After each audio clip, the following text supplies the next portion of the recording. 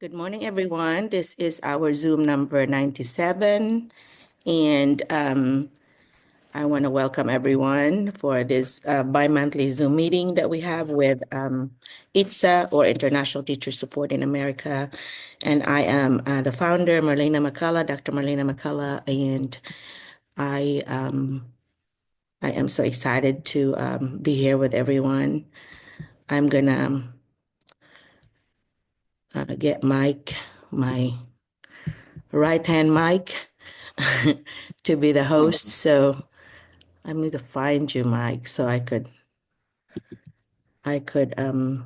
make you the host. So make host. All right. So here you go, Mike. You're my co-host now. Anyway, I want to model the 2-minute introduction because those that are new, I would love for you to introduce yourself using professional info only. You introduce it with your name and your degrees, experiences, extracurricular activities, and your teaching philosophy and why you want to come to the US. Okay, so as I said earlier, I'm Merlina McCullough, and I am a retired American teacher. Actually, I'm Filipino from Cebu City, but I retired in 2016. But after retirement, I decided to continue to be involved in education. That's why I founded ITSA. And I love it because I get to help Filipinos come to the US. And Mike has been my right hand all along. But this is our 4th year now, I think. And so my philosophy is that I think teachers should teach hands-on, that students should experience whatever the teacher is trying to teach, and because 70% of our learners are going to be about visual kinesthetic. And so if you make it hands-on, then they will remember it more. And I came to America because I married my husband. This is our 39th year. I married him in 87. And so I got all my education from the Arkansas State University. I got my bachelor's, master's, specialist, and doctorate degree. 2011 is I think, the last degree I received. But I think what I learned from that is that I'm not as smart as I am. But after 30 plus years of experience in education, I feel like I have a lot of tools in my tool belt that I can share. And so I don't claim to know it all, but I know of a lot of people that I could contact if I need some resources. And so I feel that, Mike and I and Lisa, our co-founder, Lisa Bailey, would be good resources for you. So feel free to use me as a resource, and of course, Mike, if he allows you to. If you need for us to be a reference for you, but you have to have attended our meeting at least, what, Mike, 2 or 3 times? Because we get to know you and we have more to say about you if we know you. Okay. So anyway, I'm going to have Mike introduce himself a little bit too, so that they'll know who Mike is for those that are new. All right, Mike, your floor. Yes, good morning in the USA and good evening in the Philippines. Good afternoon in Middle East. My name is Michael Roca. I am a special education teacher here in Arkansas, particularly in Brinkley School District. I've been joining the Zoom for since 2022, and we're proud. And I am one of the 4 pioneer H1B teachers that Dr. Marlena um, help. And also we have here a lot of Filipino teachers.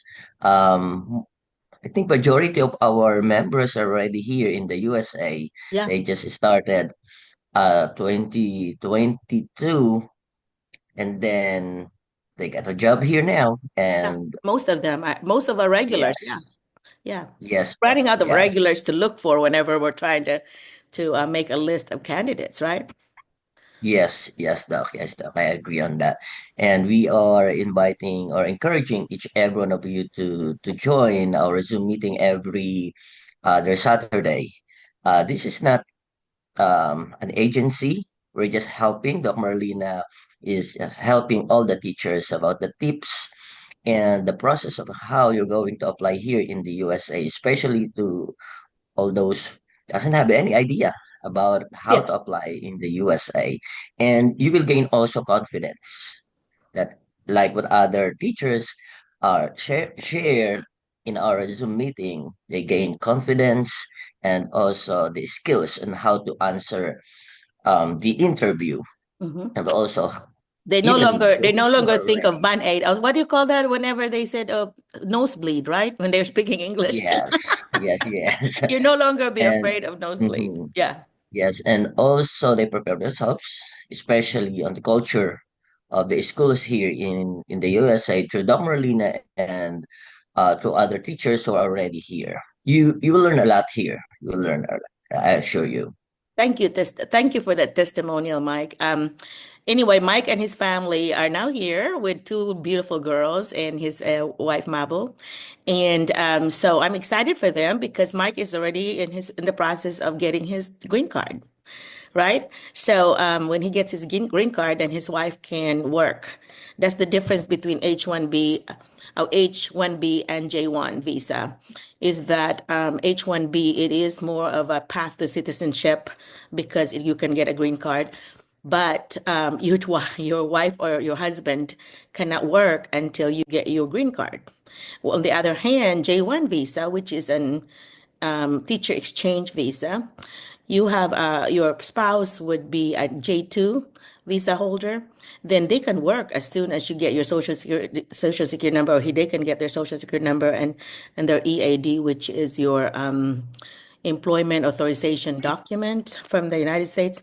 So then you can work. So that's the difference. And also J1 is faster to process. Usually what, Mike, 2, 3 months they're here? If they once they got their JO and then sponsor is Yes, well, involved, two, especially three yeah, months you're especially here those who are outside of the Philippines, it's very easy for them to to land come here in the USA because you don't need to process your CFO. And of course, if you are adept at the teachers, it will takes long for you to process all the documents. You have the division, regional, and the central office. to clear, yeah, in order for you to even get your what do they call that? To just more of exit? Is that what they call it? No, it's the clearance though, clearance Or the and the clearance? CFO. Yeah. Okay. So that's your job clearance, that you, I guess you had quit. You had quit from the public school. I guess the private school would be faster, I suppose, right? Yes, So though. they only Yes, have though. to resign from one place, and that's it. So here in America, it's pretty easy to resign. You just type up something that that you are leaving, and of course you're gonna have to give your a principal I know notice. You need to talk to them and say, hey, I'm thinking about retiring. That's exactly what I did, because in 2016 I retired, and so I was already giving my boss notice that saying, hey, by the way, I will not be here next year. And so I prepared, some things, since I was working at the Department of Education at that time, in actual building of the Department of Education in Little Rock, which is the capital. And so I was talking to my boss, Kevin. I said, hi, Kevin, I'm going to retire this year. And so I was typing some things that the next person that will be there could help. That's kind of, when you are in a job where, somebody would come in, it would be nice for them to know what you do and what works for you, and some tips and so on. I've always done that. In whatever job I left, I was, I, I've taught all the grades except 10th and 12th. And so then I went on to administration. So after I went to administration, I always left a note when I left the school. I would leave like a really step by step notes on what are the things that my duties are, and then what I or were, and what are the things that would help them. So I kind of gave them tips, just like how you get tips here. Yeah, it's a good idea to always do that if you can share. It's very considerate. In some jobs that I have taken, I did not. I mean, the person before me like wiped out everything from the computer. I have to start over pretty much. And I work in that school for 5 years. I have to pretty much build. I had to build the program, myself. And that was a K-12 literacy specialist position. So I was actually in charge of literacy for the whole district with 6 different schools. So that was a challenge, but it was a challenge I met. So, of course, using resources that I think building relationships, just like we do as teachers with students, administrators, we have to build relationships with teachers and parents and, some students, but a lot of time it's just teachers and parents and other colleagues, of course, because, for example, in my experience, I wanted to be in the classroom of the teachers.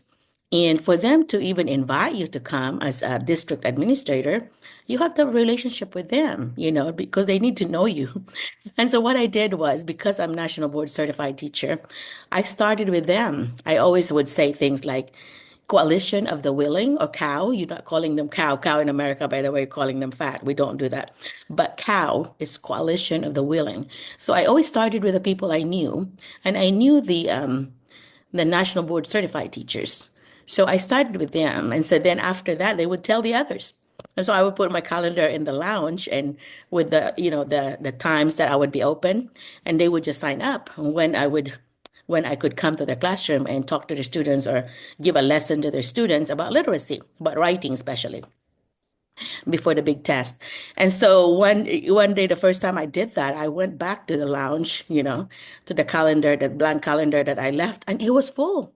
So I was so happy. Of course, I was so busy then, but I designed a presentation, like a 1 hour presentation or whatever time it was, 90 minutes or less than that. Anyway, I designed one for every grade so that every grade would have a different one. And then I actually left my PowerPoint with a teacher. So the teacher was watching me while I'm doing this, and I got the paperwork, the product, the what writing products we got from the students, and then I graded with a teacher later, and then was actually debriefing with the teacher and say, hey, tell me some things that I could improve because that would help me as a person that would present more in other classes. So I took the risk because I was more of doing a coaching model, and they see that she's okay. She's not intimidating or whatever. And so then later they just asked me to watch them because they watched me. So they would ask me, would you please come? And sometimes they would ask me to observe certain students. Can you please watch so and so or a couple of students so you can tell me some things I could do to help the students. A lot of times it's about that, but sometimes they would say things like, can you please help me get some more strategies when teaching this lesson or this kind of lesson? And so I would tell them that, or then they would say things like, can you model that? Can you show me how to do this in front of my students? And I did that. So I did a lot of that. And so as an assistant principal, for example, I was more of a coach, instructional coach at the same time. So they knew that they could always ask me to do a lesson with their students. They just have to give me at least a day or two, a notice so I could prepare. But so as teachers, I feel like this, excuse me, this Zoom meeting would be a really good resource for you because we have some really wonderful teachers that are attending, and we are all learners. We learn from each other. I always learn from every Zoom that we make, that we have. We have teachers that are already here that usually would talk and share their experiences. And of course, I learned from you, teachers from the Philippines, because I was a student when I left in the Philippines. I was a student at USJR, San Jose Records in Cebu. And so I was a pre-law student. So I was not even going to be going to teaching until I moved here and decided, you know what? I've always loved teaching. I've always taught the kids in the neighborhood. I would always pretend we were having classes. So I switched to education, which was my first love. And so I'm glad that I did because when you feel like you're not even working, you're just having fun with students, and I can't believe they pay me for this kind of feeling, then you know you're in the right spot. And I've always felt that, I'm like, oh my gosh, this is so much fun with my students. Or now that I do workshops with adults and do instructional coaching in schools, watching students or teachers or principal coaching them, I still feel that way. I'm like, oh my gosh, they pay me to do this. They, get me out of the house from retirement, but they pay me well for this. And so I don't charge for this. Like Mike said, we don't charge for this service to have a Zoom meeting with you. And so thank you for taking advantage of this. Okay. All right. So it will be posted on both Facebook and our YouTube pages. So if you're not a member of either one of our ITSA or educators, international educators helping each other is the other Facebook name that you could also be a member. That we have 8,000 something members on that one. I think with ITSA, Mike, we only have what, 3,000 or close to 4,000 members possibly there. So 4.9K po. oh, already. Wow. Okay, we have grown there. And Mike's also managing our chat group. And I think our chat group is full, Mike, right? Is that Yes po, you those are cannot the put list of the people there? teachers who will introduce themselves today. Yeah. All right. That's a good thing. And Mike was reminding me, can we give people time to introduce themselves or whatever? And I said yes. And Mike, you be the timekeeper, okay? Because we're gonna give them about 2 minutes, and Mike will just do this time, okay? He won't interrupt you. He will just put this time, and then please finish your sentence, but not your paragraph whenever you see that. Okay? All right. I'm gonna give you the floor so Mike can call whoever. Do you want them to go put it up in the chat, Mike? Who you want to reintroduce themselves? Yes po, good morning again. Good evening in the Philippines. So I already posted the list of the teachers who will introduce themselves. So if you see your name there, so it's automatic to after one, you will follow. So we will start with Ma'am Jessica Sigador. Good evening, everyone. So my name is Jessica Sihal Bugador from Moalboal, Cebu, Philippines. So I am enthusiastic and dedicated educator with an international perspective. I have strong passion for education, which led me to earn my bachelor in elementary education, major in home economics and livelihood education, and Master of Arts in education, major in administration and supervision, and doctor in development education from Cebu, Philippines, Cebu Technological University in Moaba, Cebu, Philippines. I have 2 years experience as a preschool teacher handling nursery 1 and nursery 2, kinder 1 and kinder 2 in one of the private school here in Cebu, Philippines. I have also 15 years as a public elementary teacher in the Department of Education in Cebu, Philippines. So one of the most humbling experiences was teaching at Our Lady of Mount Carmel Learning Center in Cebu, Moalboal, where I had the opportunity to educate children from diverse cultural background, as many of them were sons and daughters of foreigners. So many foreigners have married local from Moalboal. So drawn not only love but also by the town's breathtaking tourist attractions. So Moalboal is famous for stunning diving spots, pristine beaches, majestic waterfalls, and warm hospitality of its people, making it truly enchanting place to visit. Then, beyond teaching, I have a deep love for playing badminton, snorkeling, and hiking. So it allowed me to grow personally and connect with a different perspective. Then reasons why I'm interested in teaching in the US. So first is for cultural exchange and global perspective. Second, for its personal growth. A third is for multicultural cross cultural communication skills. And lastly, for travel. Thank Okay. you, sir. Yeah. What's your teaching philosophy? My teaching philosophy is for essentialism. Uh, this philosophy emphasizes the importance of teaching a core set of knowledge and skills that are emphasize the importance of teaching and essential students to be successful citizens. So I think like reading, writing, mathematics, science, and history, so the teacher often seen the authority to figure imparting this essential knowledge. Okay, thank you so much, Jessica. You did a good job with your introduction. I congratulations on your doctorate degree. That I know that's not easy to get. So you're very highly educated. My concern is that you have a misalignment because your all your experiences are preschool 2 years and then 15 years public school elementary, but you don't have a degree in elementary. So that would be an issue for you for your visa. That might be okay for like a private school. So if you find a private school here, they will not be as strict about that. But public school in America will not take you because and the visa sponsors will not see that as an alignment because your experience has to match your education. Your education requirement is you have to have your master's degree. You got that. But your bachelor and master's and doctorate do not match the experience, which is education, which is elementary. Okay. So that's gonna be an issue with the visa sponsors. So they're gonna cross you off and say, oh, this misalignment. This teacher does not have the degree that she has an experience in. I know in America, in the Philippines, it's no big deal, but it is a big deal here to have the alignment of your degree to your experience.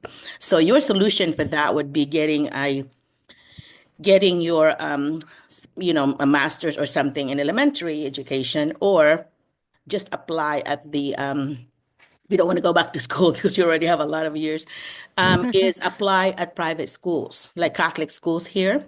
They will not be as strict with that because they are not. But I still finding a sponsor that would accept you because of those misalignment might be an issue. So you'll have to, like, I guess step one, Mike, would be for her to go to the designated visa sponsor. Mike needs to always post that. Mike, if you don't mind to post the link to the designated visa sponsors. What you can do is visit with them. I mean, click on the link and then find teacher, find all the sponsors for teacher, and then make sure it doesn't have the particular state like Florida. The Department of Education would only be for Florida. And Florida, State University would only be for Florida. So if you have those two things, Department of Education or university, that's state specific. But anybody else could help, even though they may be based in Maryland, they can still help if you want to teach in Texas. Yet, unless they are those two designations, okay? So anyway, so you can, if you can convince one of those designated sponsor, to have you as a teacher, that could be, to teach here, they would approve you. Then all you have to do then is apply at schools directly and then get a JO or job offer. If you get a job offer, that's your key. When you get your job offer, you turn it in to your sponsor and they will process everything. They will tell you the requirements and so on. And the sponsors would differ on the amount they ask for you. The visa itself is about $3,000, but others would put another 2 or 3,000 on that in order for their fees. Some of them would call them placement fee, referral fees, or other fees they call it. But it's their program. They can do whatever they want with their program. And these are the only list of sponsors that would be allowed to sponsor teachers. So if they're not on that list that Mike is posting on our chat, then that sponsor is a third-party agency. And third-party agency would cost you money, and on top of that, they're still gonna be contacting these people in the list. So it's like a little bridge, a little third party for you. And I don't know why people would have to do that unless their application would be so complicated that they really need somebody to be an agency, or a lawyer, immigration lawyer. But a lot of times, I would recommend just go straight to the sponsors. And I would say Glenn in Minga Foundation, I think Glenn at minga.org, can help, but he charges maybe $1,000 or something, but it's worth it because he really has connections with the sponsors. Like he would, once you pay him, then he would already gonna be placing you because he has direct contact um, with the sponsors. But the problem is he wants big schools. Like if you have a school that's less than 5,000 students, K-12, you can Google this, your school, then he really does not want to mess with them. He wants big schools. Like your capital of a state would be good because they always have a lot of students, and then they could, I guess they want growth. They want a lot of teachers in their program. So if you have a very small school, like because they have a limit, like my school, you pretty much have a limit of what, seven, Mike? 7 or 8 teachers because they're so small. At least per school po, Doc, is 15% of the 15%. populations Okay. of the population of the teachers. Yeah, Yeah, so they 15%. want big, he's dealing with really big programs. So that's not going to work if you some small school. So I always like one day I this week I emailed him and said, "Hey, there's a teacher that already has a JO from Nebraska." And so there's already a job offer. And so I asked him, "Hey, Glenn, can you please help this teacher?" And so he researches, and Merlina, this school only has 4,000 something students, less than 5,000. And so I can't help them because we really need to deal with big ones. Okay. Another source is culturalvistas.org. And that is my partner. I'm affiliated with them, and it's Carolyn Gillum. So Gillum, I think Gillam at culturalvistas.org. And you can email her and say, you can mention my name that I mention their organization with you. And she's very helpful. And I do not remember if she has any numbers that she's working with, but I just know that she really wants to help teachers and she wants schools that will help pay for the fees. That's what she likes, is those schools that would really actually be, have the budget to pay for the teachers' expenses. Because in J1 visa, the school does not have to pay. The candidates can pay for the whole thing. But you get your money back within what, 2 or 3 months, you get your money back because you'll be making about in Arkansas is $50,000 the first year, which is close to 3 million pesos, and that's working for 9 months, and that is working from August to May, and so it is a good pay. And so even if you have to borrow money, you will get that paid within 6 months for sure. And so, but sometimes people have problems, borrowing money. But a lot of schools have the budget for it. Sometimes they might say, well, we only can pay half. And that's okay because even if you borrow, you will get your money back quickly. Okay. And so it's an investment for yourself, because you have 5 years of work from that. With a J1 visa, you can work here up to 5 years. And after that, you have to go back to the Philippines for 2 years or somewhere else to teach what you've learned. And then you can come back here. You can do that every 7 years because 5-2, it's 5 years here, 2 years to teach it back to Philippine students or other students. And then you can come back here. And I would say if you are with a school that really loves you, and when you come back, I would say ask them to sponsor you using H-1B visa, like Mike is on H-1B, because that is a path to citizenship, path to green card, and it's a 6-year visa. But within the 6 years, I think within like the third year, possibly you will apply for your green card. And that's where Mike is. Mike is already applying for his green card and waiting for the results. So Mike, you'll have to tell us when you get it. We have to have a party Yes. now. I mean, you do. But anyway, so there are 4 of them that has been sponsored by the schools. That's the difference. With the H-1B, you are going to get paid 100%. I mean, not the school will pay 100% of your visa related fees. They don't pay for your family, but you'll have to still come up with that if you bring in your family, but they will pay for the employee. Okay. So they should not be getting money from you if they're going to use H-1B visa. Okay. So that's the best one to get, but that's problem is not very many schools would actually commit to have that kind of, you have to be their sponsor and you're responsible for them for, as long as they're here kind of type thing. I think 10 years that, you're here or whatever, they're responsible for that. So a lot of schools would not commit to that. And that's why it usually happens like the second time you come back. It's because they know you already. They know you're going to be worth it. So that's a very common thing that happens, is that when you come back, then they would say, hey, can you please do an H-1B instead of J-1? And so a lot of times they'll agree if they really want you back, right? Yeah. And Yeah. so anyway, all right. So any question, Jessica, they will ask you in the interview just like that. You will interview, you will introduce yourself, and then they would ask you questions. Of course, the first thing they're gonna do is they're gonna introduce themselves. So make sure that you take notes on who they are and what their title is, so that when you answer, when they ask you specific questions, for example, a superintendent would be having questions relating to district. And so a principal would be relating to a school building. Okay, and a teacher would be about a lot about curriculum and about discipline, about classroom management strategy. So it's good to know what they are, because a lot of time they have a committee of people, administrators, teachers, and the staff. They would, depending on the size of the school. The bigger the school, the more people will interview you. If it's a small school, they may just have sometimes just a district superintendent.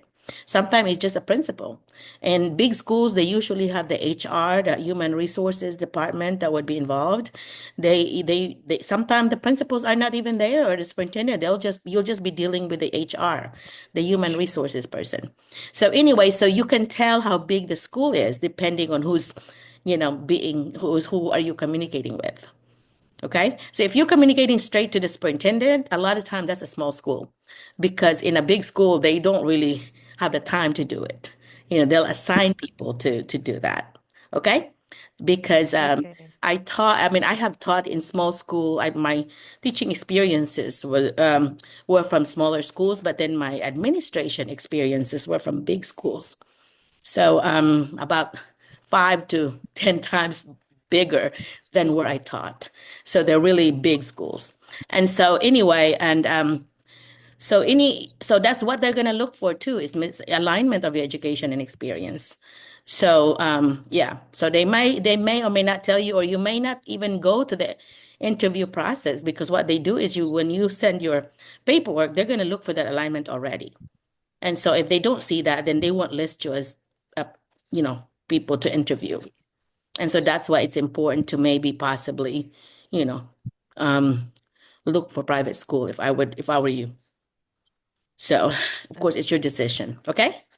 All right. Yeah. Because I Okay. think the doctor degree also will be a selling point for you. They would be something that would really be attractive to them. Okay, they would like that because you have your doctorate degree. Because schools here in America are graded. They have A, B, C, D. Schools, F schools, and then that helps in the grade of their school. If you, or the more masters and above degrees that their teachers have, and also national board certification. If they have the national board here is different than national board in the Philippines, because here Philippines. it's a different test. It's above and beyond the regular test. I am a national board certified teacher, so I had to go above and beyond that. And only in I think in Arkansas, maybe only 10% of the teachers are national board certified. So we went above the process. And out of the 30,000 teachers in Arkansas, there's 3,000 that are national board certified teachers. The last number I checked. But it's not easy to get. But so if they hear that, and I am teaching the national board core propositions here, the knowledge of students, knowledge of teachers, a knowledge of content, knowledge of students, and then assessment, reflection, and collaboration. If you have your interview and you use those 5 things when you answer using your example, then you will have a good interview. Just make it a checklist for you. Talk about students, talk about strategies, and talk about how you assess. How do you know? And then how do you reflect? How do you know the next steps, what to do next? And then collaboration. Who do you collaborate with? Do you collaborate with the special ed teachers, with other resource speakers possibly, and so on?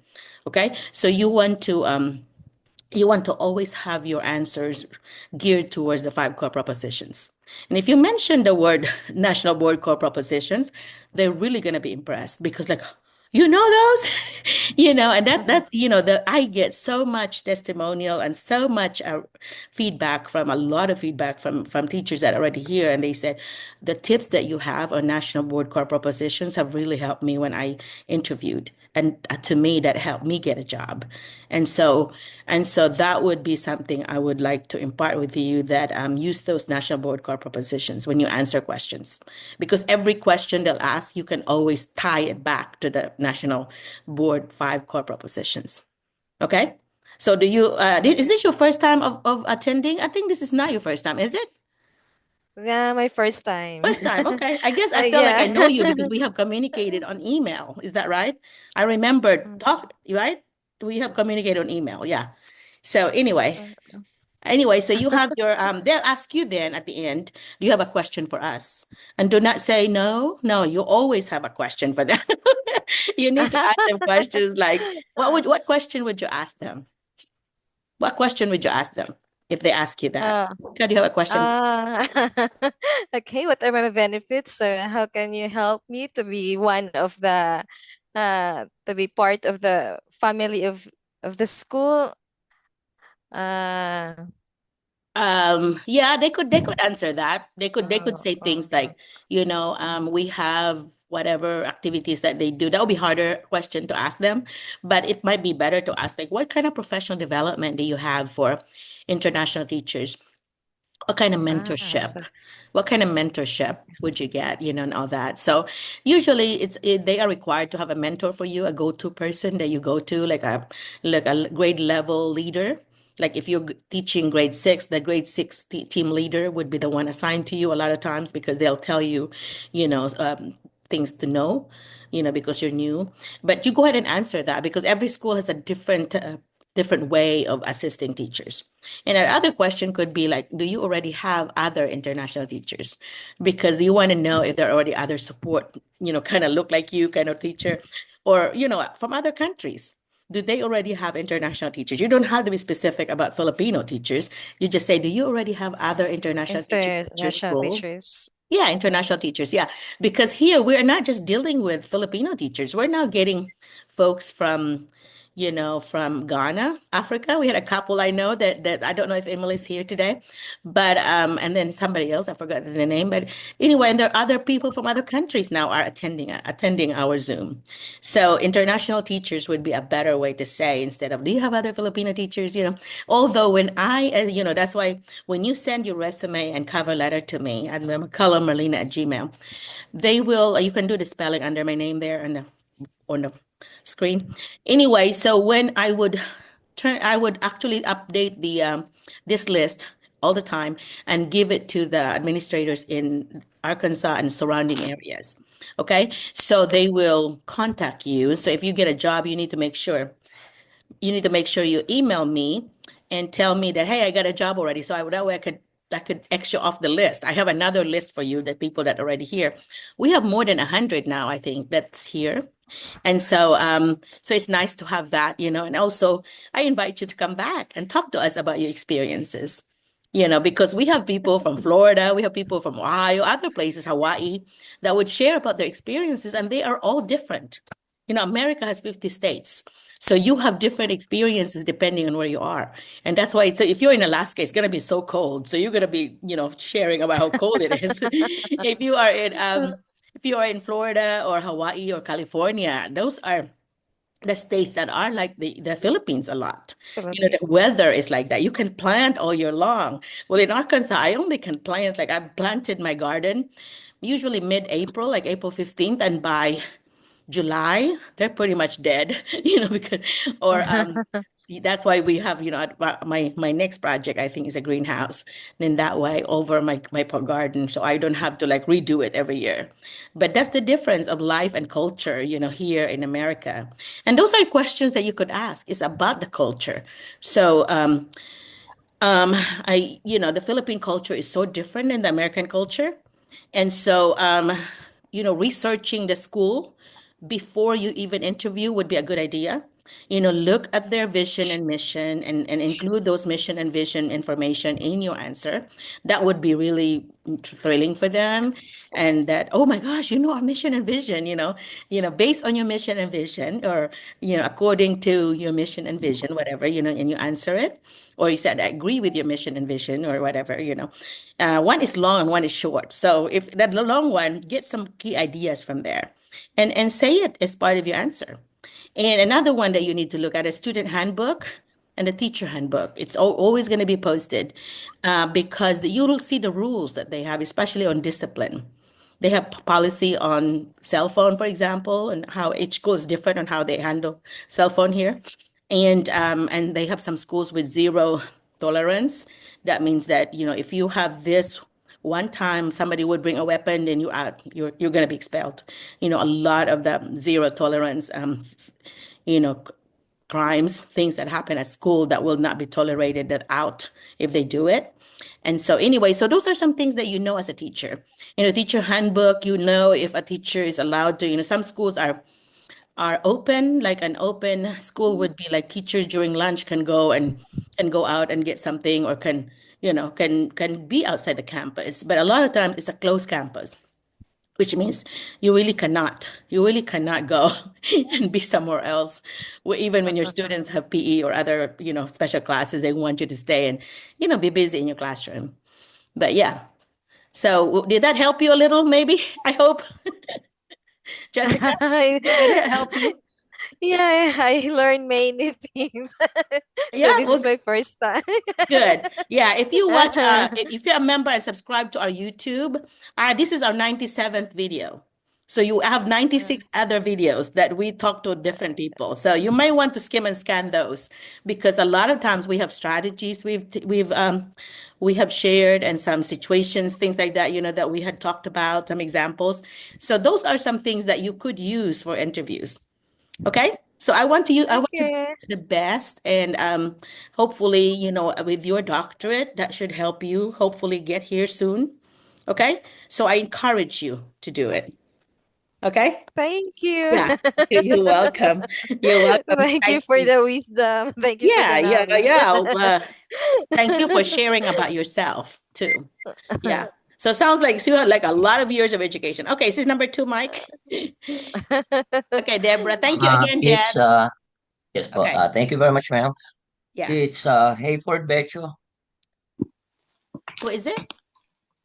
Hayford Becho. Beco. I like that. Okay. Let's proceed on the next. Ma'am Ellie Rose Namoka. Is Ma'am Ellie Rose here already? Ellie Rose. It's a nice name. I love that name. Ellie Rose. She's Presi still here. Balyarta. Ma'am Presi Balyarta.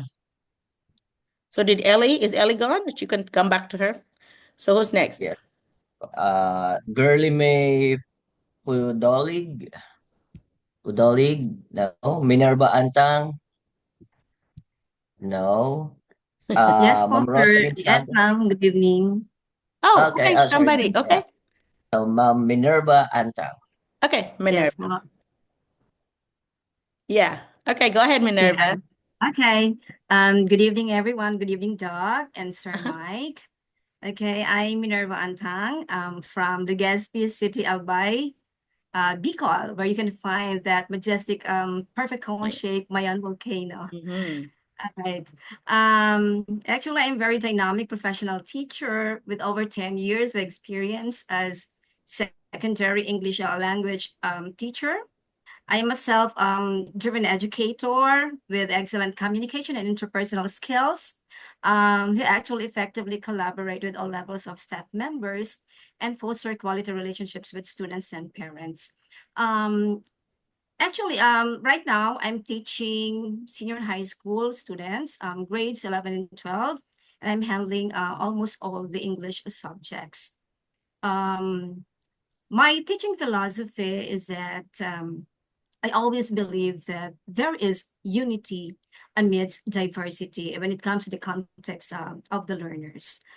Because whatever is the cultural background of the students, or whatever race they're into, whatever thinking they have, at the end of the day, I always believe that, there is always learning.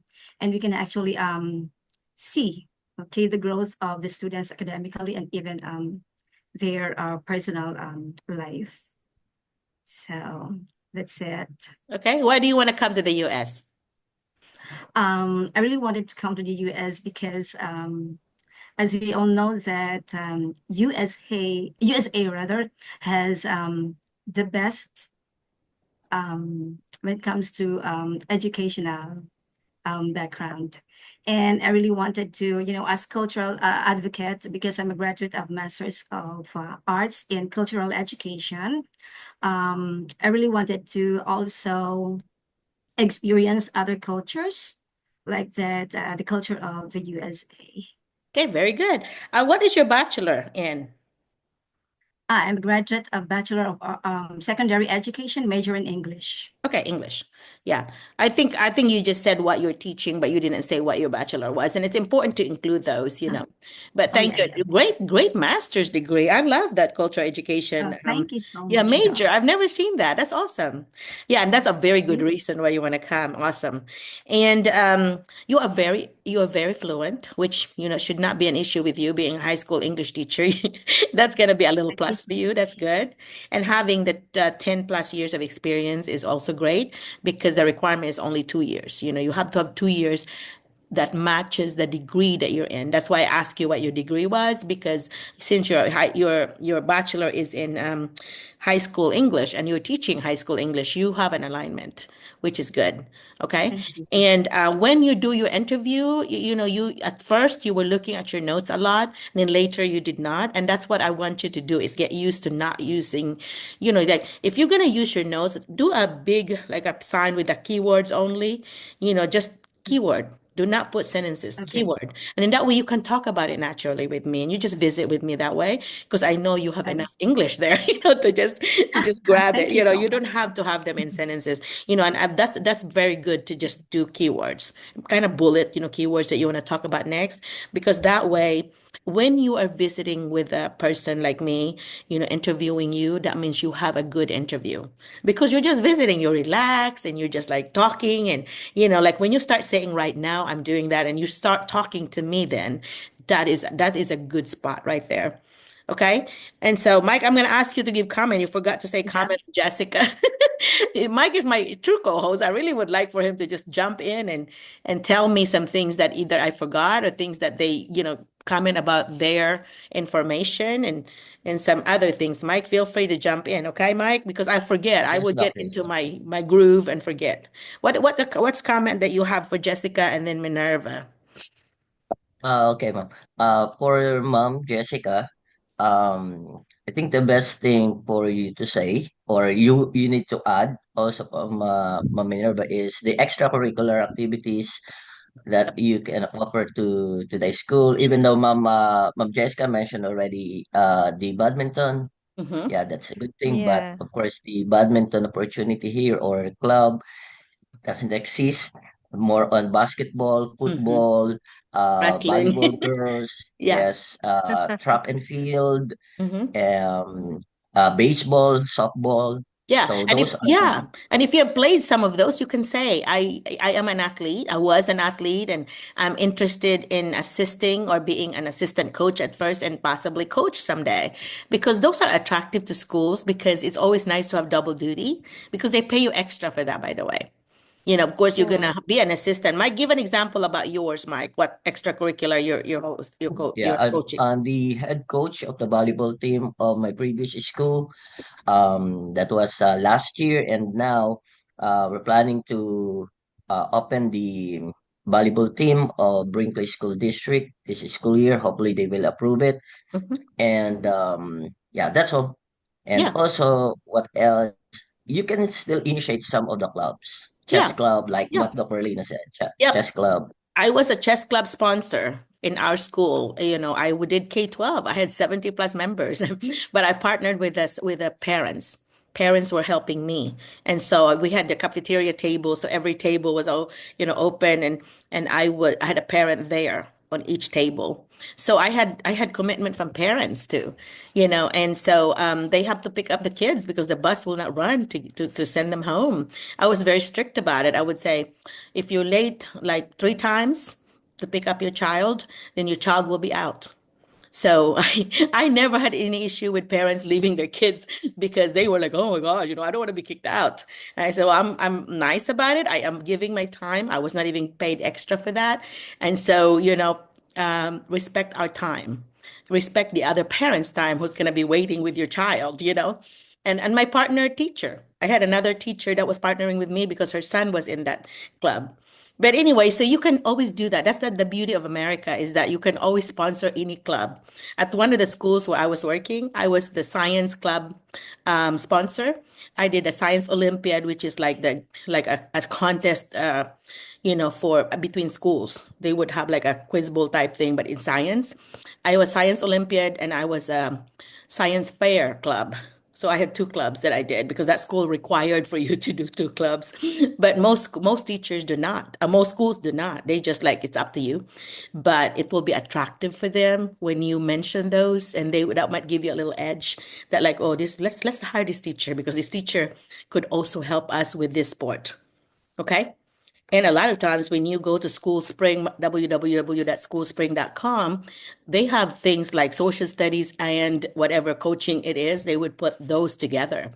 So they want to know somebody that would apply using, that subject, but then also would coach or help coach, assistant coaching on sports. So Mike, thank you. How about Minerva, Mike? What do you say about Minerva? Yes, ma'am. You are an ELA or English teacher, English language arts teacher. So, better for you also, or you need to add also what are the things that you can contribute to the school as an ELA teacher. Yeah, yeah, like a Like, for journalism, example, right? yeah, Like journalism. Yeah, journalism. I agree on that. Yeah. See what they do here, Minerva, is the newest teacher usually ends up being the sponsor of journalism because everybody Oh a yeah, bunch of I a forgot bunch, yeah. actually to Oh, good, you I forgot to mentioned tell that you. Yeah, because yeah, I most of was a them would be, coach. yeah, tired of that. They don't want to do it anymore, but if there's a new teacher, they would give it to you. And so you need Oh to yeah. say that I'm willing to be a sponsor. I have experience in being a sponsor in journalism. Make sure you mention that. That's a big plus for Ella teachers. Mike, thank you for Yeah. bringing that up. Yes, that is a Thank big you, plus sir. for you. Yeah. So bring that Thank you, up sir. because in the 2 minute that you are introducing yourself, you're selling yourself. Is that selling like an elevator speech, like hire me. But you have this 2 minute window, 2 to 3 minute window. That's all they have usually because they'll give maybe 15-minute window for every interviewee. So you want to make the most of that time by selling to them that hire me, because of the things that I said about me. Okay.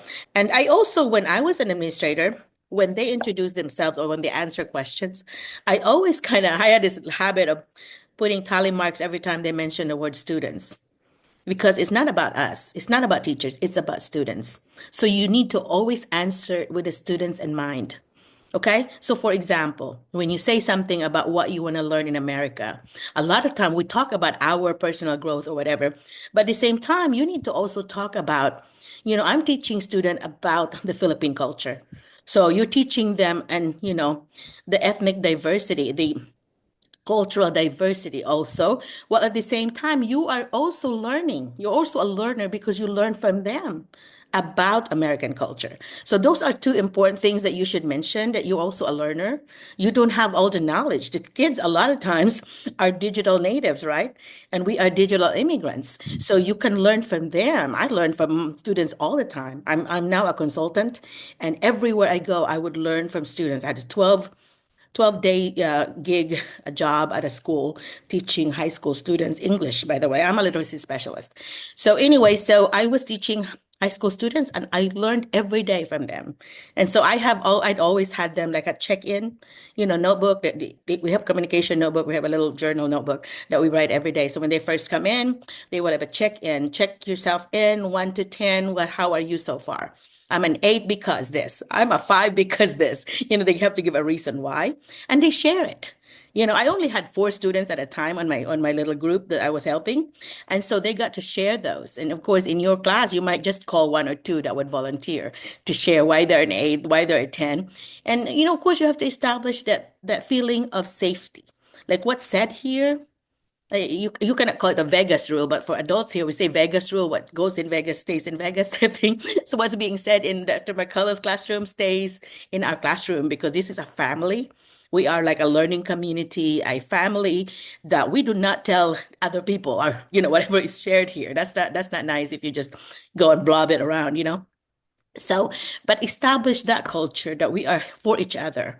We are here supporting each other. We're not here to gossip about each other outside and tell everybody else, so that they can bully this person.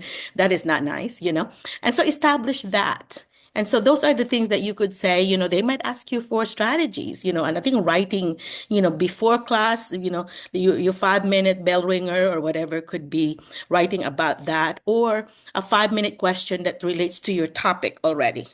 That's a good connection there. And at the end, always have an exit, which is an exit.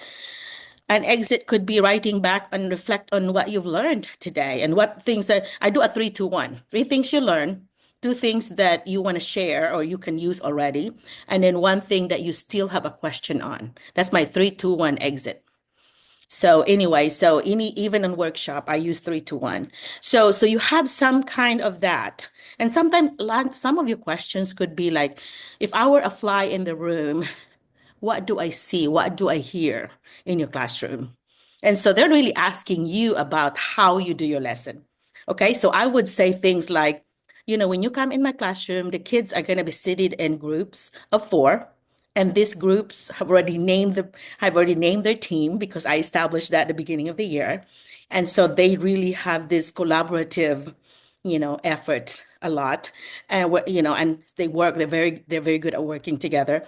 And then you also would hear this talking that I have also established, that whenever you're talking, you have to use inside voices because they're going to be talking a lot. A lot of times I would use think, pair, share, TPS. Sometimes I would put TPWS, think, pair, write, and share. I would say you could hear them whispering to each other about what I'm asking them to do. That's something that you do. But of course, at the beginning of my lesson, you will see on my computer already, on my smart board, they call it here. On the smart board, you already see my 5-minute bell ringer, or they call them do now. So the 5-minute one about a journal that I want them to ask. A lot of time it might be a check-in, about their day so far. So that's their social emotional learning is what I'm trying to ask them. And then after that, I would open with my objectives, with my learning targets. We would read my learning target because it should be posted on the board.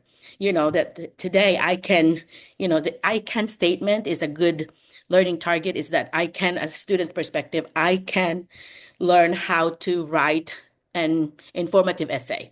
I can, whatever, so the I can statement that you have bulleted on the board is what you're going to be talking about. And then, you're going to be telling your students what you're going to learn, essentially. Okay. And so then after that, you open it with some kind of activity or some kind of, a lot of times I would do like a YouTube video that I've, of course, pre-watched, stay within 3 to 4 minutes. Don't bore them to death with a 10-minute thing, whatever. 3 to 4 snippets. It's just a little clip that I would show that relates to my topic, for example.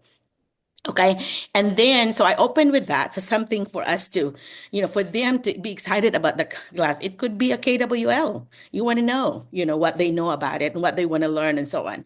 And then it could be an anticipation chart, which is like like a 5-question true and false, asking them about the topic, and they have to say true or false. And then later on, you correct that at the end. It's like, oh, remember in our anticipation chart, we said this, and, this was a bunch of you said true, but this was false.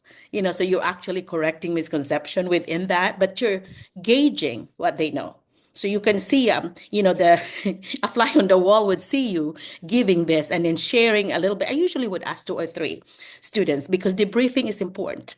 When you're asking them to do something, always debrief it. Debrief it means that you're always like discussing the result and then asking 1 or 2 students to share. That's your debriefing. And then before you move on to the next one. And then, so you would say things like 5 minutes of this do now, another 5 minutes to introduce whatever lesson, and then 30 minutes of 25 minutes of the meat of the lesson. And then the last 5 would be your wrap up, and you wrap up and exit would be there. So they could see the whole picture, that you always have some kind of hands-on activity there while I do that. It's all about students. You're going to have the 10-2 strategy, which is 10-minute you talk, and then 2-minute students process. That's when they do their TWS or whatever. So always have that 10-2 thinking that I will do 10 minutes of it. I'm not going to talk all day. 10 minutes of it, pause, ask the students question relating to what you just said in 10 minutes. And then before you do the next 10-minute chunk, the 10-2 strategy. That's more effective in having them have a long-term retention of the knowledge, because students can only handle your high school students can only handle possibly 5 to 6 chunks. So if you already said 20 chunks, they're not going to remember all of it. But if you do it in increments of 10 minutes, then they will remember that. I know that works, because when I do workshop for teachers, I would do strategies like that, and I would debrief and I would ask them. And in the end, when they do their survey, the 3-2-1 survey, they would tell me things. And you know what, the things that they would say, that the 3 things they learned were things when we paused. When we paused at the 10 minutes, that's when they would write about those things. So I know those things were effective, because it's very common. You could see them on everybody saying, oh, they remember the same thing, because I anchored that information. Okay, I made that anchor that remember this, because when you do that, when you make it meaningful for them because they experience it, they're going to put it in the long-term retention. But if they don't even have any experience with it, they're going to put it in short-term retention and delete it. Okay, because it's not going to make that connection in their brain. I am big on brain research. So anyway, so it's not going to make that hook, that connection to the brain on something that they have already learned, and then connect it with a new learning. So if we don't ever do that as teachers, which, our formative assessment, which is, checking what they know, thumbs up if you got this, thumbs down if you still confused, or thumbs down if you didn't, and then thumbs sideways if you're confused about this. I would do formative assessments like that in order for me to know where they are with me. And they could tell me, you can also do cups. You have a red, white, and blue cups. And so if in the table, in the middle of the table, and so if they are confused about it, they will, they're stacking those cups, right? Those disposable cups. So if I see the red is on top, oh my God, that group is confused.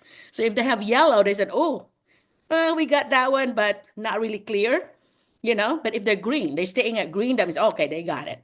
So it's a constant formative assessment, very visual for me. And I've done this with students, I've done this with teachers.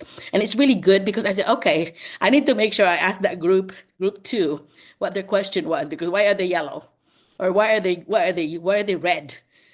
So it's a good feedback for me as well. And so as a fly in the wall, they should see all these pieces in your classroom that's going on. So give them the beginning, middle, and end of your lesson, and how you begin it, how you ended it, and then what strategy in the middle that are hands-on that you're going to do. So do that, everyone, whenever they ask you about how your classroom is. That's really what they're asking you. And a lot of the schools now are asking you to do a 5 to 10 minute video of you teaching, or sometimes a 40-minute video, depending on how the school is. If they have a big school and they have so many applicants and they want to screen them like that, so they're asking you to already do a video of a whole lesson. So make sure those pieces that I said are there. Okay, so that it would look like, this teacher is actually looking at the learning and checking. The teachers show that what they know about students. A lot of times you can show this when you say things like, oh, so Mike, I know that your family likes to travel, and so you do this, and then you say what you know about students, and then give that as an example. So that shows that, oh, you know something about that student, right? Or that participant, for example. And so if you say, I think Leslie use this, like, oh, so and so, you have so many pets in the class, in your home, you have these 5 dogs, or 3 cats, and then she connected it to her lesson. So, but then I know as an observer that, oh, she knows her students very good. And so you have to show that National Board core proposition, knowledge of student, knowledge of content with your strategy, and how you assess, when you did your anticipation chart before, during, and after. So the during would be your 10-2 strategy, and finding out who got it and who didn't. And then the end would be your exit thing. So show those, okay? So that's a very common question, by the way. And a lot of times that's when they see the good teachers versus the great teachers, or the poor teacher versus the great teacher. Because if you do not include what you do and what your students do, it just be about you, that's not good. It needs to be you and the students. and what are the things that students are doing, not just what you're doing, but what the students are doing to respond to you. It's like a tennis. It's like a tennis or pickleball. You throw it out there and then they have to bring it right back to you by doing the 10-2. They have to do the 2-minute processing. So that's their comeback whenever you serve. Okay. So it cannot be the teacher serving, serving, serving, serving, and not think the students. Then you're just playing a different game, whatever that game is that you throw ball at the wall. You don't want to do that as teachers. As teachers, you want to know what your students are thinking and how they respond to what you're doing, what you're saying. And at the same time, you're reflecting. It's like, okay, I saw confused look at this part of the lesson. So in the next class, I'm going to make sure that I include other things in order to clarify this part. So you're actually reflecting all the time. Okay. And so in collaboration piece, the last piece would be if you have your differentiation pieces, because if you have a special ed teacher, a student, you need to make sure that you also collaborated with your teacher, with your special ed teacher on how to further help the student, for example. So you include that differentiation piece as well, because they want to know if you differentiate the learning in your classroom. That's why having the grouping, to me, I do intentional grouping. I would do, like I have done it where I never did it where they had to choose their groups, because that's always going to fail, because they're just going to talk and ignore you. That's, I actually in high school, I made it a reward some Fridays that they get to work with their best friend or with their best person in class, but they have to earn that. All of you, work so hard all week and you got your homework done and so on. So on Friday, we're going to have popcorn, as a class, and then I'm going to get you to work with your friend. When your best friend or whoever you want to work with, you get to choose this Friday. And they love that because they don't get to do that all the time. And so for the seating arrangement, you also need to make sure you assign seats. You do not just let them sit anywhere. You have this seating chart per period in a clipboard, and you put their names in there. That way, you don't ever have to call the students one by one. Never, never, never have a student roll call every day. You can do that the first week possibly because you don't know the students yet, and you're still trying to establish your seating arrangement. But after that, please don't do a roll call. If I'm observing you and you're doing that, big no. So and principal, I was a former assistant principal. I would say things to the teachers like, guys, that's not a good way. That's not a good way to spend your time.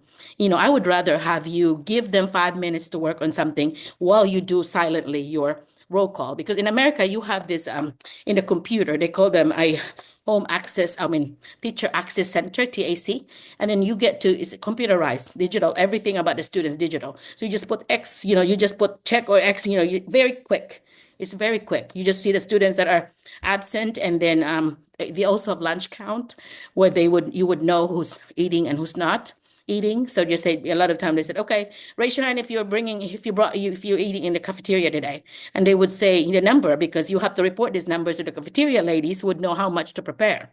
Okay, that's very common in America. You have to have that. That should be part of housekeeping in the morning. That's why you have to give them a do now lesson for 5 to 10 minutes so you can do your housekeeping things like the roll call and then your I call that lunch count.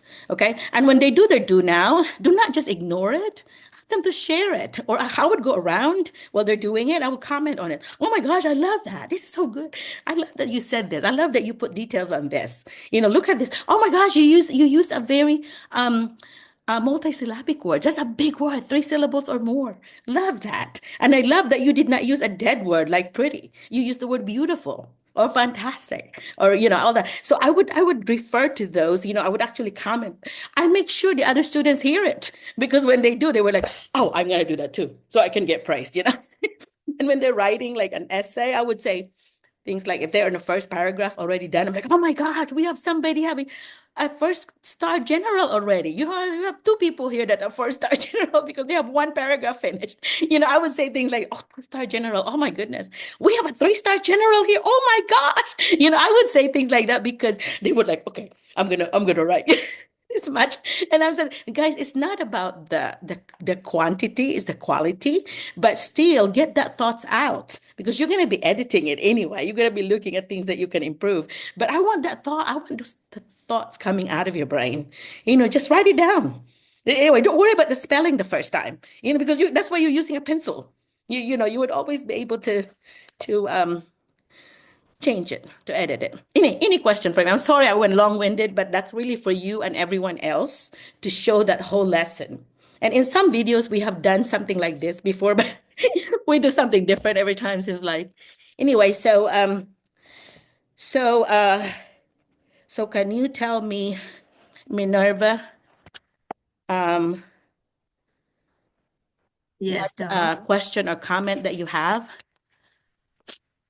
You have any comments, like learning that you may Uh, have gained or things that you took notes of? yeah, actually, I took notes some of the strategies that you've mentioned a while ago. That those think, pair, share. Yeah, I got that one. EPS And is good. then yeah. In writing, think, pair, write, and share. Share. That's good. A good one too. Good Uh, job. Yeah, yeah, I'm yeah. glad that you know those. And yeah, that seating arrangement also. That the teacher should have that seating chart. That's a good And one. do not Yeah. roll call. Yeah, do Uh-huh. not roll call on the names Yeah. of the students every day. So overall, I learned that you actually shared about establishing a classroom routine. So that's That's very right.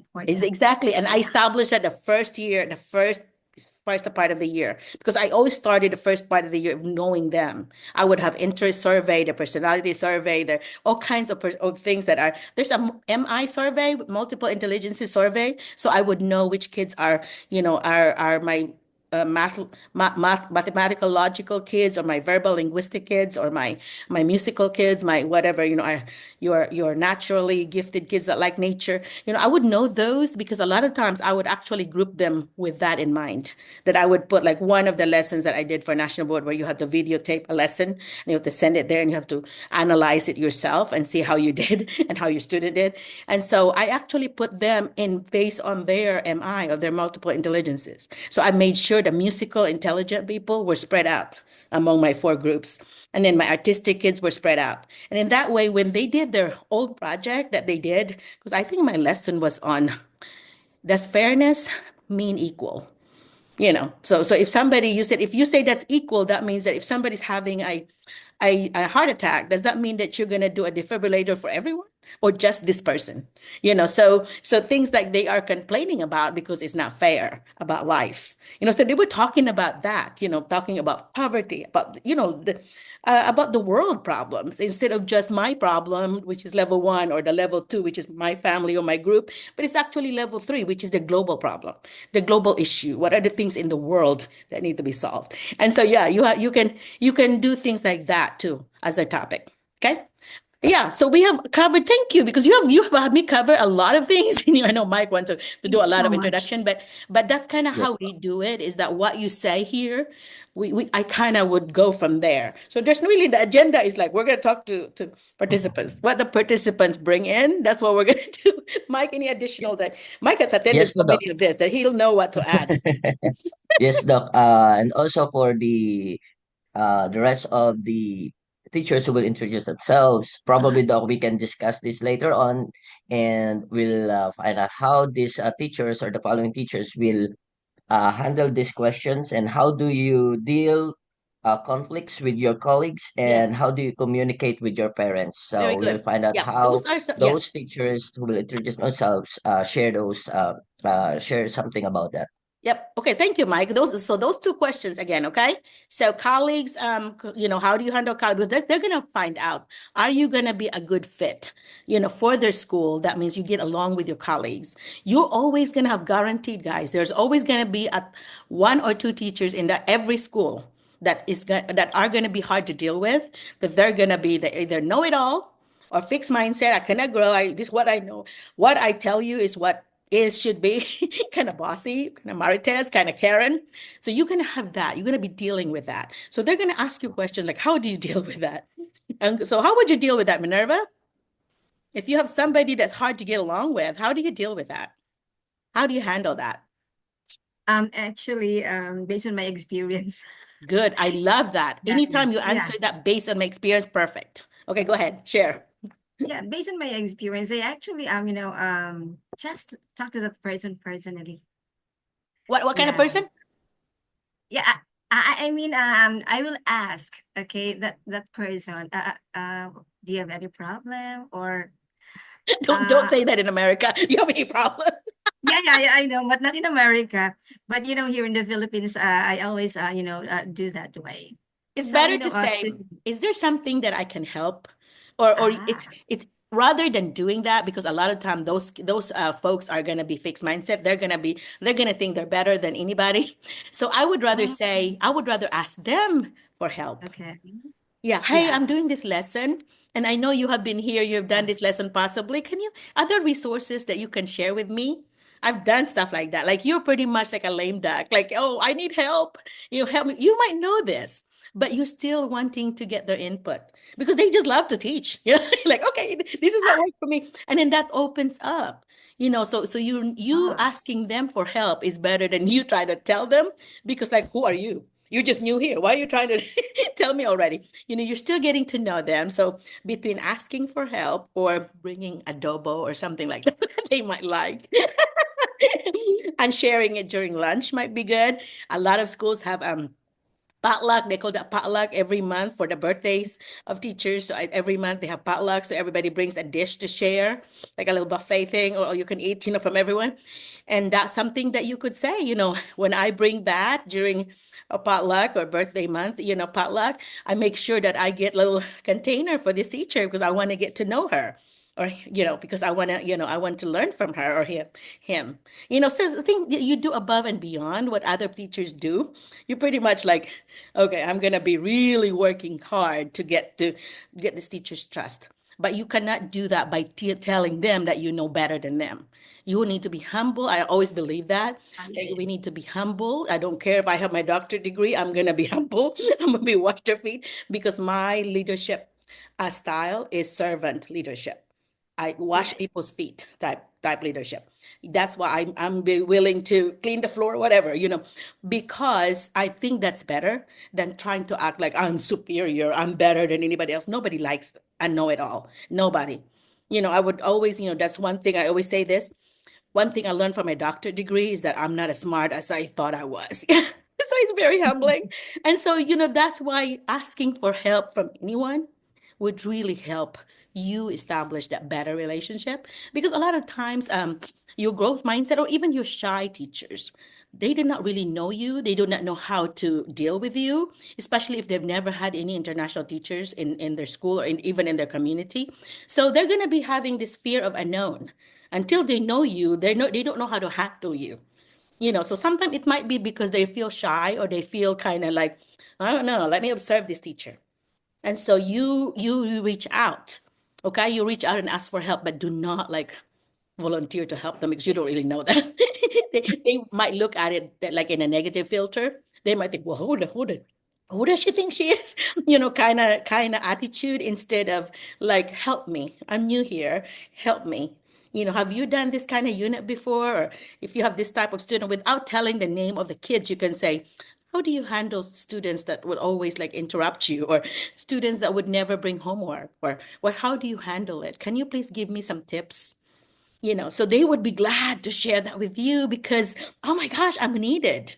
A lot of times that might just be it. They don't have very many friends because of that kind of filter, Karen filter, Maritis filter, so not very many people would like them. But here you are reaching out. I'm telling you, that's one of my biggest success is every school that I have seen they became my really good friends and they still are because I really went above and beyond. Teachers would say things like, Merlina, oh my gosh, Merlina, you are the only person that succeeded on getting to know this person because she's always been close. We've worked with her for 5, 10 years, whatever. And then this is your first year and you already gained her trust or his trust because I work on it. I love building relationships, positive relationships with my colleagues. And when you answer that question, that's what you need to show. I love working because I feel like they are the best resources for me. Being so new at the school, I know that I have to reach out and ask for help, so that I would build relationship at the same time. I'll also learn from them. Yeah. So, but then you teach them about the Philippine culture through our food first, okay, because they love Asian food. So you can name some adobo, pancit, whatever you want to, your egg rolls, whatever. You want to share that first with them. They get to know you through our food. And then later on, they'll be observing you and they see what kind of teacher you are. When they see that, oh my gosh, this teacher is so dynamic. She would do a lot of hands-on things. My sister and I taught the same at the same school. I was fourth grade and she was sixth grade. And we would do projects, project once a month, and they would share it with different audiences and so on. So those are some things that you could do that sometimes they would joke like, so Merlina, my sister's Milet, you are making us look so bad because we're always doing something with our students, and the newspaper will be there, reporting on it or whatever. And I said, well, that's not the intention. You know that, right? But you feel free to collaborate with my students. I would love to work with you and with your students. I would love to do that if you want to, of course. So they, when they're open enough to say things like that, joke with you, like you make us look bad, that means you have that good relationship with them. They would never say that if they don't have a good relationship with you. So I'm actually happy when they start saying things like that, because the bulletin board would be so, change all the time based on our unit, our monthly unit, because my students also change groups every month. And they get to name their group, their team name, and so on. And I have contests between teams, the scores. They have this little paper clip from the top, and they have the big paper clip, and they have to connect it every time they get points. And whoever reaches the board part or the floor, they get to have something, popcorn, pizza, whatever it is. I'll tell them what they are aiming for. It could be free homework, free homework night or free homework week, whatever. And so anyway, it doesn't have to cost you money. But if you have that little motivation against a little competition, friendly competition, it's good. So within the group, I have a leader. So they would help me check, like if they have a daily notebook that they have to have written. And so I checked that, if the parents signed it or whatever, and then the leader would actually stamp it. They have a stamper group, they get to stamp it. And so even though I may just look at team 1 every Monday, and then team 2 on Tuesday, team 3, I had four teams, and then on Thursday, and then on Friday, I would see the people that are needing a lot of help. I would look at those.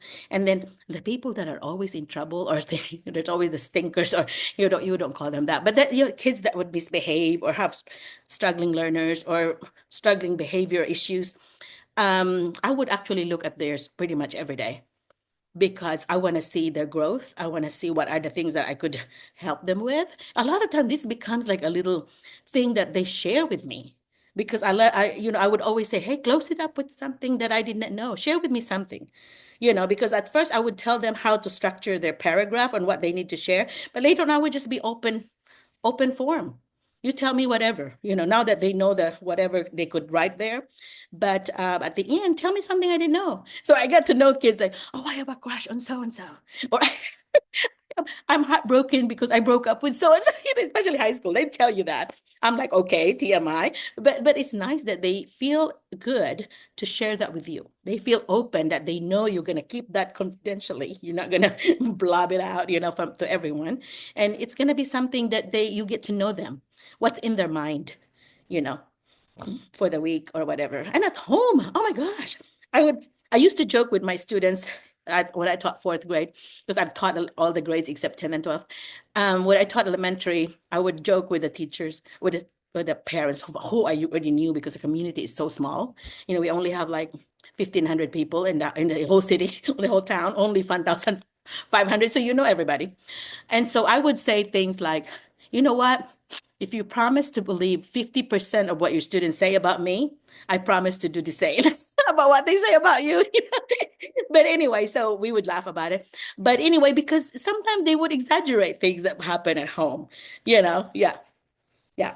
So you can have a class notebook, by the way, class journal, where you can have it sent to every student different times, and sometimes we draw on who brings it. And then I always had them to write in the perspective of the notebook.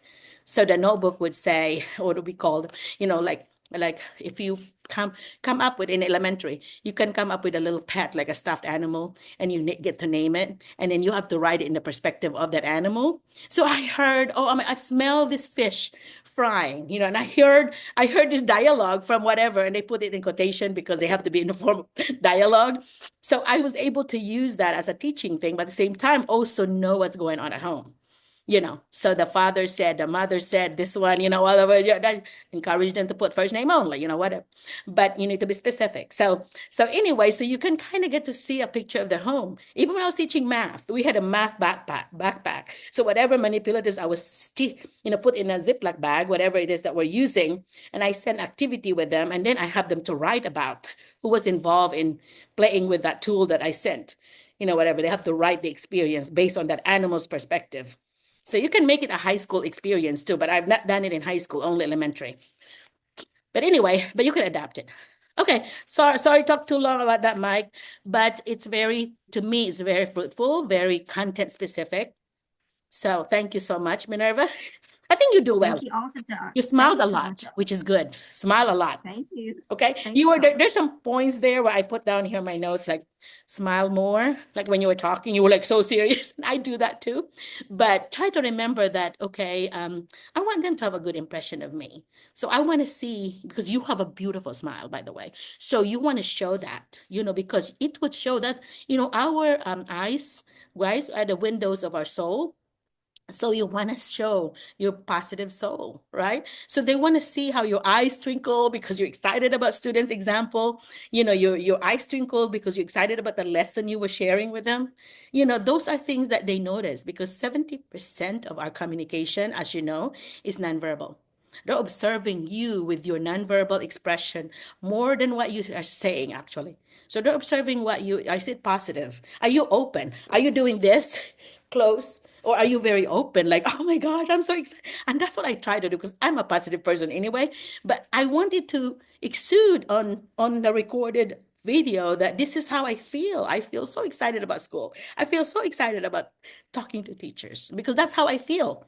You want to show that, right? Even though, some of us may be shy.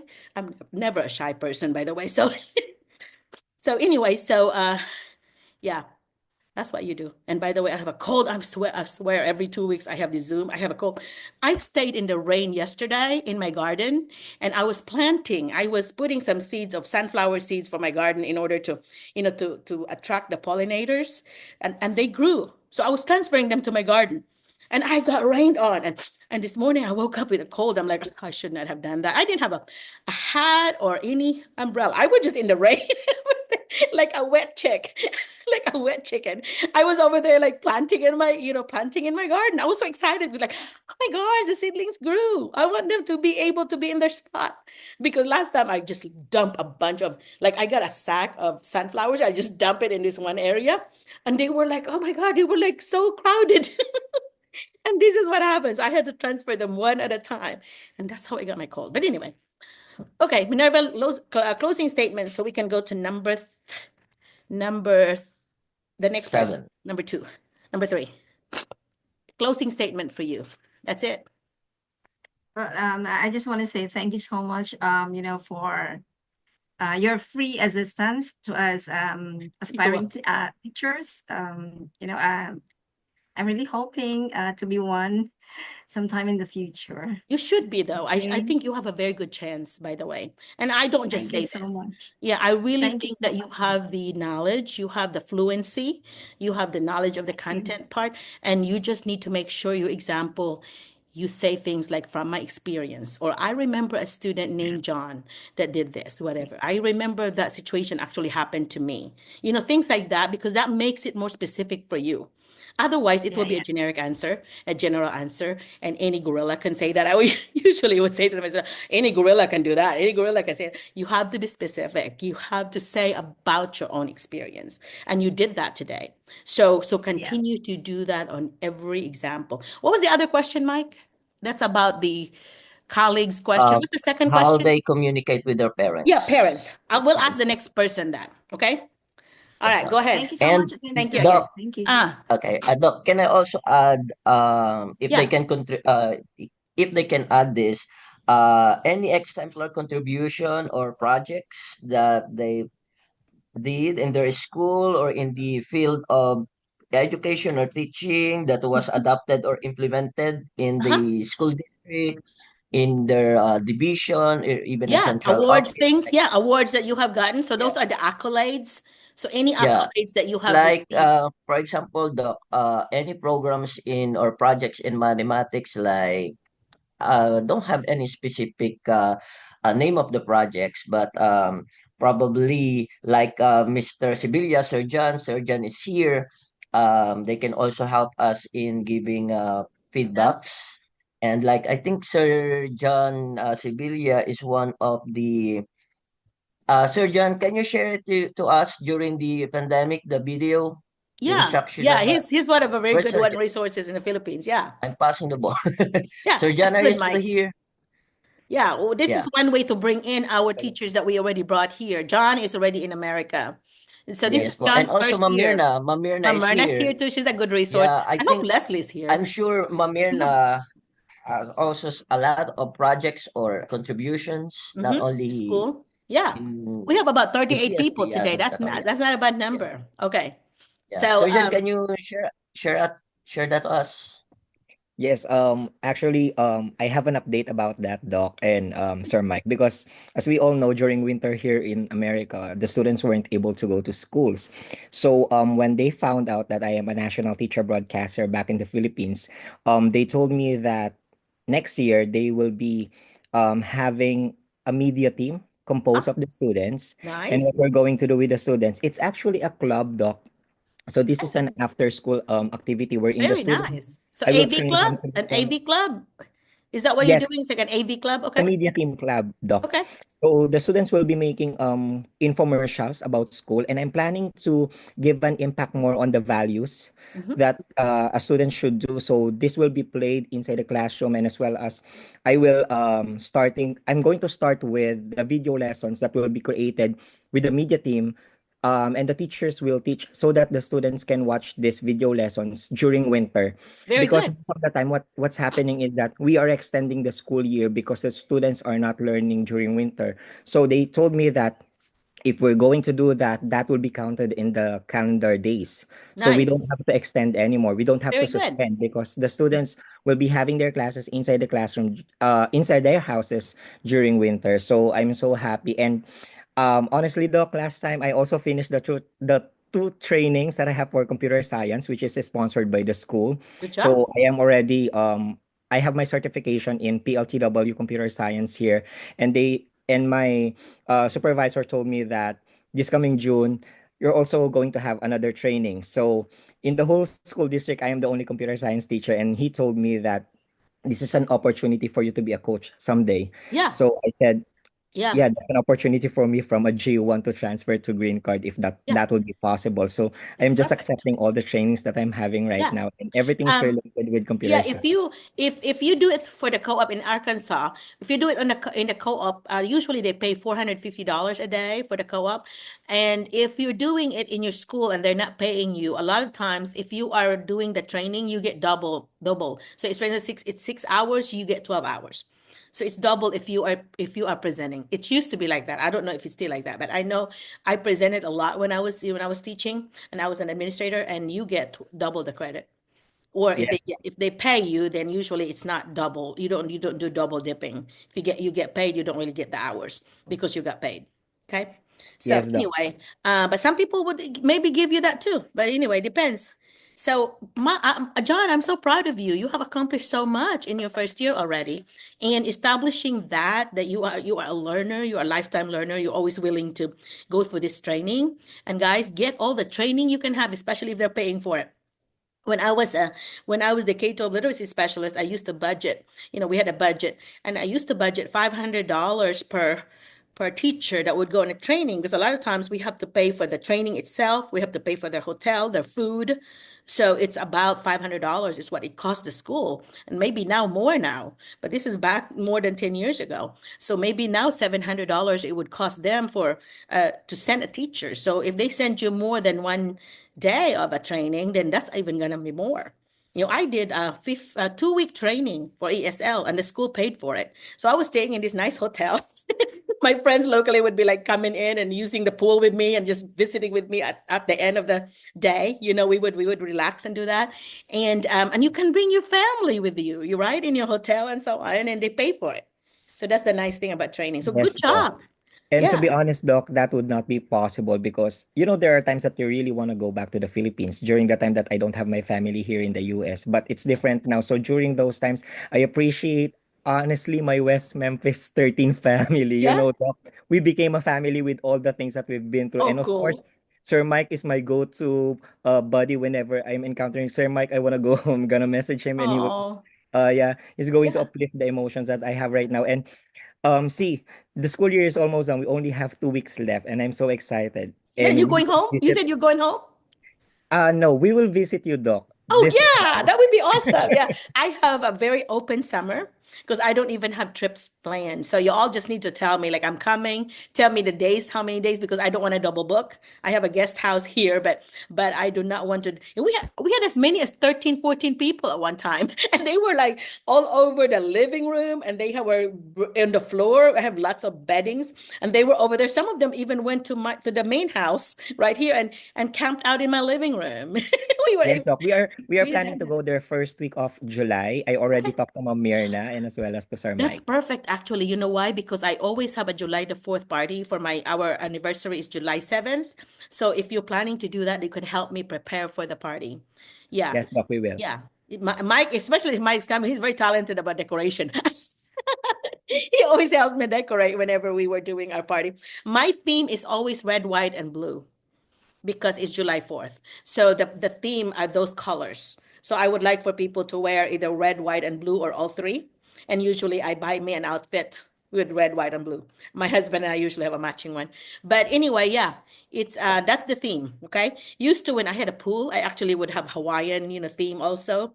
Now I don't have a pool now here. So yeah, we did red, white, and blue party every year. So yay, I'm excited. Who's coming? You and Mike? Yes, Doc, we'll see you. Right now we are still figuring out how Sir Erwin will be possible to go to That would Missouri. be awesome. I Yeah, would because love to see you I again. will be driving from Missouri to Arkansas. Okay, So good. that's what we're going to do. Look at him driving in America. Proud of you. Look, Mike is like a big driver. I'm like, he had seen more than 30 states now, I think. Yeah, great job. But anyway, but the thing is, West Memphis 13, by the way, for people that are new here, these are the 13 folks that I was going to be bringing to work for West Memphis, but that something happened that it was rescinded. That means that they changed their mind, because of what happened at school, and that they did not get to come and work for West Memphis. But then there were 10 high school and 3 elementary, but all the 10 high school were placed that year. So luckily, they're so good. They're so, they did not give up. So they keep on going and applied and got in different states. But then they had this chat group with all of them there and Mike. And by the way, I felt excluded because I don't even get any of your stuff. But anyhow, so they actually support each other and they would, chat with each other and ask. So that's good. I'm so glad that served that purpose there of supporting each other because the 3 elementary, and that is Fran, my cousin, Marlon, the mother of Maria, who's my first teacher I brought here. She's here. I saw her. And then Giselle, who's always, getting my perfect attendance here.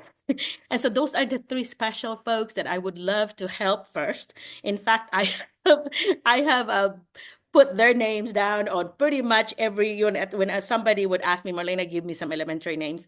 Those are the first 3 I would always share. In fact, sometimes that's all that I share. So that they don't have competition sometimes. But anyway, yeah. So yeah, I will get, by the way, there are so much limited amount of slots available now. So by June, it's by May, really, by end of May, most of them are gone. And the new slots are open October 1st. So for you guys that after June, there will be very limited number here and there that some may have left. But a lot of times you're looking at preparing now, although you may get interview, but you can just process the papers, but then you don't really get your visa slot until October 1st.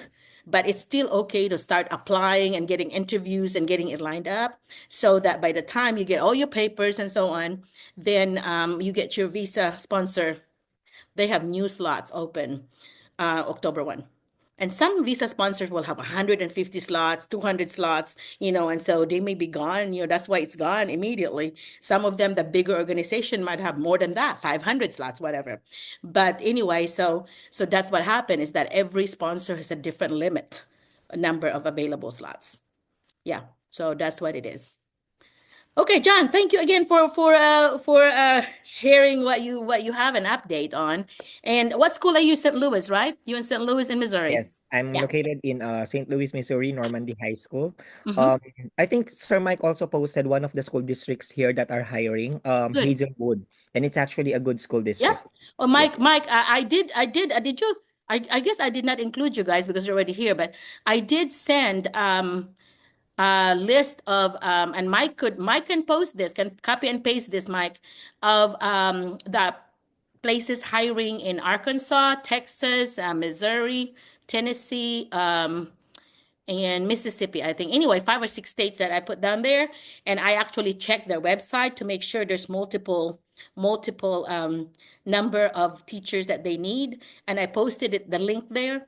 And so if Mike would post that in the chat right now, if you don't mind, Mike, and then that way everybody can have it. So once Mike would post it, you need to copy it and paste it on a Google Doc or a Microsoft Word file. That way you'll have it, and it's a link. So if it comes out to be not a link, you just have to copy and paste it in your browser, and then you get to it. Okay. So good luck, everybody. If you have an interview, for example, and this is your first one, feel free to email me and see if I have enough time to do a one-on-one with you, and I can do that. Don't call me. Some people would call me. I don't even know them. They call me, and I'm like, I'm not talking to someone that I've never even talked to. I've never attended Zoom, and then they would call me. Please don't call me. You can email me anytime. Okay. So if it's an emergency and you're already here in America, yes, you can call me because my number is always there on the bottom of my email if you've emailed me. But do not call me because I kind of reserve my phone for emergencies. I've got 2 kids that are out of, Jet is in about 3 hours and a half away. My daughter is in Hawaii, which is, halfway, halfway to the Philippines, seems like from here. And then our kids and grandkids are in Nashville, Tennessee.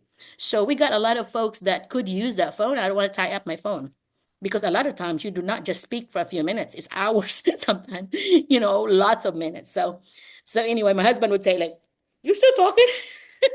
And I would say, I'm sorry, but there's an emergency with this teacher.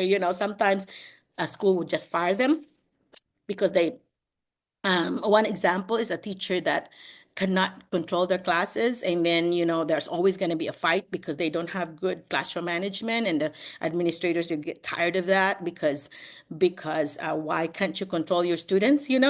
And the sad thing is sometimes the situation for international teachers is you are placed in schools that are C, D, F schools because they could not find teachers locally that would apply. So they will need a lot of international teachers to fill that gap. And then a lot of times they may have behavioral issues. And so you're going to have to be a teacher that is loving but firm. You're not going to be their friend. Okay, you have that line that you are positive. I always say I love them like I do my biological children. I have 2, Jet and Stephanie. I love them like I do Stephanie and Jet, and I treat them as such.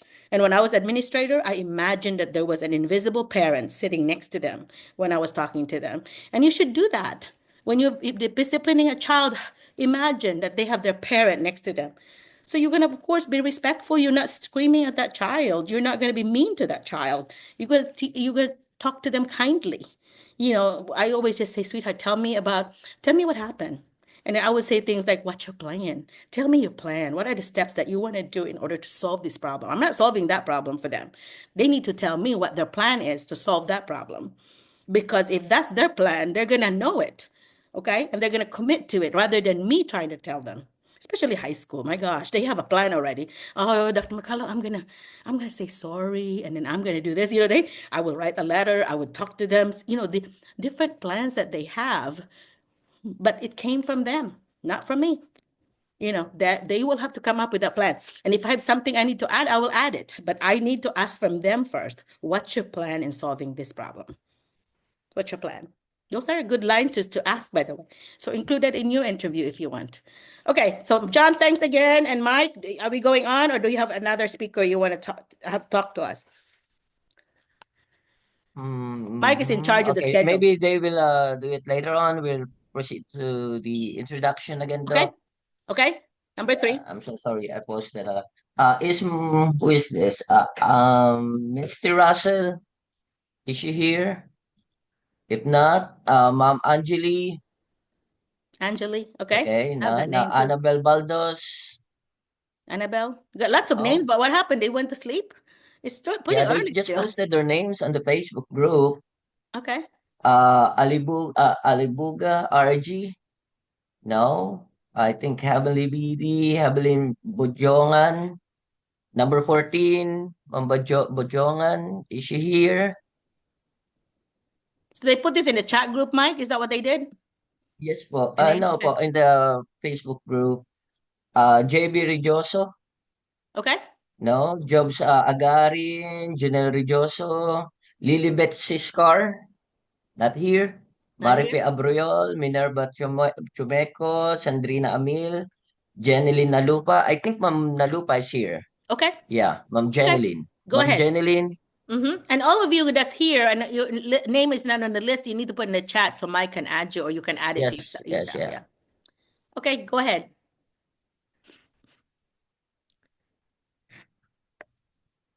Ma'am Jeneline, I think she's still here. I saw her name. Yeah, she's here. Okay. Ma'am Yeah, Jeneline it's Nalupa. me.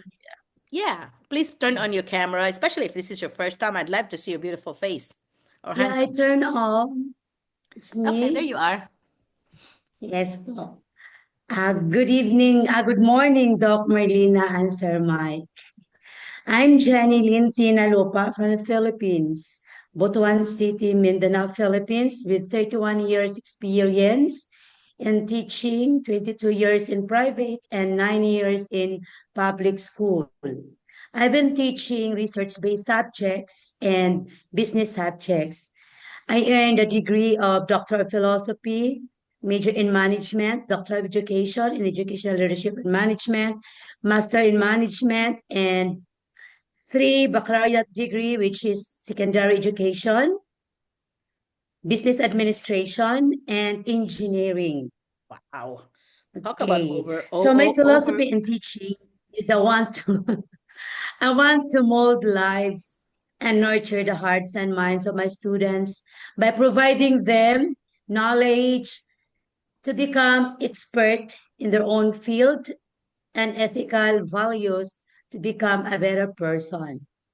Okay. And for them to be able to become a highly competent and globally competitive individual. Okay, the reasons for applying in USA as a teacher is to explore diversity in inclusive education in the US and to share my passion in teaching and to impart my knowledge and expertise in the interdisciplinary way to my students. I have a strong desire to impact students' lives, make a difference. Of course, I also want to because I want to experience cultural immersion for personal growth and development, professional growth and career advancement, and my personal fulfillment. And I'm also able to learn as a teacher in a teaching process in the USA. And of course, doc for job security and family security. And lastly, for greener pasture. That would Okay. be all. All right. Thank you. You have all the information. Thank you. So you had your bachelor's degree. You never said what it was? Bachelor of Secondary Education, major in Social Sciences. Okay. Secondary in Okay, and social I studies. have my Bachelor of Education of Secondary Education, major in Social Sciences. Social studies. Then I But have your also teaching business. experiences, you have 22 in private. What kind of grades were you teaching? I'm teaching in high school and What subject? college. High school, what subject? Subject in high school, in my 5 years in teaching experience, I'm teaching high school computer and math subjects. And in college, it's also computer subjects and math subjects. And after Okay. my 5 years experience, when I transferred to Butuan City, I focused on teaching college in computer subjects because I'm teaching in AMA College, Mm-hmm. AMA College Butuan, where my skills in computer programming and technical aspects was honed Okay, so you for are a 12 college years. professor right now? Are you a college professor right now? Or are you a high school teacher? Yes, yes, exactly, Doc. What are you? Because I'm also teaching in graduate school. Okay, but what are you a K-12 teacher right now? No, Yes, yes, I'm a senior high school teacher. okay.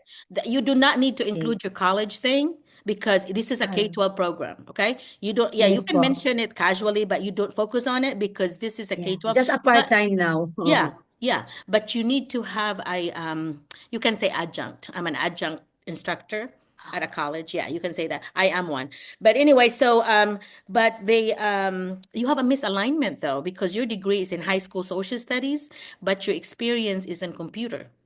So you don't have a degree in I'm computer, do you? I'm computer engineering graduate din po. Oh, okay. So that's the one that okay, that's the one that you're gonna mention a lot is that alignment. Since your experience is in high school computer, you need to make sure that when you mention it, that you show that you have a degree in it. Okay, so make sure, and that's great that you have your doctorate degree. That's a plus for you. Okay, although it's not in your line of, Thank you, but it's Doc. doctorate is doctorate. You know, that's not easy. That's just handed out. That's hard work. And a lot of times, most of these people that are interviewing you do not have their doctorate degree. And sometimes it could be like, oh, you know, this teacher has more education than me. I actually work for an administrator that acted like, Merlina, you have more education than me, than your boss now. And I'm like, sir, you should look at it like a feather in your hat because you have motivated me to continue to educate myself and become a better teacher. So I gave that back to you that you know, you have established that as a leader. Oh, I never thought of that. You know, but the way he talked was like, well, you have better education than me, you know. But you know, I would just turn it around and make it a positive thing. You know, so you know, you have that growth mindset going on if you're talking to somebody with fixed mindset. But anyway, so yeah, I would focus on that. Do not focus on the college thing. That's a good thing, but you have an adjunct. That's a side gig, a side gig that you do, but that shows that you go above and beyond. But your focus in this program is K-12. Okay, because if you're Yes. going to do a Yes, J1 Doc. visa, it's a K-12 thing, and the requirements are you have to have 2 years of experience on the degree that you have to have the alignment of the 2 years in that area. Okay, and you have to be currently teaching in that area currently. If you do not teach that year, you're not going to qualify because it's a teacher exchange program. It's like like international students, international teacher. That is the same visa, by the way. So you are an international teacher. And so when you answered about why you want to come, all of them is about you. All of this is what you gain as you as a teacher. You need to include students. Okay. My Yes. students would teach me about American culture. Okay. And you also at the same time, they're learning about mine. I'm also learning from them. Okay. Show that you are a learner. Yes, Doc. Show that you're learning from your students. We don't have all the knowledge, that there are some things they can also teach us, especially new international teachers. We are learning a lot from our students because you're learning a lot about, oh my gosh, look at the difference between American kids and Filipino kids. And look at the Filipino difference between, kids. yeah, you've seen that with them. You're teaching in public and private, very different, right? Same thing here. If you teach at a private school, you will see that in America, you will see that they're very similar to the kids in the Philippines if it's in a private school. But if it's in a public school, especially in a school where there are a lot of behavioral issues, this is like night and day. So be ready for that. You have people, and that's very common where the international teachers are placed. They'll be crying. Not very many teachers could say they didn't cry or very upset the first month that they're here, the first week that they are here. So they would always call me or email me. I'm so, frustrated. Did I do the right thing? Did I? They would say things like that. And then now they just laugh about it. But the first month they were so frustrated. Like, oh my gosh, I know you said that it was hard. I know you said it's hard. It's not easy, Dr. McCullough, but now I really experience it. And so, but More harder. yeah, it's harder for sure. But with your doctorate degree, by the way, you can actually self-apply. With people with doctorate degrees, you can actually apply yourself to come here. So you don't have to wait for a sponsor to do it for you. You don't have to wait for a school to sponsor it for you. You can apply it yourself.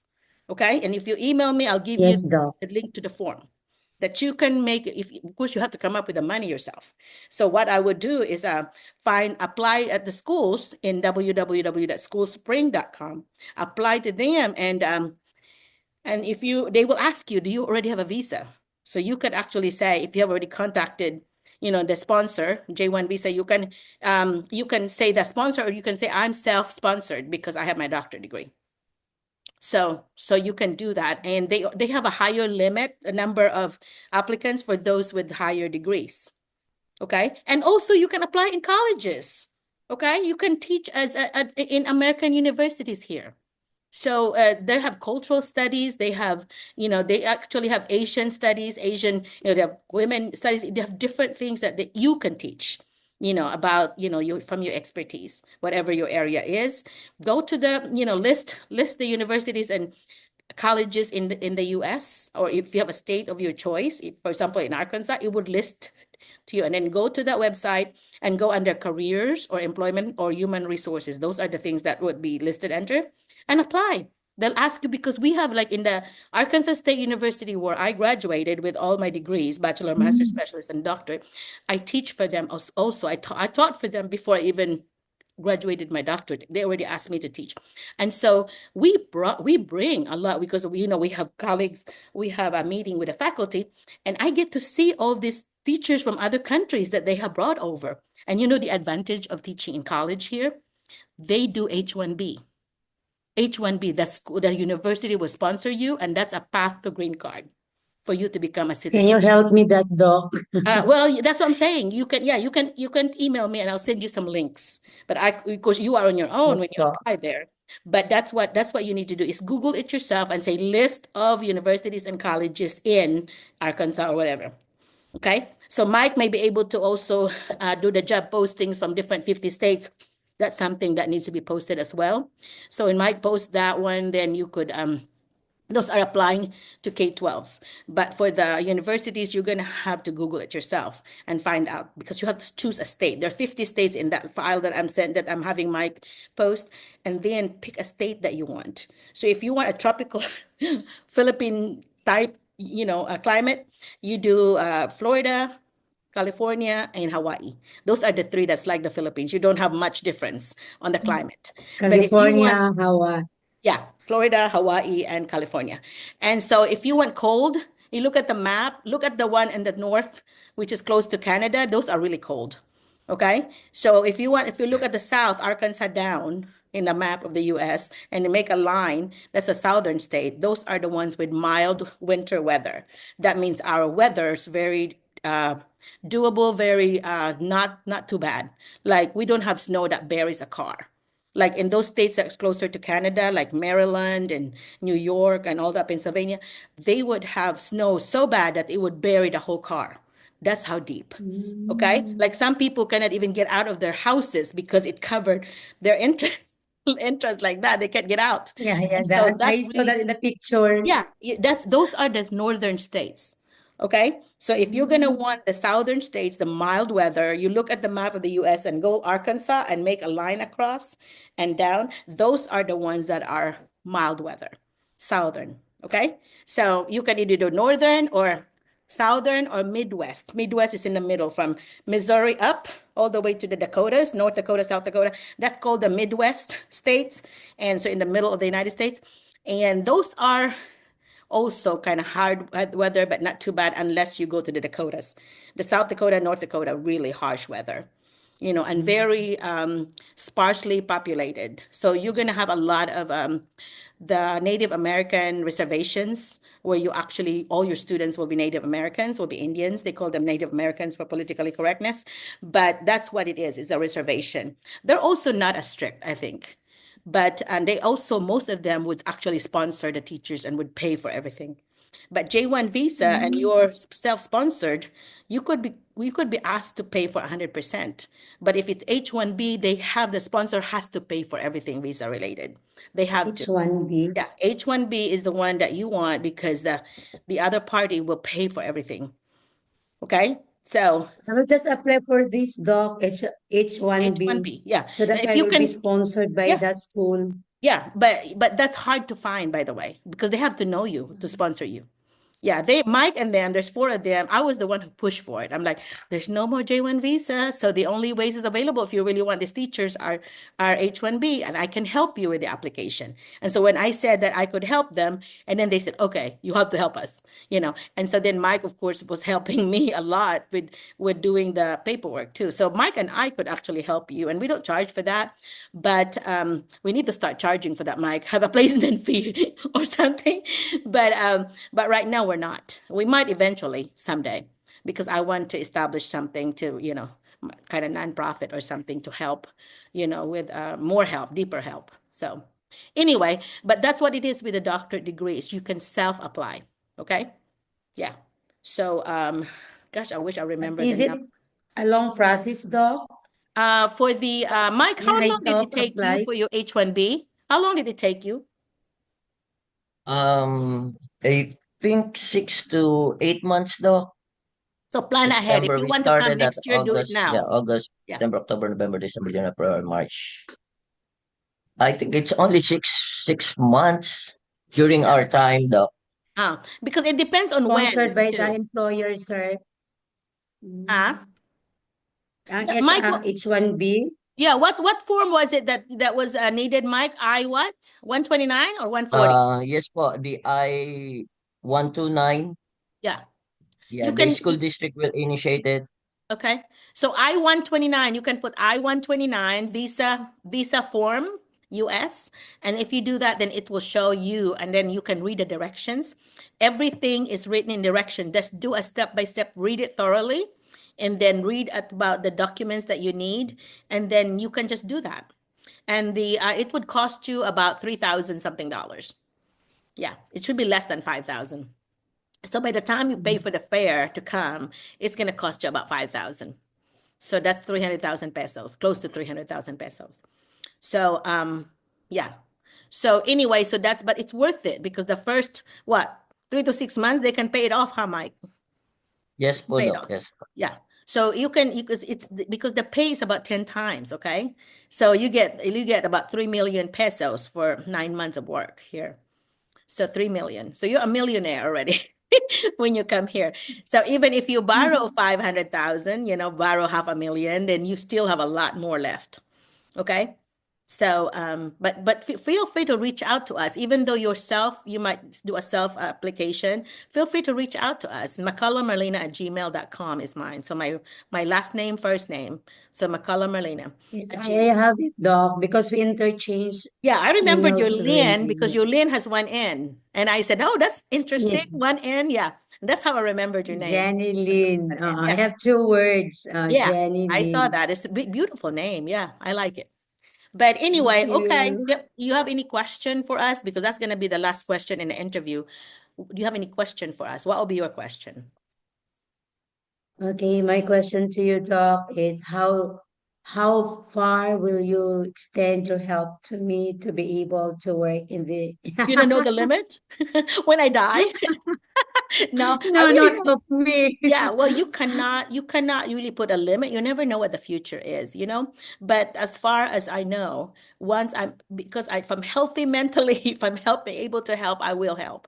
I guess that's more of a promise to myself, that once I want to continue to be knowledgeable of what's going on in education, because that is my industry that I'm in. And I felt like, having helped so many people, both in the actual, coming in, or the actual strategies, I felt like I have something to share. And also I'm learning a lot, as a retired person here, that I already get my income every month anyway. So as a retired person, you have to continue to exercise your brain. Otherwise, you'll get Alzheimer's, you get all these brain things, because your brain's not being used. So to me, I'm using my brain by helping others. And I'm also helping myself, because I'm learning new things, from y'all. So sounds like you are one of the most educated people I have ever talked to here. You got three Thank three master's you. degrees, you got doctorate degree, you got engineering. Oh my gosh, that's impressive to me. So that's going to be impressive on your Good paper. talk. So I am very confident that you will be able to find a job. So apply both in the public and in the um College. in the college. But the problem with yours is the alignment again. So So yeah, it's it's something that you could maybe do something with. Okay, so you have lots of options, I guess what I'm trying to say. Okay, yeah. Yes, Doc. Yeah, and don't forget to if you get an interview, which they when they see that doctor degree, that should help you get interviews as well. So when you do that, make sure you study about that school. Okay, research about that school, look at their website. The school where I am interested Yes. to. No, yeah, when you get the interview, when they ask you, can you Zoom with us at this time? Then spend that time looking at that school's vision, mission, teacher handbook, student handbook, maybe their But what board meeting, school, Doc? What school do whatever I school need is to asking you to research? do an interview. So if you're asking like a Ah, school A is asking you that you can interview at this time, while waiting for that time to come, you need to be knowing a lot about that community, about that school, because they might ask you questions about it, about the community. What do you know about, yes. like I live in Salem. So what do you know about Salem? How come you applied in Salem? They would ask you that kind of question. So of course, if you don't know about that part, I love, who was that? Was it Jessica or Minerva that talked about, I think it was Jessica that talked about the tourist information about their town. I think that was awesome because you are also telling them about your town, but then you need to also know about their own city. Okay. So yeah, it's impressive when somebody look like they have researched their stuff, their things, their information. It's always impressive to me when somebody interviews and they look ready. That, oh yeah, I look at your website and this is what your website said. And I read in your board, one of the board meetings, because the board meeting has to be is required to be posted. So you know about what's going on in that school from the board meeting. They have a monthly one. So you can look at it and read what's going on in that school. How many expulsions that they have. That might be a clue to you. Oh my God, there's so many expulsions. So maybe this school has a lot of behavior issues. A lot of people coming in, a lot of people enrolling. Oh, this must be a good school because why people are coming in, about a lot of people coming in every month. They're telling the board this. And so those are some clues and hints. Lots of, if you see a lot of people resigning middle of the year, that might be a sign like, oh, I wonder what kind of school this one is. Because sometimes Mass turnover of yeah, employees. yeah, that could be a clue to you. So those board meetings are good examples of things that if you really want to know more about that school, read about their board meetings, the monthly board meetings. That tells you a lot because that's what the board members are the people elected by the public, the tax-paying public, to be the boss of the school. So they're actually the boss of the school that will hire the superintendent and the principal. Or the superintendent hires the principal usually, but some boards are so pushy and bossy and Karen that they want to control over and really want to be in charge of even the daily thing of the principal and superintendent. That should not be it. They should let them run the school because that's their job. But some of the school boards are like, they think that we're the boss, so we're going to control everything. I was part of the accreditation visits to accredit schools. I was a lead, I was a lead. So I traveled the world to do this. And one of the things I looked at and the standard looked at is that does the school board let these principal and superintendent do their job to run the school for the principal and to run the district for the superintendent? Are they staying in their lane? Okay, so you're not going to have a superintendent that would also want to run the school. They need to leave that to the principal. That is their job. So you can, we interview them, so we know what they say about, oh, this is what I do this or whatever. And then it looks like, okay, are you a superintendent or you're a principal? In my mind, I would say that, but I would not tell them that. But I would write it in my notes. Okay, not staying on the lane, So those are some things that you could do to get ready for interviews. Okay. All right. Thank you so much, Doc. Yeah, you're welcome. Hopefully Anytime. soon, if I will be informed with the interview schedule. Yeah, and we can practice. We can practice. Mike was asking, the two questions that he wants us to focus is that how do you deal with hard to get along colleagues, and how do you handle, angry parents, for example, or how do you communicate with parents, or how do you I deal? experienced a lot of that. Okay, then you need to say an I example of it. experienced. Okay, and show what you did. This is what happened. This is what a student, this is what's going on, and this is what I did in order to inform the parents. And then I had a meeting with them, whatever. Sometimes you might invite the principal on those things because a lot of times when it involves the parents, I always make sure that the principal is aware of it. And sometimes, a lot of times, I would actually invite them to be part of it. We would meet in the principal's office and would talk about it because the protocol is they have to, any problems at school has to start with the teacher. As a principal, I would say things like, did you already talk to the teacher? Because that's level one. Talk to the teacher. And if you're not happy with what happened with the teacher, talk to the principal. And you're still not happy with that solution, talk to the superintendent. If you're still not happy with it, then you talk to the school board. That's a big deal then. Okay. So you have to follow that protocol. So as if, for example, a superintendent cannot say, okay, I'll solve that problem. They need to ask, did you talk to the teacher? Did you talk to the principal? Because you have to check that they are following the protocol. You do not step on it, on anybody's toes, because there is a protocol that's established. So that's one thing that you could do in your answers too, is that who is in charge at that level on the question. So is it a district question? Is it a building level question? A lot of times it's building level because principal's your boss there, you know. And here in America, schools that have assistant principals, they have to have at least 2,500 students in order for them to have the principal be paid, assistant principal be paid, have an assistant. So if they have assistant, like in school that I went to, that's a big school, we have an assistant principal per grade level. Like in high school, we have 10, 11, 12. So we have a 10th grade assistant principal, 11th and 12th. And then we have the main principal. So if you have that, that's a big school.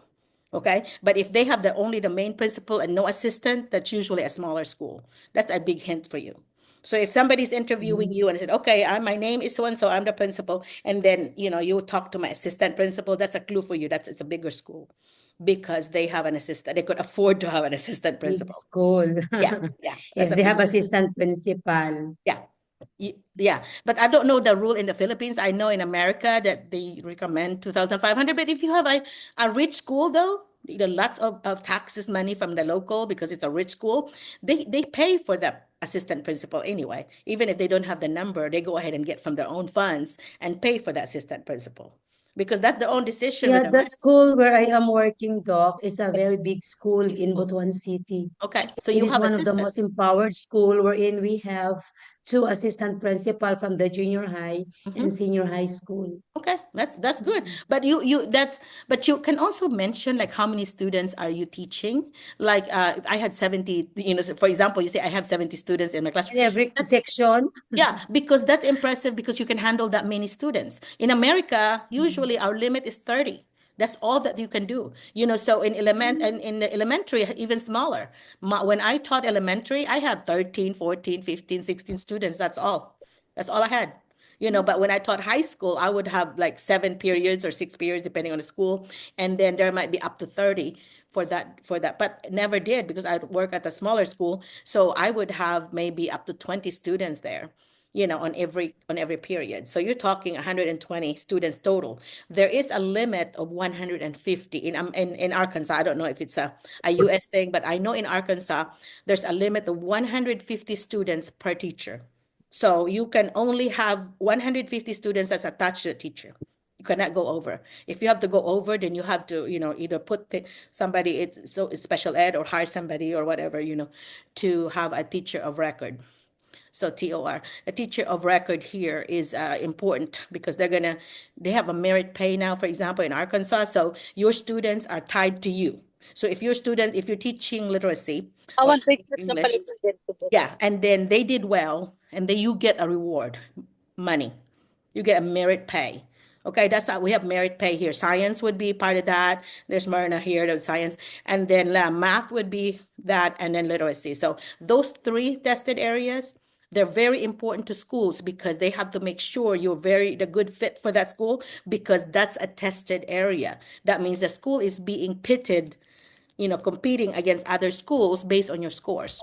So they want to put great teachers there. So if you are hired as a math, as English or science teacher, in America you must be a strong teacher. They think that you can be put in a subject Strong that they are teacher. going to be graded on. Yeah. So that's gonna be so Myrna. That's Myrna's driving somewhere or riding somewhere. Are you going somewhere, Myrna? Yes, Doc, we're going to South Havens, you know. You're going to go shopping? Yeah, because we will be having our gala night for Lee County, May Okay. 26th. So this is the only time that we can go. Oh, May 20, yeah, May 26th, my mom's birthday. I do not know Oh, yet what kind of party we're having, but if we do a big party, then I'm inviting the teachers there in that area. But anyway, so thank you again, Myrna. Is one of our regulars too. So yeah. So Jenny Lynn, thanks again so much. And if you don't have any other question, I'm gonna talk to Myrna and see if she has anything new to okay, share Doc. with Thank you us. so much, Myrna, Doc. your I will hair just is keep so, in touch huh? with. What is it? I will just keep in touch with you Okay, yeah. Email in me email. anytime. Yeah. I try to clean Yeah. my inbox every day. So unless I'm doing something like an emergency or whatever, then I could not check my email. But a lot of times I have my I phone with sent me. already. Yeah. I sent already the one Okay. that you requested. Oh yeah. Yeah. I've The always cover what letter I and the resume. yeah, when the resume comes, that's why I always send that important document list, a link. When the resume comes, I look for the alignment, I look for the experience, and are you teaching now? I look for those, and then of course I look for all the pieces that should be there. Yeah. Guys, the 3 references on the bottom of your resume, so important. You will never, ever, ever get an interview without those 3 references, okay? And a lot of schools are doing 2 administrators and 1 colleague. And you need to put down there Dr. So and so and what their title is principal. And then they put your email and the phone number. You need 3 of them. Okay. I Because what did it, happens, Doc. yeah. So what happens is that they're going to look at those emails and they're going to send us, I've received some when they used me. Then they sent us this survey and this Google survey and asking about 12 things, 10 to 12 things about your quality of instruction, your classroom management, how do you communicate, all that. You have to put um, usually like good, whatever, up to excellent.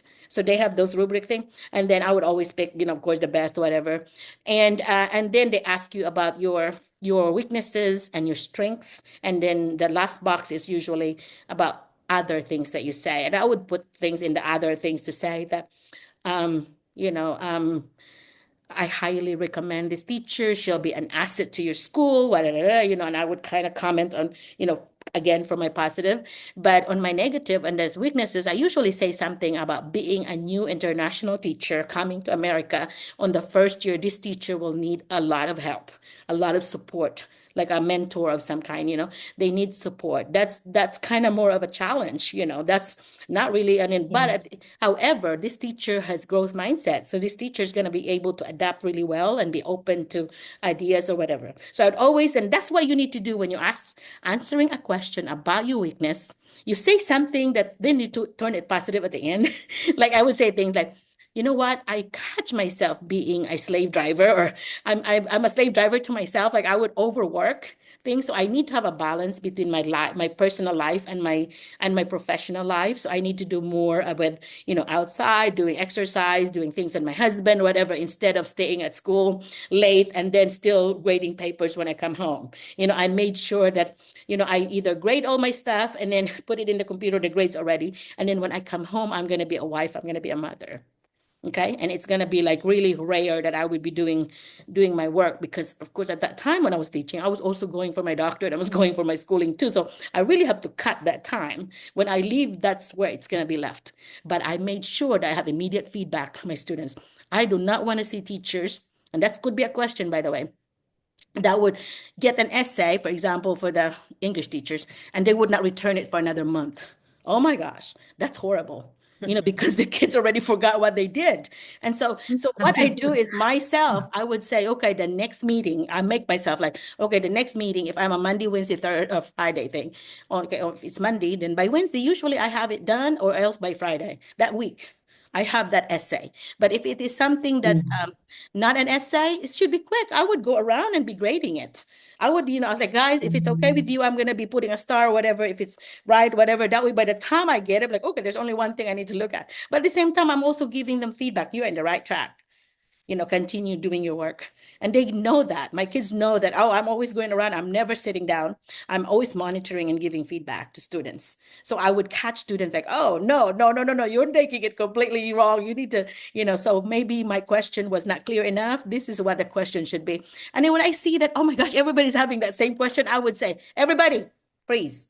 So they know to freeze. Okay, then I will give them the direction. Oh, everybody, it seemed like I noticed that 90% of you got this question wrong. I must have said it wrongly. So this is the correction. And I would give them the correction and I would say, go out. Then they have to thaw out and then go back to work, but everybody has to freeze so that nobody will be talking while I'm doing this correction. And that's a powerful thing to do. Yes. Is that everybody stop. Instead of you saying it a million times over and over again, you need to just Yeah. make a whole class correction. And it takes a confident teacher to do that, by the way, because I have not seen it on new teachers. So as a new teacher, you need to show that. Like everybody, when I say freeze, everybody freezes. Okay? And listen to me. I'll give you direction.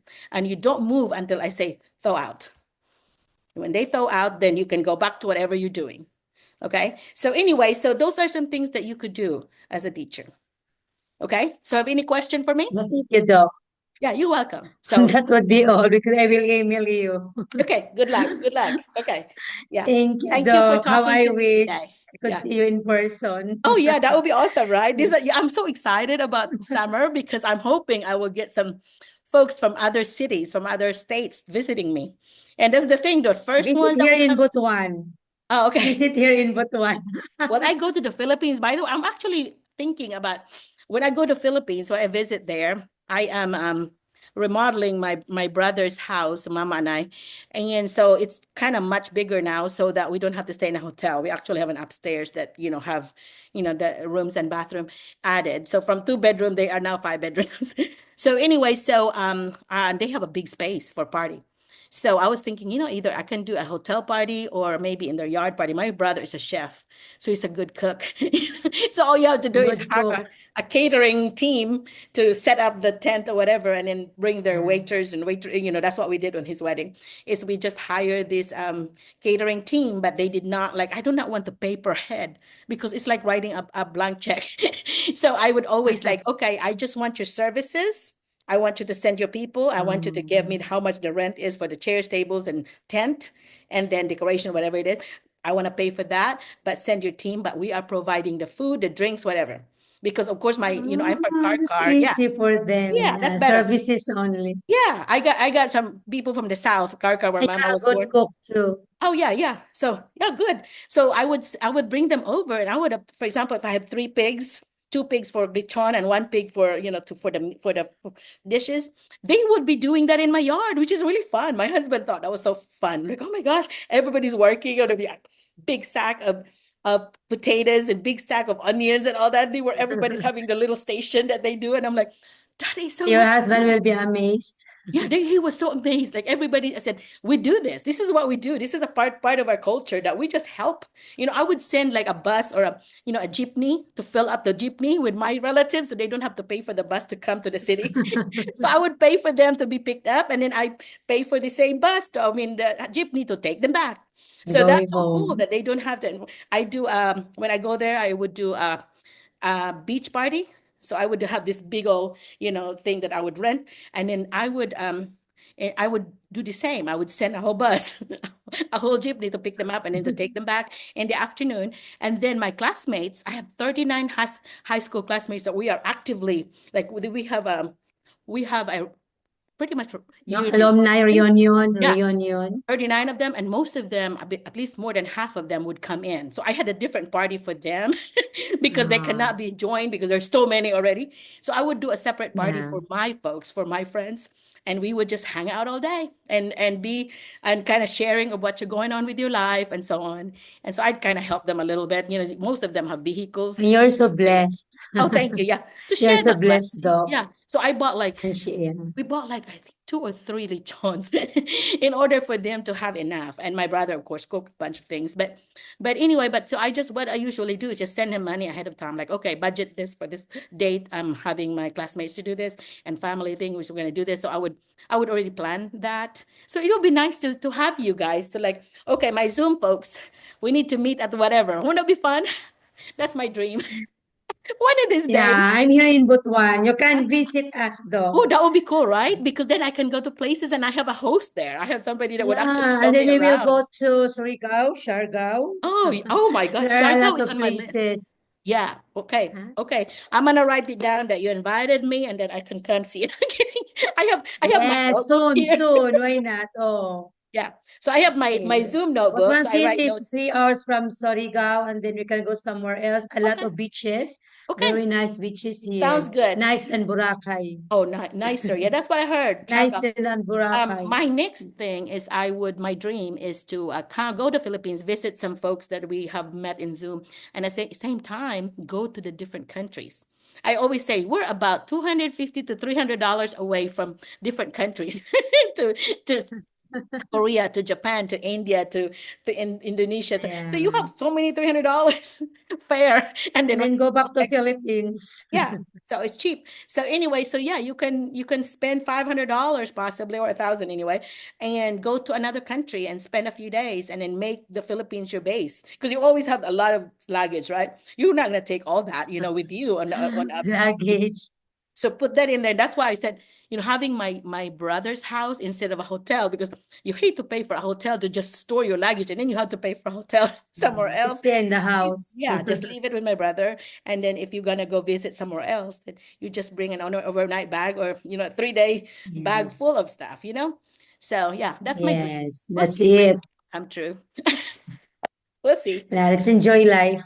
Thank you. Yeah, I think so. We live so short. My dad had passed away at 50, and I'm already 57 now.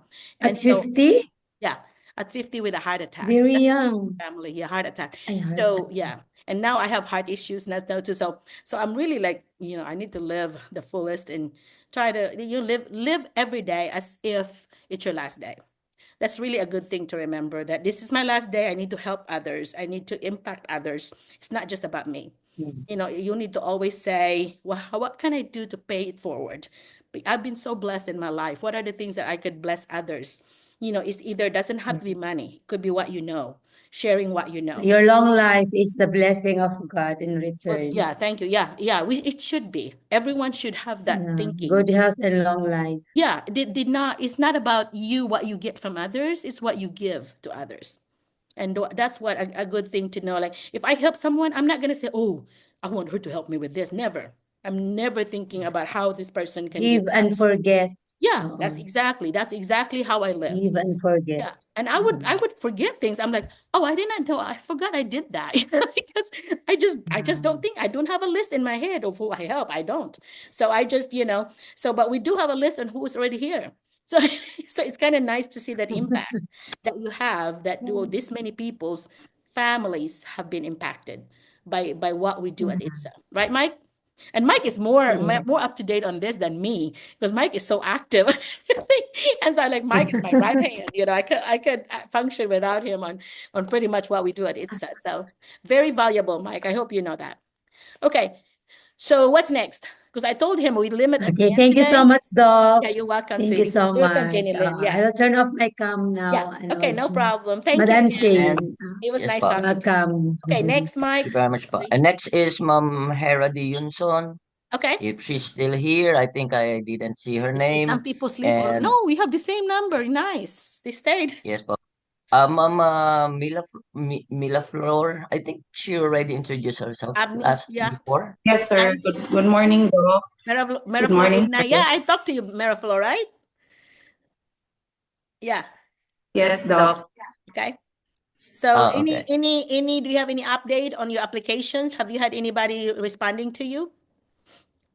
There were times, Doc, that I have my interview with the superintendent, You but must, then I hang on, don't excuse me. have. Do you have an echo? Do you have two things going? Like you may have a computer and a phone possibly in the same room because you have an echo. I already unmute my laptop, Doc, Oh my because word. the camera is not Because you're good in like, my laptop. hey, So I am using my cell phone and laptop at the same yeah, time. I've done that and I have to turn off one. Yeah, but that's better. Okay, Meraflor, you had an interview. What happened? I had my interview in the with the superintendent, Doc, but then the edge that I don't have between the 7 applicants was I don't have a teaching license Ooh. in New Mexico. So I was given the chance to be interviewed twice, Oh, but then some other applicants were have they have New Mexico license, so okay. Well, that's easy fix though. You can apply. Go to Google New Mexico Department of Education. Put it in quotation marks, and then go under in their website. Go under licensure, and under licensure, look under reciprocity, and then follow directions, and you can apply online with it. Okay, there's three states: New Mexico, Illinois, and Maryland. Those are the three easier states to do. So just Google it and put the quotation mark with Department of Education with the state. And then you will see what the requirements are for reciprocity.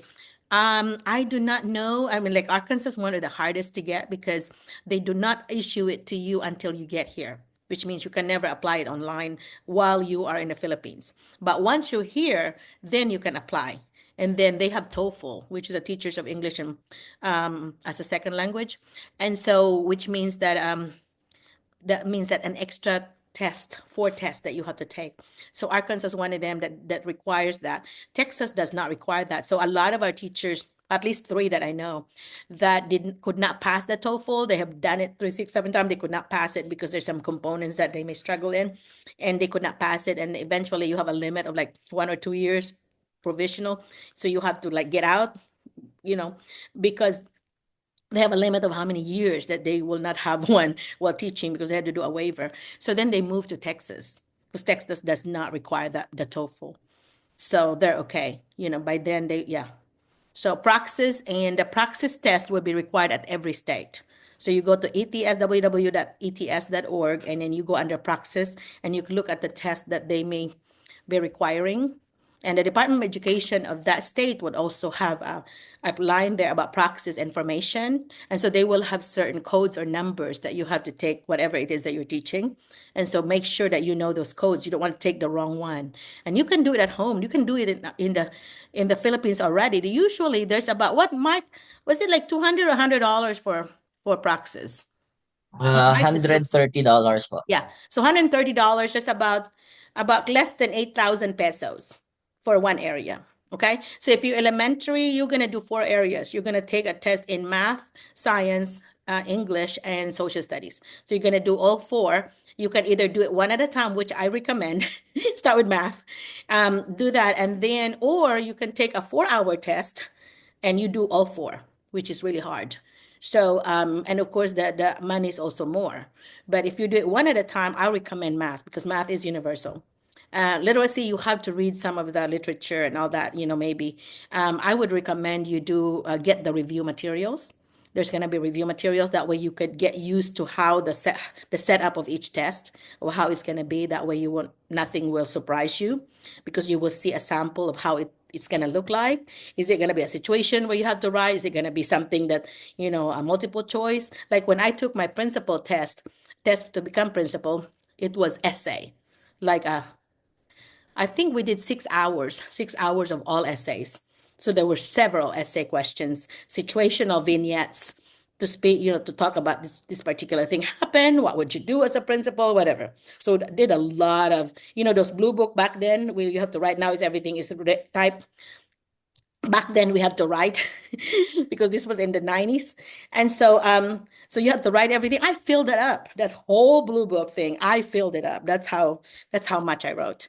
But I did really good on my scores because I was doing elaboration. I've elaborated every piece, But anyhow, so I would recommend you that if you're really serious about it and you're already, for example, you're already an English teachers, take the praxis on that English. That's going to give you an edge. So you're going to get your license, you get teaching license from one of those 3 states, then get your praxis for your area. Okay, so if you're in English, get the English praxis test passed because that's going to be required wherever you teach in the United States or 50 states. Praxis is going to be required. So for you to say in your introduction that I already passed my praxis test in my area, that's going to give you an edge. Or you can say, already I'm licensed in another state. So it's going to be easier to transition it to your state because I already have a license from New Mexico or from Illinois or from Maryland. And then it will be an easier transition. This is helpful, especially for districts that have never hired international teachers because they're afraid of the process. Like, oh my gosh, are we going to be able to get a license for this teacher? But if you already have a license from a U.S. state, then they're going to know, okay, you're okay because, states are always giving reciprocity to each other. Okay, but in sometime international reciprocity like Philippines to the US is scary to some folks that have never hired international teachers. But those that are hiring international teachers all the time, they know. They know, yeah, it's okay. They will. The US is gonna accept the Philippine license as a reciprocity. So all they have to do is do the requirement for the state, and then you show that you're licensed in the Philippines, which means that you have to have a license from the Philippines that is still good and not expired, because that's gonna transfer to the US thing on top of US license on top of the other requirements, which is TOEFL usually. So yeah. Is it applicable for all majors, Doc? Especially I am a science major, general science major. Yep, definitely science. All the core, your four core will be math, science, social studies, and English. Yes, definitely have to have it. But I think other areas too, computer science has its own. Yeah, I think pretty much all areas you have a praxis for each area that you have a degree in. You would have a praxis, and that is required. Yes. So there's no around it. There's no way to go around it. If in case, Doc, I don't have such, You can I still proceed with my application, Doc? Yes, because you're given 1 year to do it. The first year, they pretty much write a waiver, ask a waiver that, we have teachers from international, countries, and they are given this 1 year to process it. On the second year, some of them will do it the second year, but they really, see, they get flagged, okay? They get flagged. The school will get flagged. That's a bad thing. It's a bad grade for school if they have teachers that are teaching in areas where they are not certified. So it's a bad thing for school. So that's why they don't want that on their record. So that's why they give you that year and try to get it in that year, because if you have to go to the second year, they're gonna start getting flags. And so they never would like to see that flag. Okay. And sometimes it would be their option would be like they have to just code you as a permanent substitute. But the problem with that is your visa is not gonna be good, because on the visa, you have to be a full-time teacher. In fact, when you apply, make sure you filter that it has to be full-time. You cannot be half-time, and you cannot be a substitute. You have to be the full-time main teacher. Okay, you have to be that, or else don't apply, because your visa sponsor is not going to allow you if it's not full-time. And if you don't have a current job right now as a teacher in that area, don't apply until you are teaching in that area that year. Okay, because that's one of the requirements, the 2 years of experience and currently teaching in that area that they are certified in and experienced in. Yeah. Okay, Doc. Yeah, I have a niece right now. I don't know. I've invited. Hey, Mike, do you see my niece there? Did she chat? I did not check. Her name is Aramay Tamara. That's my niece. And I told her she's graduating to be a teacher. And I told her start attending our Zoom, because she still needs 2 years after this, plus her master's degree, before she can even apply. And I can help her. But she needs to start attending and learning about, the things that we talk about here, classroom management strategies and so on. Okay, so Mariflor, that's good though. The sign, Mariflor, when you are given interviews, that means you look good on paper already. Okay, that means, Yes, Doc. because see, when you get a lot of application, we could get as many as 100 in one position, so we have to sort through a yes, no, maybe, and so the yes that we think we want to talk to this person, you will get the survey through your resume references. We will send an email to these references and see what they say. Okay, then from what they say, then we could finalize, okay, let's interview 10 people. Let's interview 5 people. So you kind of pretty much have to go through different processes. For bigger school, they have levels of it. Like the first level would be the HR person, for example. The next level might be with the principal already and teachers. So sometimes they would have more than one interview. Okay. And your magic thing that you want to know is JO, job offer. So if you get the job offer, that's your key. Because once you get the job offer, you contact your visa sponsor and you tell them the first line should be, I have a job offer from this school. Can you please help me, process my J1 visa? That's a clue that's like, okay, let's help this teacher. Okay, so start with that. That should be the very first start of your letter or your email to the sponsor, that you already have a JO, because they're going to be contacted by thousands of teachers. So that's like a dime a dozen. But the teachers that have job offers, they're priorities to them. Okay. Yes, So, Doc. so yeah. Okay. So, but Miraflor, nice. I love your outfit there, very professional, and your background is nice. So when you did the interview, you had that, yeah. So anyway, so cool. I feel disappointed sometimes, Doc, because if I were to count the years that I've been applying, it's my third year, Doc, and for this year, I have my friend there, three friends already, which are my colleague here in the Colleague. Philippines. So Mhm. they coached me here. They told me to apply directly to the school district. So I have that, Doc. Yep. But then there were times that I have checked my email from time to time. Disappointments are there, Doc, because I can see in my email that there are no invitations so far. So I felt disappointed because it's May. Yeah, but So no, the border is about don't to feel that. close. You need to say, when we plan, God laughs. It's not his plan yet. So you don't be too hard on yourself like that. You need to say, okay, he has not planned for me to do this yet. So you have to think it that way. Otherwise, you'll be so discouraged. Okay. So he has his, sometime a window would close. I mean, a door would close, but the window would be opening. Okay. So don't be positive, I guess, is what I'm trying to say. Do not say, well, don't put a limit to yourself. Like, okay, I'm going to continue to do, like, when some people would do 8 to 10 applications a day. That's what they do, like part of their routine. Like, okay, let me check my email. Let me do 8 to 10 applications a day. Because I gave you that list of 50 states and there's a link already. So you just pick a Yes, state and Doc. then you apply to those and then you go another day, do that. Because what was it? Is it Irwin that says 600 application later? Then he got a job and now he's here.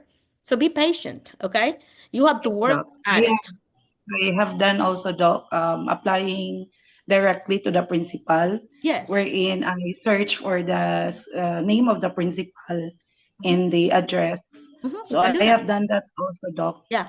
But before you I'm do just that, hoping that, make sure that you look at their employment or careers in their website if they have an opening.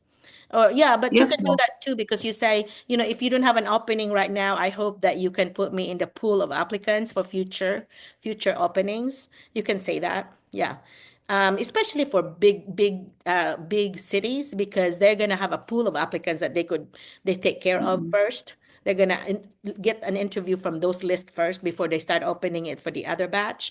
So yeah, that's a good idea to do that. But make sure it's a bigger school because little school are gonna be like they get lots of people already applying. So bigger and it's Mm-mm. harder to get a visa if you're a very small school.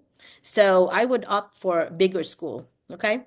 And Okay, they Doc. have ratings here like 1A, 2A, 3A to 7A. Mike, is Brinkley 2A or 3A?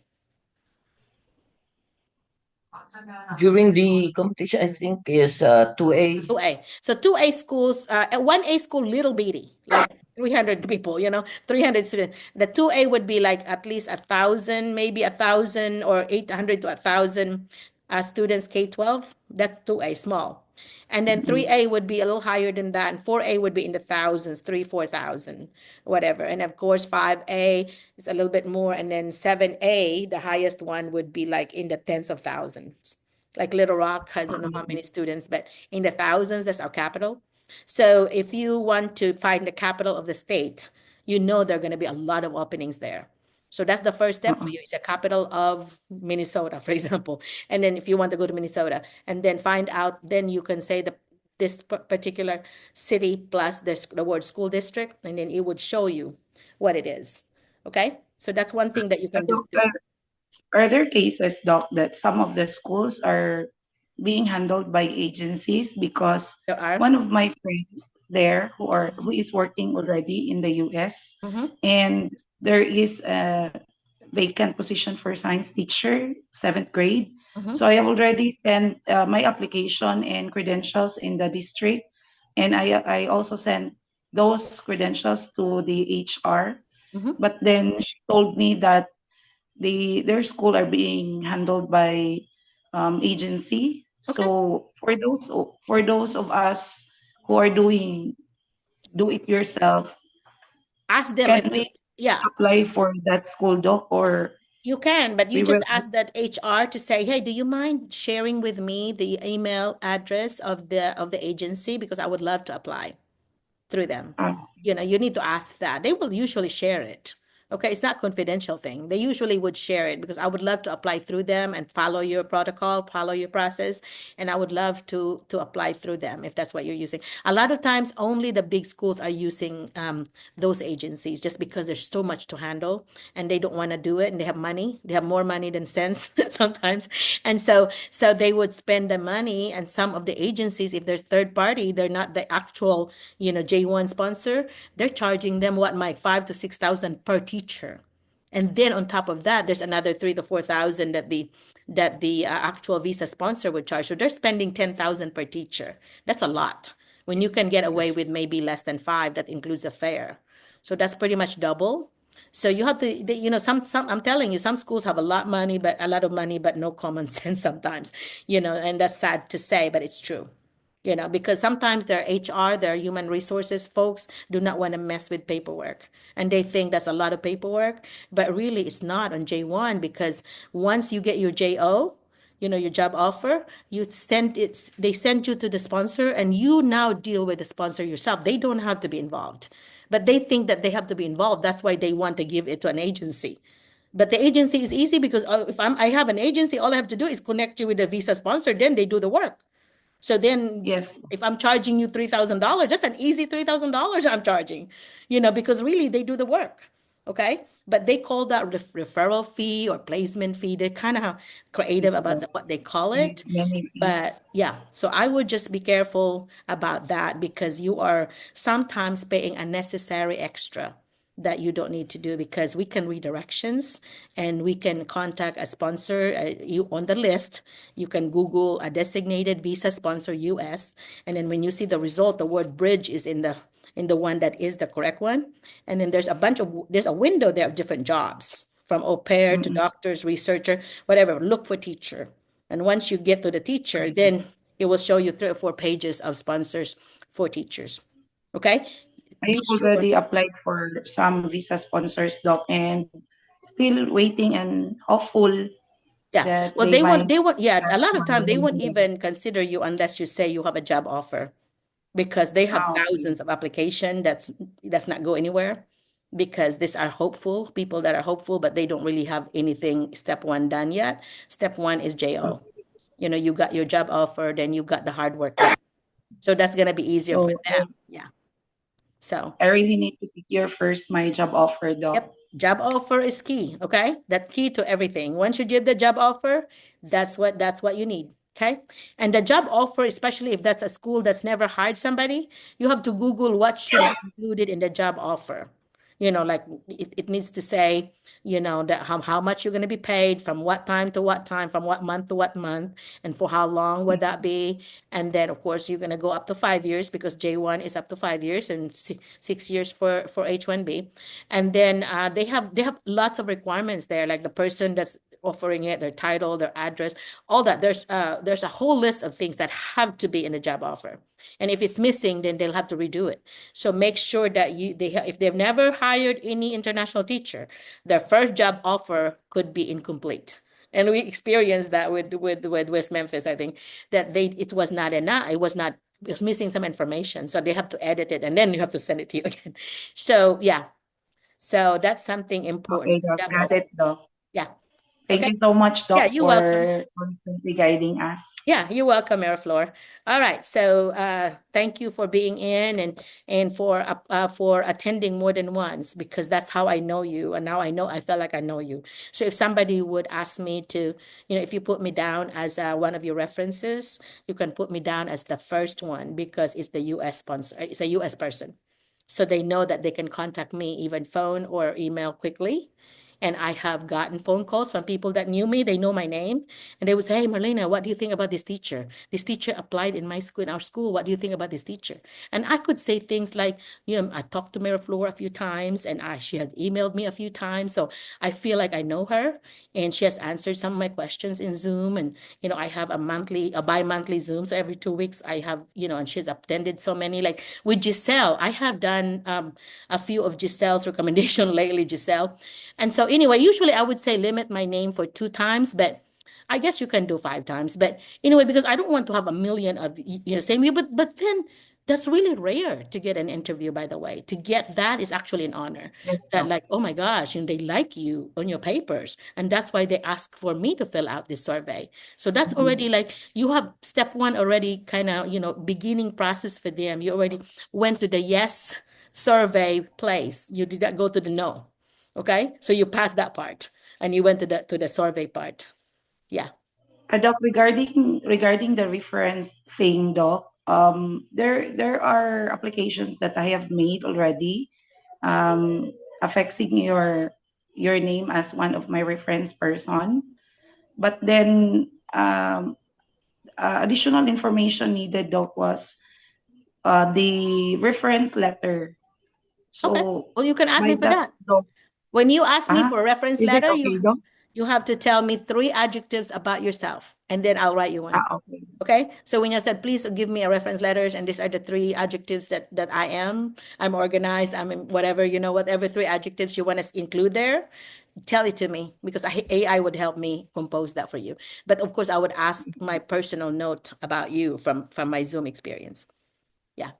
Yes, Doc, because there were school district that I have applied where they only asked for the names of the reference person. Mhm. So I included you, Doc, with Mhm. with grateful heart, Doc. You're But welcome. some of the district had a uh, reference letter. Mhm. So I cannot proceed with it, Doc, because I don't have it, Yeah. and I Just felt ask me. shy of Usually I return it asking. immediately, same day. When you ask me and you give me those things, boom, I give it to you quickly. So yeah, Thank you very much, yeah, Doc. you're It would be a welcome. great help. Yeah, you're I just welcome. hope that this will be my year for I coming hope in the so. US. See, what I do in my letter is I would say I am your US mentor, I am your Arkansas mentor, and you have you have attended a few of my Zoom meetings that I do twice a month. And so I would put things like that. So they would say that, okay, this teacher actually had been taught a little, had PDs already through Zoom with Merlina.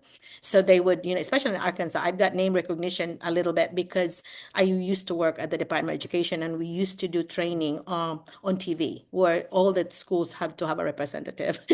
So the last one of the schools that I went there to coach teachers, and they said, I know you. And I said, how do you know me? And they said, well, we watch you on TV. We watch you on TV on one of your trainings. And I'm like, oh, okay. Well, it's nice to meet you. But they feel like they know me because of that, possibly.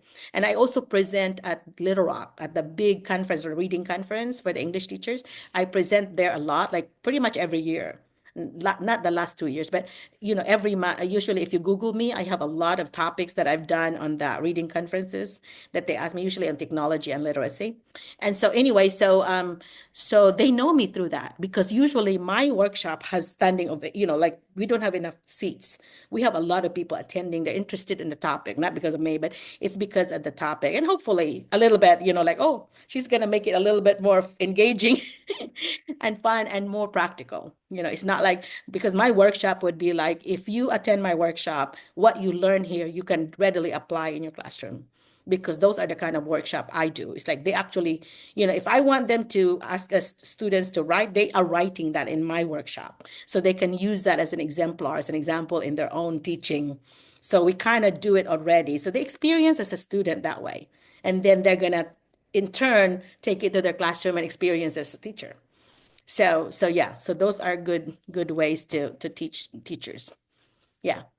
Yes, Okay. Doc. Thank you so much, Doc, All for right. coaching me, Sir No Mike. problem. Thank you so Anytime. much, sir. Yeah. God bless Mike, you. you have any additional, Mike? None so far po, Doc. Okay. I'm just chatting, yeah, putting some of the information or tips on our Yeah, I see that. chat Thank you, Mike. box. Yeah, you have a lot. Okay, so number 5. Who's next? Thank you It's again, Ma'am Miraflor. Melanie Lagare. Okay, Thank you, Melanie, are Doc. you Sir here? Mike, thank you very much. Thank you, Miraflor. Love your name, Miraflor. Okay. Thank you, Doc. Uh-huh. Okay. So so the next person, you can show up if you want. I'm here already po, Doc. Oh, you look so Can professional. Look at you. Love it. Okay, so you're Okay. Melanie Lagari. Okay. Yes, ma'am. Good evening to all of you here, all the way from the Philippines. And good evening to you, Doc Merlina and Sir Good Mike. morning here. Good morning here. Yeah. By Yeah. the way, I am Melanie Lagare from the Philippines. I earned my bachelor's degree in elementary education and 36 semester credit hours of Master of Education in Educational Management, both at state universities here in my country. I have been practicing my teaching profession for over 9 years, in which I handled fourth grade, fifth grade, and sixth grade, taught subjects English, Filipino, math, science, and values education. And way back 2019, I coached science processes under science fair competition, wherein we won division level, second placer. And then supposedly before pandemic, we should compete division level in math challenge. However, it was canceled due to pandemic. And currently, I am teaching kindergarten. Okay. For over those years that I've been practicing my teaching profession, what I would say is that what I value the most was my first 3 year experience as a public school teacher, teaching in a remote school, wherein I saw how poor life was at that community and the struggles of my students. And that became my inspiration to not only teach or to hone my students academically with all these meaningful and relevant differentiated learning activities, employing constructivist and pragmatist approach, but I also want to become a teacher who can inspire, who can motivate my students and have that long-lasting impact in their lives. That is why I am here trying to expand my teaching experience internationally because I believe that these paths I am taking might somehow inspire, motivate my students to dream big, to achieve their dreams in life and become who they wanted to be. And that somehow will lead to betterment of themselves and will have progress in their community, to their families, and of course will have a positive impact to the society. Thank you. Oh my gosh, that's one of the most impressive introductions I have heard. Good job. I Thank you love so that you're much. very natural at it. I love that you're very fluent. And I love that you cover the things that I said about education. You did your education. There is an alignment with your education and your experience, which is elementary. And when you do your master's, you might want to, instead of hours, they don't know what hours is, you can say the word credits. It's not hours Correct. here, it's credits. So you have 36 credits. So that in most master's degree here is either 30 hours or 30 credits or 36 credits. Okay. So if you say you have 36 credits, they know you have taken at least 12 classes. So they still want to know if you have a degree, you have a diploma on it. So when you do your FCE, your foreign credential evaluation, that's under www.spantran.com. Once you get that, it should say that it's equivalent to a master's degree here in America. That's what you want. Um, I actually had that doc Okay, 3 years good. ago. Yeah. The FCE, would the FCE say that you have a master's degree equivalent? Does it say Yes, that? doc. Okay, good. Yes, So doc. it should, yeah, it should show that. So that's good because those are things that be checked. Do you have a master's degree? Do you have at least 2 years of experience? And are you currently teaching in the area that you are in, you have a degree in? Okay, so that you checked all three, so that's good. And now I check for fluency. That's good. You look very professional, very good, very pleasant. I can tell that you're going to be a kind teacher. You smiled a lot, which is good. And I can Thank you tell so that you much. seem to be passionate about. Cool. I love that you connected, that that you in turn would motivate the students because you dream big and you want your students to dream big. I love that. Love, love, love, love that because it's about kids. It's not about us. It's about kids. And you made that point that, yes, I'm doing this because I want my kids to do well as well, to dream big like me. Debbie, do you agree with that? I see Debbie. Anyway, so yeah, it's yeah, that's what you want to do. It's not about me. It's not all about me, me, me, me, me. You take it globally as well. You did level 3. You said to be globally, for them to be to have a global impact or something. You said something that's higher than what about me is, or about my group, my family is, actually do a world or global impact. Love that. Okay, so stick with that. When you get an interview question, try to stake it from the me level to the student level, then, and then all the way to the world level. In the future, how are the kids going to use this knowledge? Okay, so it's not just about now, but it's really the application to their lives, right? Because it's going to be beyond the Real K-12 context. school or the K-16 school. It's going to be it's going to be more than that, because how would it change their life? And you did a very strong point about that. So keep that up. So if you just do your interview just like that, you get hired pretty quickly. So you've not had Actually, yet? Huh? actually, Doc, I had an interview last week on April 29 Okay. under EPI po. Okay. However, there's no result and I feel so frustrated and disappointed. That is why I remember Mom Merlina somehow just to boost my confidence again, to Okay. refuel my Oh, good. to That's refill good. this I'm encouragement. So that's why I am here back again. Actually, I was here last year around March, but I wasn't able to have that self introduction because there are a lot of people. participants back Yeah. then. I'm Yeah. so glad you So did that. You attended that. Yeah. Good. I Thank you. really had a difficulty to take the slot to have my self introduction, and that is why. And at that time, I was like, I had to hold first my application, my American dream, because of life circumstances. Mhm. And then, yeah, it was just out of the blue. API messaged me that they will be giving me a chance.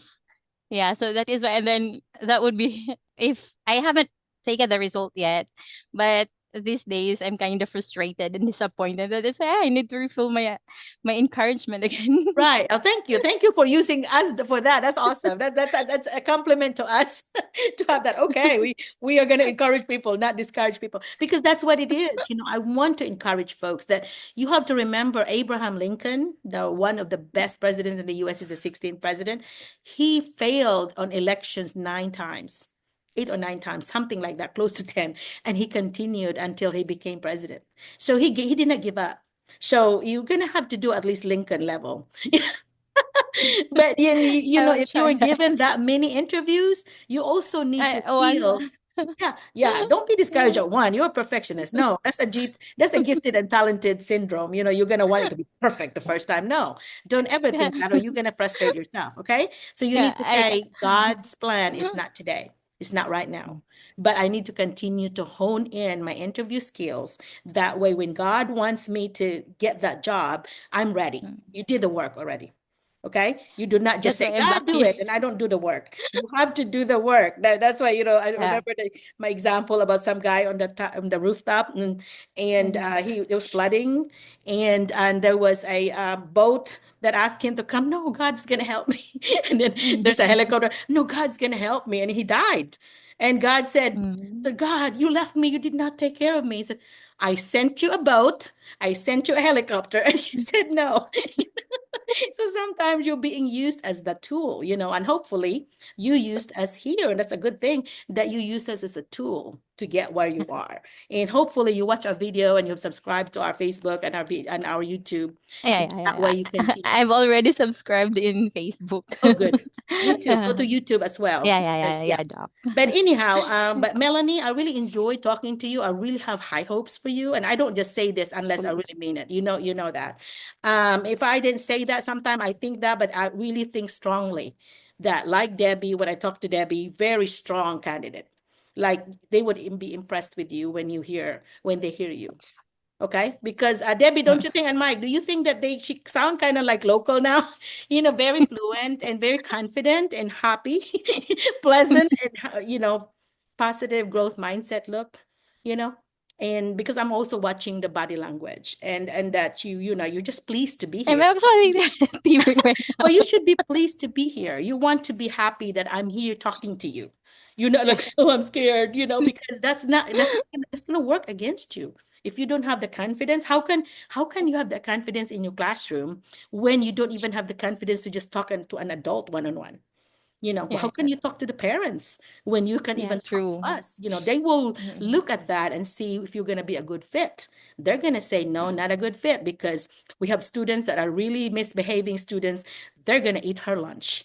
which means that just gonna step on, not respect you because, oh, I have this voice that's weak and I don't know what I'm doing. Instead of that, you need to say, I know what I'm doing. I might not know Yeah, it, yeah, but yeah.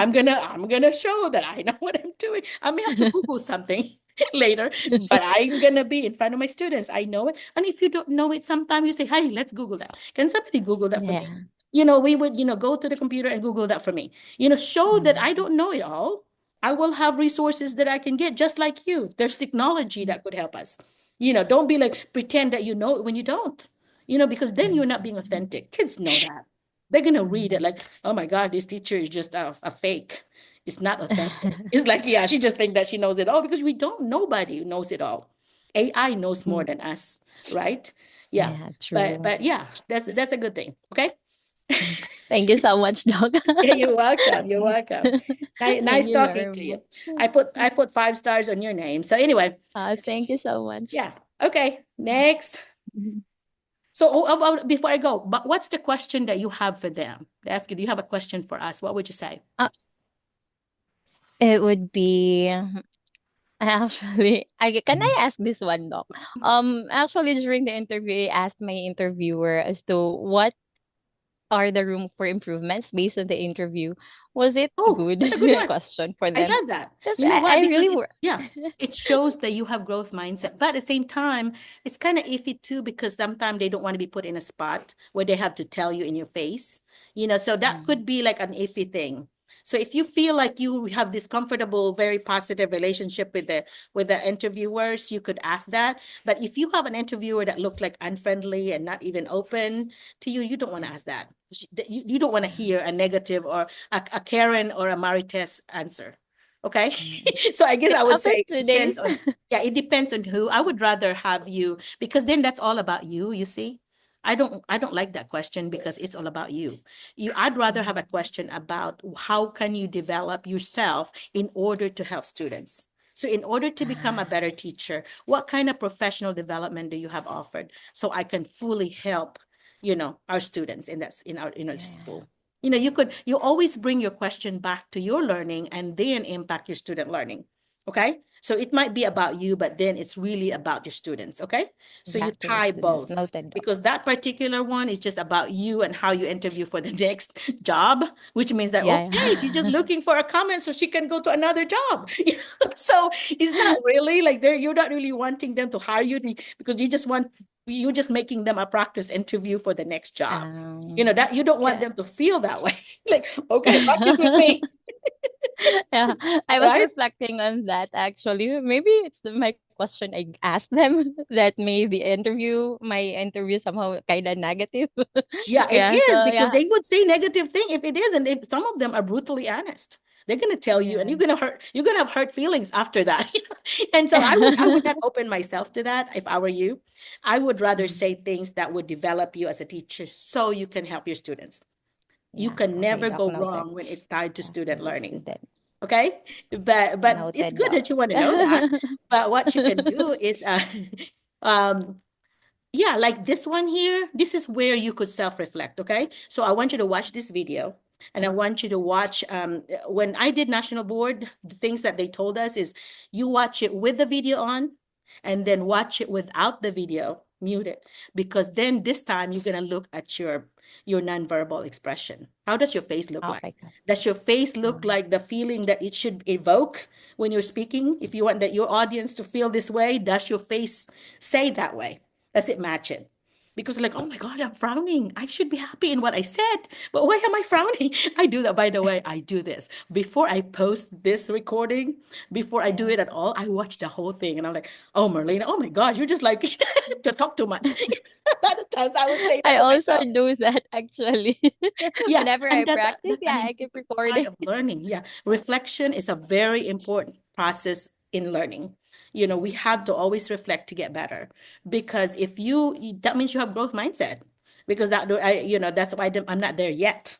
Yet is a very good word, but yeah, do not ask that question because you're just telling them like, you don't hire Yeah, me, I'm gonna be noted. better at the next interview. Debbie, you're Noted, Doc. laughing there. Debbie, I want you to tell her what you're thinking right now because you're so cute when you're laughing about some of the things we said. Debbie, comment, Um, please. Good morning, good evening, everyone. Miss Melanie, if for anything, maybe you haven't heard back from them because here it's still the end of the school year. A lot of principals are very busy, the district are very busy. So just wait. And just like what Merlina or Dr. Merlina was saying, that it's important that you trust God's timing and you have every potential that I see that, any principal would regret if they will not hire you. Yeah. And I really loved that you ended with your heart being so compelling to Mhm. any hearer. And I respect that so much. I could tell the fire in your eyes that you want to really be an inspiration. So go girl, you Yeah. can do it. Good job. I knew Yeah, I wait knew for Debbie God's always have time. this deep input, you know. Thank you. Between Debbie and Mike and Myrna and Giselle and them, Memphis 13, I couldn't go wrong here. They always have We the learn from the best. yeah. Well, thank you. You're welcome. It's humbling every time you say that. And Debbie, you sent me the best message, and I read it to my husband. And when I get this nice letter, thank you, more of a testimonial, really, what you learned from me, whatever. I read that to my husband. I'm like, oh, look at what this teacher said about ITSA, about what they learn about Zoom. I love that. It makes my day actually, because it's like Doctor, you never know what kind of how you're doing unless somebody would say exactly. something, because you might think differently. I would, when I'm being a Karen when I'm watching my own video, because I'm like, oh my gosh, Malia, why did you do that so much of that? I'm thinking Mike may be thinking that way, because sometimes I just go too much with one candidate. But at the same time, I think of it like, you started this conversation, so let's branch it out to other things that everybody can get help for. So it will be useful not just for you, but for everybody. And one of the things that you want to improve, and this is what is the word colleague. Okay, everybody, you need to say the word colleague. Everybody say it. And this is colleague. Okay, not colleagues, not co. It's colleague. Colleague. Okay? Yeah, Okay. Colleague. yeah, yeah, Colleague. Colleague. colleague. Okay. Colleague. Because a bunch of people would say Colleague. colleague. My colleague says, my colleague did this. Don't say colleague. They don't know what that is. Colleagues. Okay. Got it. That's very simple, but it's just that sometimes it goes a lot, because if you misspell something like that, they might say, oh my gosh, our student's not going to understand this teacher. So that could prevent them from hiring you, because you mispronounce something like that, you may mispronounce other things. So I would rather have you be corrected here, not to embarrass you, but because it's not just you question, it's a bunch of people doing that. I did that. Okay. I used to say the word difficulty or difficulty. My husband was like, what? And he thought that's cute. But he corrects me, very kindly. But he would say that's cute. But I said, no, don't say that's cute. Correct me. Give me what I should say, instead of like make fun of me in a fun way, like lovingly. But still, I want to know the right words, in a respectful way. Just like I ask my students that. I'm like, hey, everyone, if you hear me mispronounce an English word, please raise your hand and kindly, respectfully tell me what, or write it in your communication notebook that I read. If you don't want to say that verbally, write it in the notebook. And I would love to know if I misspelled mispronounced something, because I grow as a teacher. Okay, because then they see I give a spy award. Oh, you got a spy award. You spied a good one. You spied a good correction for me. I used to do that, spy award. Okay. All right. So Melanie and Debbie, thank you for your input. Mike, do you have additional before I go on to the next one? Okay, none so far, Doc. Okay, thanks. Just Thank remind you so you, it's much. a minute, Minute. a minute before 10 o'clock. Let's do 10:30, because I Okay, talk Doc. too much. I talk too much, and there's so Yes, many no people that, problem, that Doc. need to come. Yes. Okay, go ahead. Next. Mhm. And we'll call Mama Amy Aligato. She's ready. Okay, Amy, good. Okay. Is it Amy, AMY? Amy, yeah, Aligato. EMIE, Doc. Oh, okay. Okay. Good evening here in the Philippines, Doc Merlina. I am Oh, Amy, Emmy or Aligato. I have been in the Department of Education for more than a decade now, exactly 15 years in the service. And so currently I am teaching here at Beersheba Elementary School. I earned my bachelor's degree in elementary education, majoring in music, art, physical education or MAPE from Bukidnon State University in the year 2004.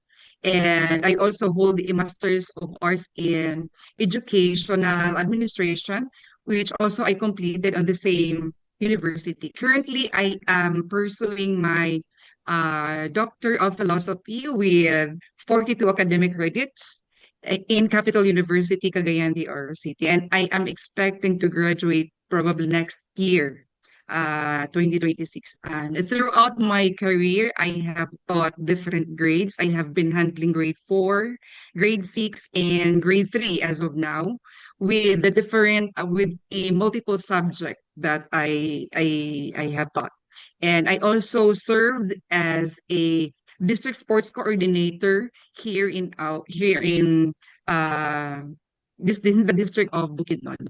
Now, my teaching philosophy is that I believe that every learner or every child has a potential to succeed when it is being nurtured in a supportive, as for me, has supportive, inclusive, and engaging environment. That's why I do strive hard to develop that child into a holistic one by promoting curiosity, of course, critical thinking, and a lifelong values through student-centered teaching.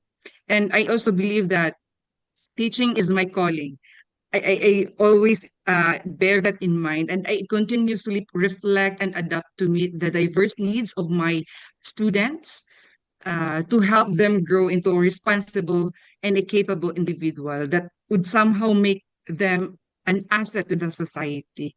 So the reason also why I am applying in the US of A is that to teach there, of course, and to broaden my professional experience while I am also sharing my cultural background and grow in a diverse educational environment. So this opportunity will also allow me to contribute to meaningfully, while enhancing my skills through a global teaching practices. So as to the extracurricular involvement, I have been an athlete for since elementary up to college. No, I played volleyball. You also mentioned a while ago a badminton, but since it's not that more related or relevant in the USA, it's okay. But I am more inclined to track and field or athletics because that is where I have won my prize at the regional level in a marathon and also in a dashing competition. So that is probably the reason why my supervisor was being uh, my supervisor pointed me out as a district sports coordinator. So that's it. And I somehow, through that coordinatorship, I organize school programs and events that somehow could help me, uh, help me through when I get into, or God's permit, if I'd be able to make it there in the USA. That's it. Oh, good. Very fluent also. Good job and congratulations on your doctorate in 1 year. Awesome.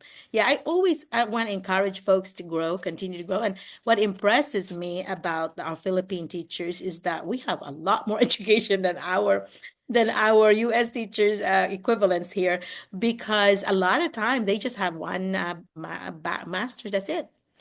Some of you have 2 masters, 3 masters, doctorate degrees.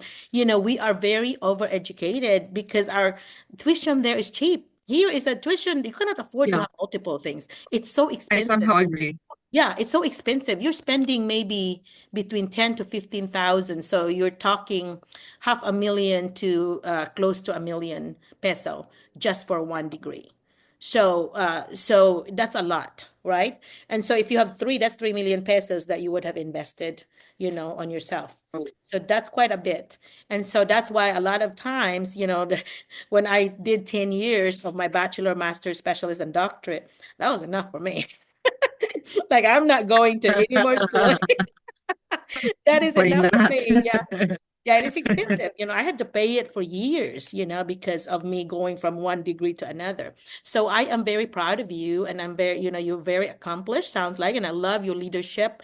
And that is such an honor that your supervisor had had recommended you. That's awesome. And I love that you mentioned what was it, volleyball?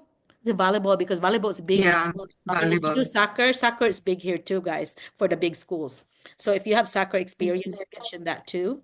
And you can mention something about, being an athlete, and also, I would love to help coach, any of the sports, especially, and you mentioned the ones you have experienced it, and I'm open to other sports, to assist at first and then maybe do the main job if given an opportunity. You can do something like that. I just did chess, I did a K-12 chess. That's what I did. And that was a voluntary thing. But a lot of the times, schools would actually pay you. Some of them would pay you as much as 2,500, stipend. Mike, how much was the stipend for your volleyball thing in the other school? 6,500 daw. Big, 6,500. You're talking, Wow. yeah, talking about, about 420,000 peso just for your side gig. Okay. That's just an extra. Okay. Because you're going to make about 3 million as your main job. So it's a pretty big one. It's times 8 to 10 times from the Philippines. So it is worth Yeah. it. It is worth it. You'll become a millionaire for sure. And you can save something every month or send something to the Philippines because, $200 is more than 10,000 there peso. And that goes a long, Yeah. long way to our family. So you can still save a few, True. few hundreds, Yeah. a couple of thousand anyway. Yeah.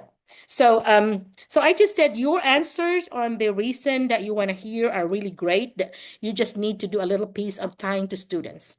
Okay. So you said Yeah. sharing your culture, allow me to contribute. It's almost about me.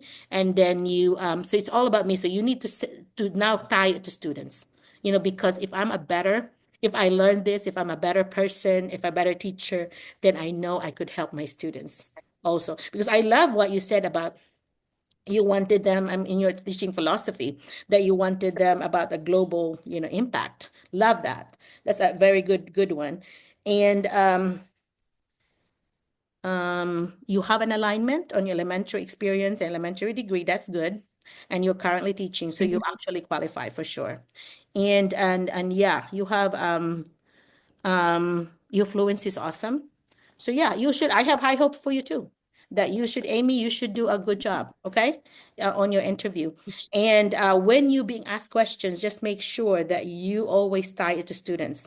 If you did not have that experience, Always the yeah, bottom, it boils down really to the students. yep, it's all about students. I always say it's Yeah. all about students, not about me. It's It's not not about the us. principal. It's all about the students. Okay. So I would say when I interview someone and they would always use the word student level thing, student information, student example, I always would say when they leave, I'm like, you know what? That teacher has the heart in the right place. It's all about kids. And that's what we talk about behind, when we talk about with the other administrators about the interview. We say, do you think that teacher has this? It's all about her, or is it about students? Those are some of the questions that we actually talk about, discuss about, and this is for real, a job for somebody. Yeah. So it's always about this teacher is passionate, yes, but it's about students.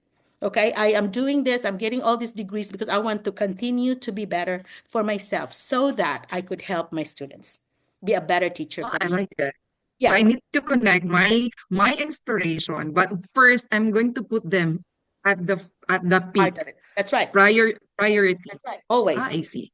Okay. Every Always. question need to always go back. Think of an invisible yarn that always connects to the students. So Connect whatever your answer the is, student. connect with back to students. Okay? So even a question about Great. parents, always connected to the students also. Nice. Okay? Or even with colleague thing, because if you have good relationship with your colleagues, your students are going to be watching this. So they're also a modeling thing about relationship with others, building relationship with others, just like you're building True. relationship with other teachers. So you're very friendly, you're very positive with each other. They're going to be positive and friendly with each other, because it's not really what we say, it's really what we do. Okay? So do as I do, not do as I say a lot. It's do as I do, because they I really are agree. watching, always watching I what you like the say. wisdom. Yeah. So if they would say things to me about negative thing about a teacher that may be a mean teacher, they call them a mean teacher, I would say, oh, that's not nice, is it? Does it sound kind to you? It doesn't sound kind to me. Oh, I think if you say something like that about me, I would get my feelings hurt. What do you think? Oh, I would never say things about like, yeah, but you said it about my colleague, and that was not kind because if you cannot say that in front of your teacher, don't say it. That's not kind. She might be having a bad day. She might be, I would always do that. Sometimes that this teacher is always like this, but you would never say that to students that, oh yeah, I agree. She's a mean teacher. Never, never, never, never. Because you are each other's, cheerleaders. You should be in the same team, right? And when you're in the same team, you do yes. not talk about the other teachers. You do not talk about how the principal is mean. You don't ever do that. Not to the students, not to the community, not to the parents, never. Okay? You may have it Yeah. inside your heart, but you don't have to share it because you should be the biggest cheerleader for your school, for your students, for your whole team. Okay? So that's always what I say. You go to in a small town, you go to a beauty shoppers, your beauty shop, your salon, and they always talk about things there. If they say bad things about your school, I always would turn it around. But hey, do you know that whatever, have you noticed that whatever? I would always bring it back to positive. I would always say things, yeah, I would always say things like maybe we just, sometimes we have a bad day. Sometimes as teachers, we're just humans and we have bad days. That could be a day, something like that I would say, but I would never say, you know what, I noticed that too. I would never, never, never say that because because you're not being a cheerleader for your own team. And this is a whole Yeah. family. When you work with people, these are your family. Like I think of y'all as my family, your teachers, family here in ITSA. And so that's what you should do when you answer, because sometimes it's also going to be a test for you from them. Like, does this person have growth True. It's fixed true. mindset? Yeah, a growth mindset person will be positive, wanting to grow. A Yeah. fixed mindset person will be my way or the highway. It's all about me. So yeah, that's the fixed mindset. That's a negative thing. And it's gonna be a Maritus and a Yeah. Karen, for sure. So when you talk like that, any example that you Very have, specific. any negative thing that you say, that says a lot about you as a person. So is this a person that we want to hire? Or is this a person that's gonna sour the whole thing because this person is negative? And I'm doing the same thing with you guys. I am also judging and engaging that, okay, is this person going to Yeah. be a good fit for when administrators contact me for a teacher in this field, do I think of this person because this person is positive? That's what I would say. And a lot Yeah. of times I would actually Right. go to my YouTube and I would actually watch the videos. We Yeah. are now 97. I went back to number 70 the other day in order to just look for names that I could write down. And Mike and I discovered that most of our regulars are already here. So that's nice. The Yeah. people that are always attending, especially if they're high school. Sadly, elementary guys, they call them a dime a dozen. That means it's very common to have elementary. And also Doesn't. a bunch of yeah, dime a dozen. A bunch of our majors here in America are elementary. There are not very many high school teachers. So a lot of times when they have elementary positions open, it's being Mhm. taken by the locals already. But the big schools have openings for elementary. So, but the smaller schools of a lot of times they already have somebody in mind. The high school is harder to get. That's why, out of my Memphis 13, the 10 high school teachers were able to find somewhere else. But the three elementary, are not on, they are awesome teachers, but they have not found because of that situation with elementary teachers. So I have I to see. personally call some folks to get them jobs, hopefully. You know what, Doc? Huh? I You know what, Doc? I somehow see you as my sister-in-law because my sister-in-law is already in Arkansas. Oh, She yes. she is in Johansson, Jo Joswania, I Oh, think. Jutsunia, I didn't know we have Filipinos there. Okay. What's the name? There is. She married an American, Oh, a okay. US citizen, and Okay. somehow she also teach somewhere in the school nearby.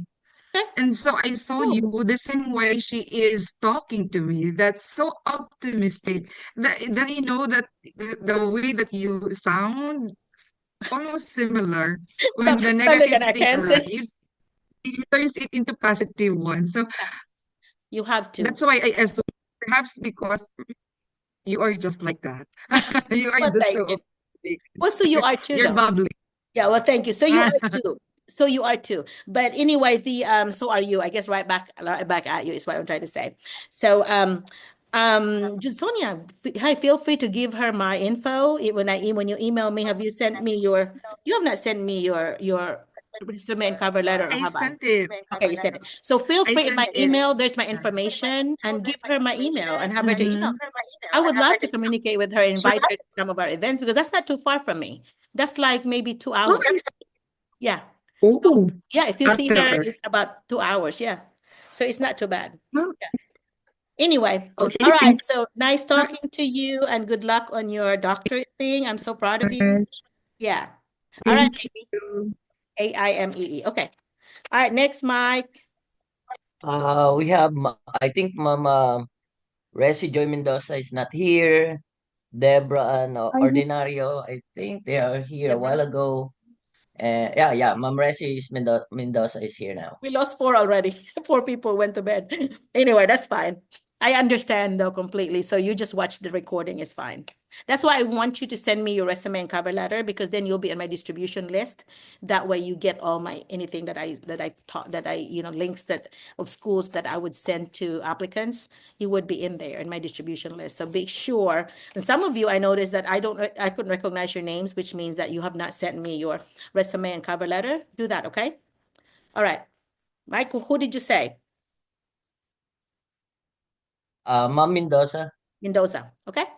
Mendoza, yeah. Resi Joy Mendoza, Still yes. here. Okay. You say this is a female or male? Female, ma'am. Female. Can we, before you do that, can you do a male? Because we have been unfair to the males. We have not called any males. And in the Yes, classroom, I Doc. do I think three, no three boys in a row, no three girls in a row. I have to make sure. they did not for me about who are the boys here. Sir Albert already introduced himself. Sir Noli Magallanes, do you want to introduce yourself, or Sir Roberto Lotto? Yeah, I encourage you to do that, Yeah, guys, so that you can Erwin go is back. here. Wilson is here also. Who else? Who are the male teachers here? Okay, that's all. Okay. And So yeah, if any of those names come up and just come up and talk to us. Sir Noli Magallanes, Noli. are you still there? Sir Noli? Or Sir Roberto Lotto? Roberto? Oh, Roberto. Think So the men boys already went to are bed. They're the ones that went to bed. yeah, more shy than Oh, girls. They're like, okay, these Anana women were here. talking too Sir, much. I'm Yes, here. sir. Wait, Roberto. Oh, there you go, wait. Roberto. Lotto. Oh, I will Lotto with a open one my. T. Okay, got it.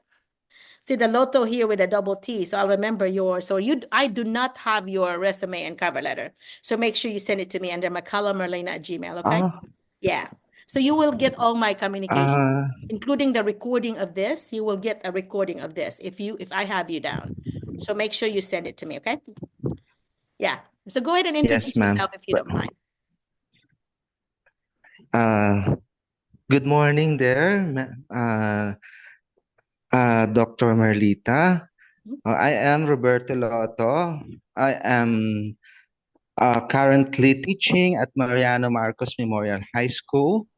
I finished my uh, education at Philippine Normal University, majoring in general science.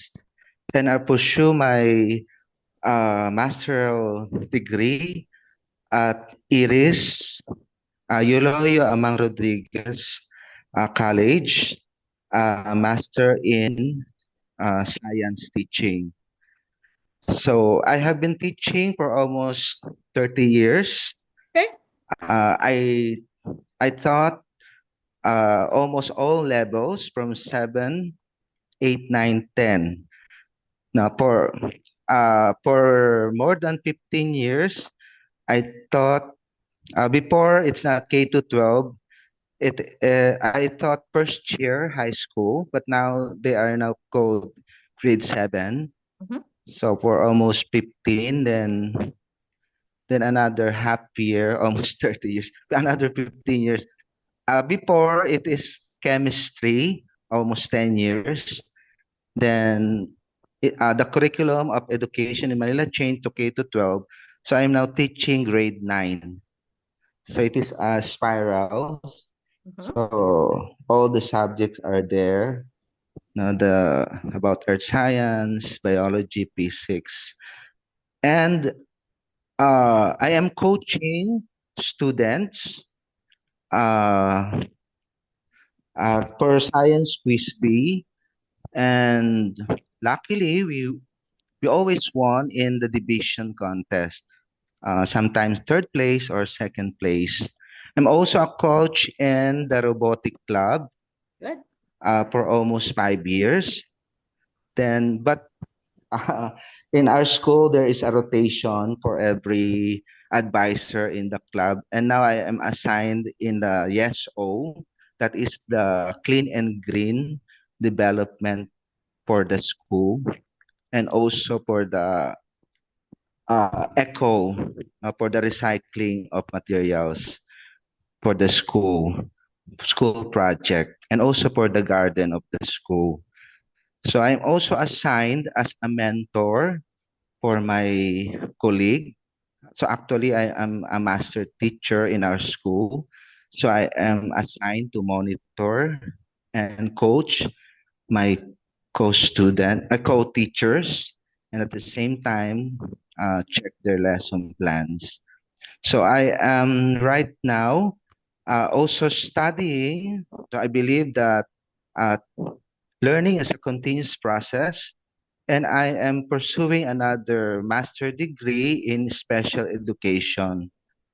So at St. Paul University, I've already taken 24 units now. So I still going on right now. And I believe that students, each one of students are unique and special. And as a science teachers, I must cultivate their curiosity and love and passion for science. So I want our classroom to be fun, and at the same time they will learn and having fun. So I want to make my lesson to be creative, and I motivate them so that they will love science more through hands-on activities. And of course, as you said, as a science subject, we have experimentation and also lab activities. And of course, as a science teacher, there is also a collaboration with other teachers, no, and at the same time with the parents. No, we should all, as a teacher, we should monitor the students, no, record and evaluate them, assess them, and at the same time, uh, contact the parents for them to know, the condition of their children. Okay.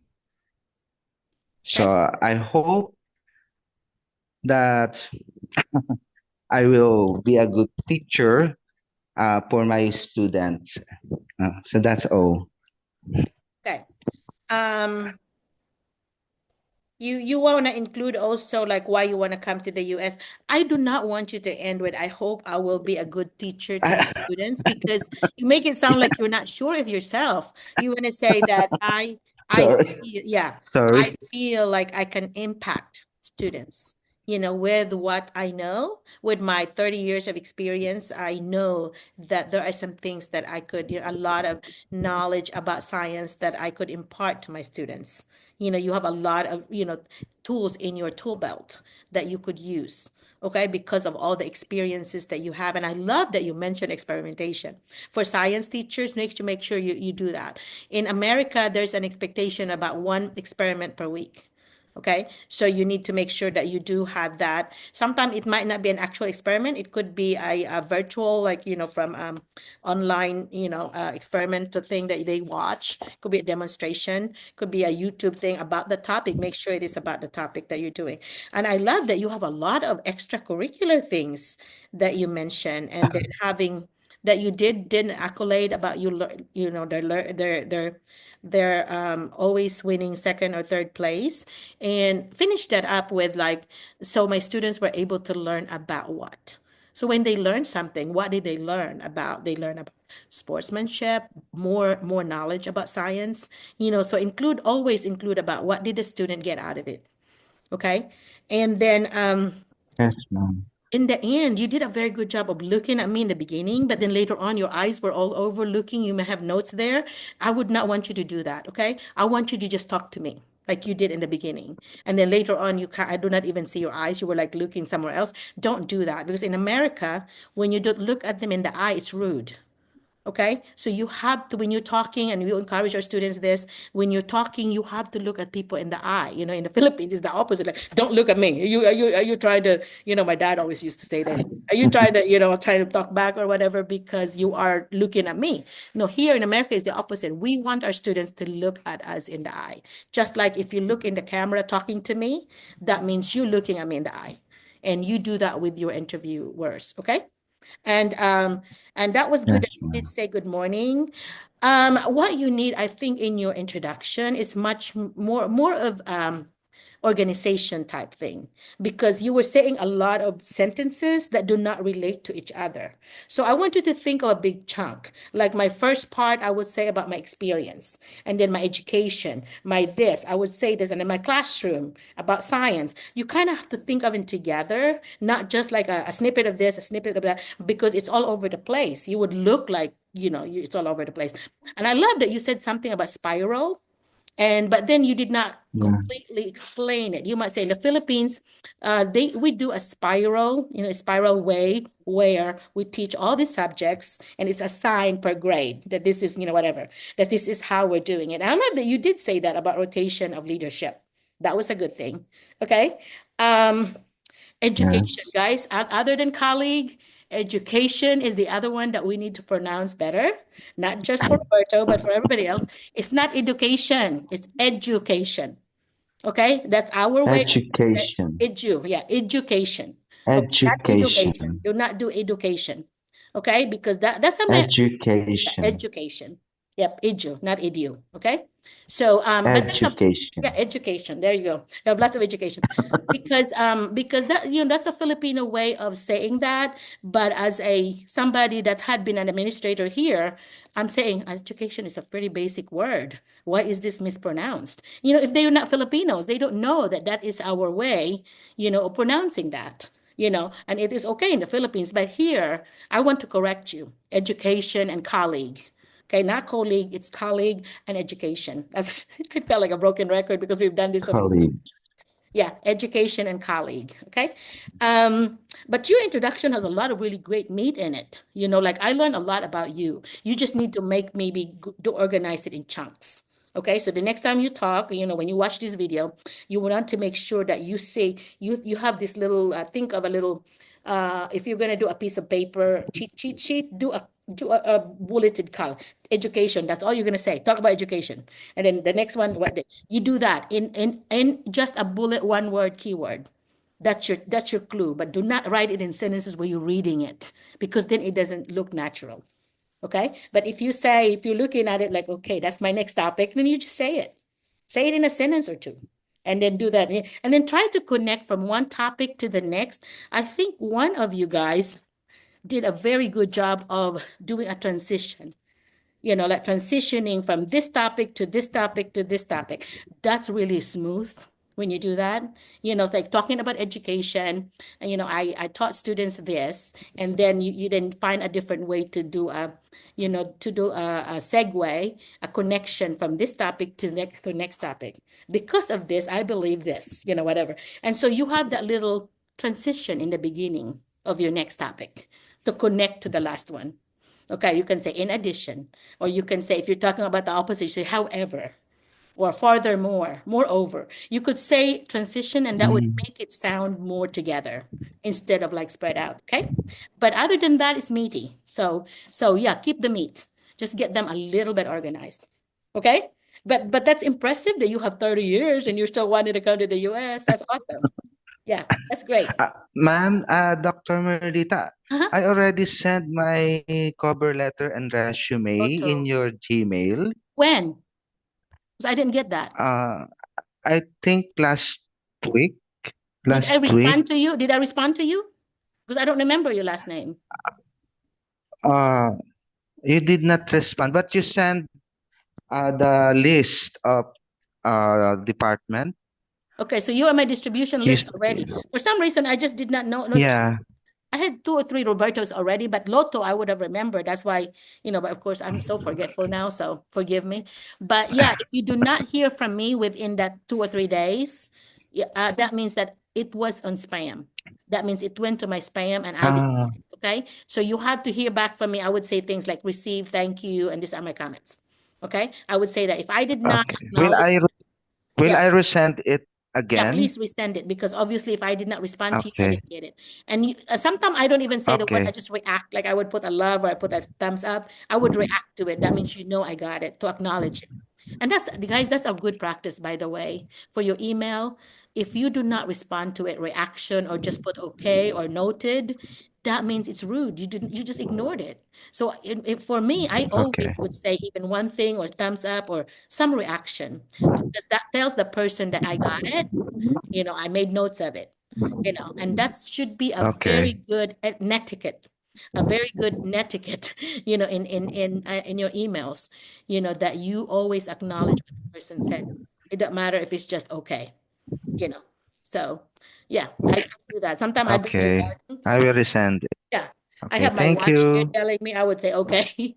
Yeah, thank you so much, Roberto. Okay, all Thank right. you, Yeah, doctor. yeah, yeah. Don't use I hope I will be a good one, okay? Just say I know. Yeah. Okay, next. Okay. Thank Oh, you. that's about, yeah. Is there a lot more people, Mike? You're welcome. A lot more I people, think po, Mike? Doc, it's only Ma'am Mendoza. Okay, Ma Mendoza. Yeah. Okay. Is she ready? Is Miss still Mendoza. there, Ma'am You're here. Alched. Hello. Oh, there you Yes. are. Oh yeah, I have All got right. Resi. Yeah, I got your email because I've emailed you back and forth with you because I remember liking your names like Resi Joy. Nice. Is it RJ? I was thinking that. So that's how I remember your name. Yeah, go ahead and tell me about you. Good day, Doc, and everyone. Let me introduce myself. My name is Rasijoy Andipas. I am a licensed professional teacher here in the Philippines. I have 10 years teaching experience, and I am now handling grade 3 pupils. But throughout my experience, I also handling kindergarten through grade 6 learners.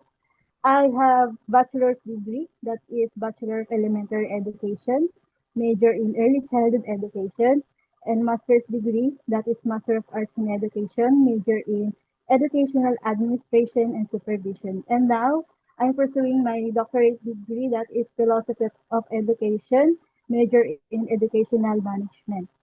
My teaching philosophy relies on a student-centered classroom, which involves or includes my facilitating students' learning, that I expose my learners in various hands-on activities, individual, peer, and collaborative activities, because I believe my students are eagerly to learn and actively participate my discussion when they are involved in the particular lesson. I also recognize their individual differences and skills of my pupils so I can provide their needs and also modify my instructions and my activities that suits to their skills. I also utilize and integrate technology in my class just as PowerPoint presentations, interactive games, online and online and offline like Kahoot, quizzes, and not only in teaching, but I also use it on collecting students' data like Excel for my instructional decisions. I'm also excelled in graphic design like layouting, banner, invitations, newspaper, handbook, and actually, I'm one of the member of division's official team for publication that we can produce handbooks and newspaper that used in different schools in our division. I'm also school publication advisor and campus journalism advisor that I coach my students in sports and track and field and also coach them to excel in campus journ, not only in individual but also in group category, that there are really excel not only on our division but across the region. And I want to teach there in America because I want to experience your educational system, best practices, innovations that improve my teaching styles, so I can impart it to my students to make them globally competitive and establish a love for learning, giving all my students an opportunity to learn through their own pace of learning that no one should not get behind. Thank you. Okay. Very good. Okay, very you got nice information, but are you reading it? You reading it? I Your have eyes a are note. not here. You're looking at somewhere else, not to me. Like right now, talking to me like this. I want you to be talking to me like this. Okay, but the words you said were meaty. The words you said were great. The only little thing that you want to improve is that to look at me more. You can glance at it a little bit, but then you really are, your goal is to visit with the interviewers. Okay, and when they are telling you their names, so make sure you write them down, and their role. So Miss Smith, principal. Mr. whatever, superintendent. You write it down so when they ask a question, you can call them with their names. And I love that you greet us. Everyone, when you greet me, please greet Mike. He's my co-host. So don't forget to do that, okay? Because I don't want him to be left behind. He's my co-host. And so anyway, I love that you mentioned technology and even gave example on the Kahoot and other things that you do, data, things. What I notice as a weakness sometimes, and I caught this myself as well, in '87 when I came here, our verb, subject verb agreement sometimes when we're talking because we're talking so fast, we would say things like I'm I'm handling this when you already handled it before. It was a past. So if you do handling, that means you're still doing it now, right? So if you were talking about what you did before, make sure you use the word handled, right? And I know you know that. It's just that English is not our native tongue. So it's not going to be automatic to us. And it will become automatic after a year or so here in America. It will. But I still catch myself having problems sometimes. But I am more aware that if I'm talking about the past, I need to make sure I put the past verb, okay, and not a present verb, because I'm talking about the past already. And I see a lot of people saying handling a lot when they're talking about the past, okay? So if you are still handling third grade, yeah, I'm handling third grade right now or this year, okay? But I have handled grades, 3 to 6, whatever, 4 to 6 before. Okay, so just know that that's not just a you mistake. It's a it's a lot of people mistake. Okay, don't take it personally. And so technology is good, and I love that you shared about your journalism, experience, and that's impressive that you do the handbook for the region, all that. So those are really great accolades. That means that you went above and beyond teaching, and you actually step up and doing that. You can even share things like in the Philippines, we do not get an extra stipend for this. We don't get extra money for this, but we do it voluntarily. You can share things like that about the Philippine culture because they would say, "Oh my gosh, really? You're doing 2 or 3 different sponsorship, but you're not paid for that." And that's impressive because it goes back to you. It will go back to you, the leadership. It goes back to you going above and beyond. So it's gonna be a good points for you that you did this. So share some things about the Philippines. This is how we do it in the Philippines, for example, okay? That's what you do. And of course, I'm checking for your alignment that you have a BS in elementary and you're teaching elementary and you have 10 years. So it's a check. You are aligned. So you're ready to go. And you are fluent. That's good. So really my little thing is need to watch the cameras more.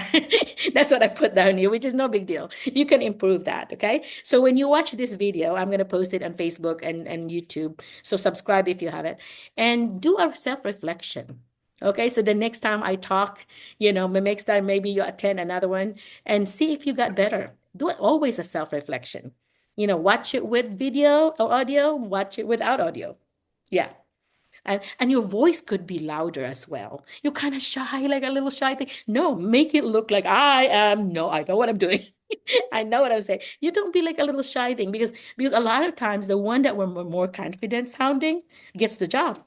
I don't want to brag, but every thing that I would apply for, I get invited for get offered a job. So usually what my experiences were, I have more than one choice, should I take this or should I take that?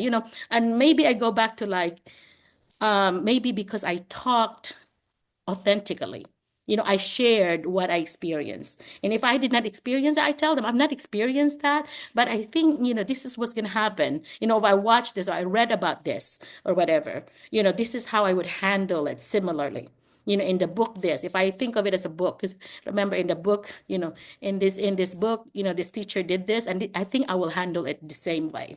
I would actually think of connections, so it's a text to text connection. It could be something you read or seen. It could be a text to self connection, which is the best, and then or text to world connection, something that you have learned in the world. And you did say something um about the global connection, which is good. Okay.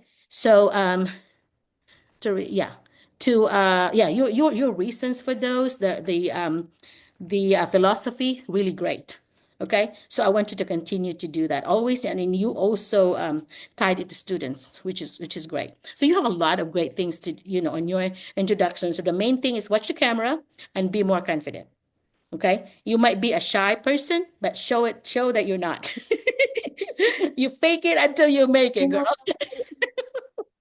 Yeah, attend just be class. confident. Like, Last year, huh? Are you shy as a person I am usually? also your attend. Huh? I am also your last year in this Zoom meeting, and I received tons of rejections, and unfortunately, last year until now, Yeah. and You're gonna have to work on that confidence, okay? So I want you to start with sitting straight, like I'm doing, and having that open. Yeah, having that open. You might want to, your camera is only showing part of your head, so you may want to put like a bunch of books or whatever and make your camera, make your computer higher, and in that way it would show more than just your little head, like this. So show a little bit, you know. I actually ordered from Amazon. There is a computer stand that's perfect.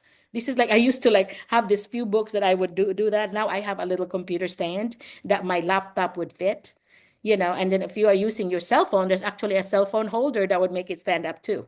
You can do that if you want to invest on that. I did because I thought it was worth it, because it was really a struggle for me. Like, I'm just like some of my videos, you can see in my beginning video, like I'm just showing this, and it's not as good as showing this. Mike always has the best position. Mike has the just exact right spot that he's standing like that, or sitting, I mean. Okay. So thank you for that. Thank you for attending. I hope you attend more than once. Okay, because I tell you, Mike and I can say that those that attended more times have the better chances. You know why? Because they got more confidence because of what they've learned, and they have a practice on English. Where else can you get where they're talking to you and we both know our language, a Filipino language, so we know exactly how to correct you if needed, right? And we understand that that is something that you cannot help because that's what we use in our country. Other people cannot correct you like that, but this is a unique place in ITSA that you actually could learn from people that were from our country. And I got educated here. All my education, well, other than the 2 years of college in the Philippines in pre-law, I actually got all my education degrees here in America. So I never taught in the Philippines. So when you're sharing me things about the Philippines, like spiral, in science, whatever, I love that because I did not know that that's what you do there. And see, when schools would invite me to be a part of the committee to interview, I would actually come on like, hey, can I share this? This is what we do in the Philippines. We do this, we spiral this in the Philippines. And, I could share and clarify things for the interviewer, especially if this is the first time of hiring international teachers. I would always offer it like, hey, do you want me to come? Do you want me to attend the interview? That way I could clarify some cultural things with you and all this. And it seems to have helped too with the candidates because they see me and they're like, oh, I have like, you feel like support, that I'm rooting for you. I might not say that, but you can see that, oh, so proud of her, good answer, good whatever, because I would also, like in my face, you could see that, oh, good job, And so though they said that it's been helpful that they see that somebody's out there kind of, quietly cheerleading for them. Okay. So I'm cheerleading for you right now. Okay. So what are the two things you need to improve? I put you in a spot. My What are the two things? Your what? my computer stand, Good, good. That's my better. computer There you go. A little bit. Yeah. Yeah. So which means that you're and gonna have to do this instead of like far away, Yeah, do this. Yeah. And more of your body. Yeah, good. What's the other one? the confidence. Yeah. The confidence. I The don't confidence. need to watch the camera more, right? Yep. So I guess there were three things. Okay. Got it. But you were so pleasant about it. I can tell by your reaction how you took my advice instead of like some some faces I would read like, oh my gosh, you just insulted me. And it's never that way. It's always coming from the good place of sharing and learning. It's never because I know I'm not a know-it-all, but it's because I know it would help you. Okay, it's because of you, because I want you to do better so that you can do better with your students as well. Okay, and because the key to getting a job here is your interview. Okay, so you cannot come here without a good interview. That's why I feel like watching a bunch of videos and learning about some strategies and how the difference between American children and the Filipino children, those things like that are important to you. Because if they ask you questions like the number of students, we have a limit of 30 usually. You have 70, 60, 70. So if you share those numbers with them, that's going to be impressive. Oh my gosh, you're able to handle that many. That's twice as much as our limit, because that's impressive to me. And I came from our country and I experienced it as a student. And so looking back, I'm like, oh my gosh, how did my teacher do that? We did not have problems. We had 60 first grade students, and we were seated three or four in a desk. There's no way the American children will do that. They won't even do two. They have to have their own separate, their own desk and their own storage of books and stuff. So that's the difference. And this is public. Okay. And another one I think I want to share, and this was from earlier, is that do not say I work for the Department of Education unless you really do work at the Department of Education in the office. I did. I worked for the Arkansas Department of Education in the office in Little Rock, in the capital, and that's what we did was we taught in the state level. Okay, we train the teachers the trainers of teachers, but that's not the case with you guys. When you say publics, instead of saying you work for DepEd, Department of Education, say I work for a public school. Okay, say that instead of DepEd, because I don't want them to think that you're out of your classroom already and working in an office, because that's what it is here. Working at the Department of Education means that we have an office and we go do professional development all over the state. That's what it is. So they're thinking when you say that, it's like, oh, so she's not teaching anymore. So you're not in the classroom anymore. So that could be like, oh, let's not hire her because she's not in the classroom anymore. So you don't want that, right? So you say, well, this is why we say DepEd because Department of Education, but means we're still in the classroom because all of the schools are under the Department of Education. Okay. In America, like we are state level, so we're under the Arkansas Department of Education. But we don't ever say that. We just say it's either a public school or a private school. That's all we say. Okay. Yeah. Just a hint, just a tip. All right. So that's it. I already went over 10, of course, 10 minutes. But anyway, yeah, any question for me before we go on? Um, as a interviewer, doc, or Anything before I move on. Yeah. Do you have any comment? Last comment. what are the advice? What I are just your did. advice for me as a professional I teacher? just did, Oh, right? yes. So my advice is for you to watch the other videos that we have. This is number 97. So you want to watch the others, the other video. You don't have to watch the whole thing. Just kind of skim and scan, just fast forward and going to the different speakers. Or if you want to see what I said, because I've taught you something, you might want to look for that. So anyway, but even the conversations that we have for the different candidates, you also going to learn something, because especially on the introduction where I comment on it, you want to learn about the comments, because it might apply to you too, right? Yeah. So I would recommend to do that. Like some people would actually just turn it on the YouTube and then be doing things, whatever in the house, but they're listening to it playing.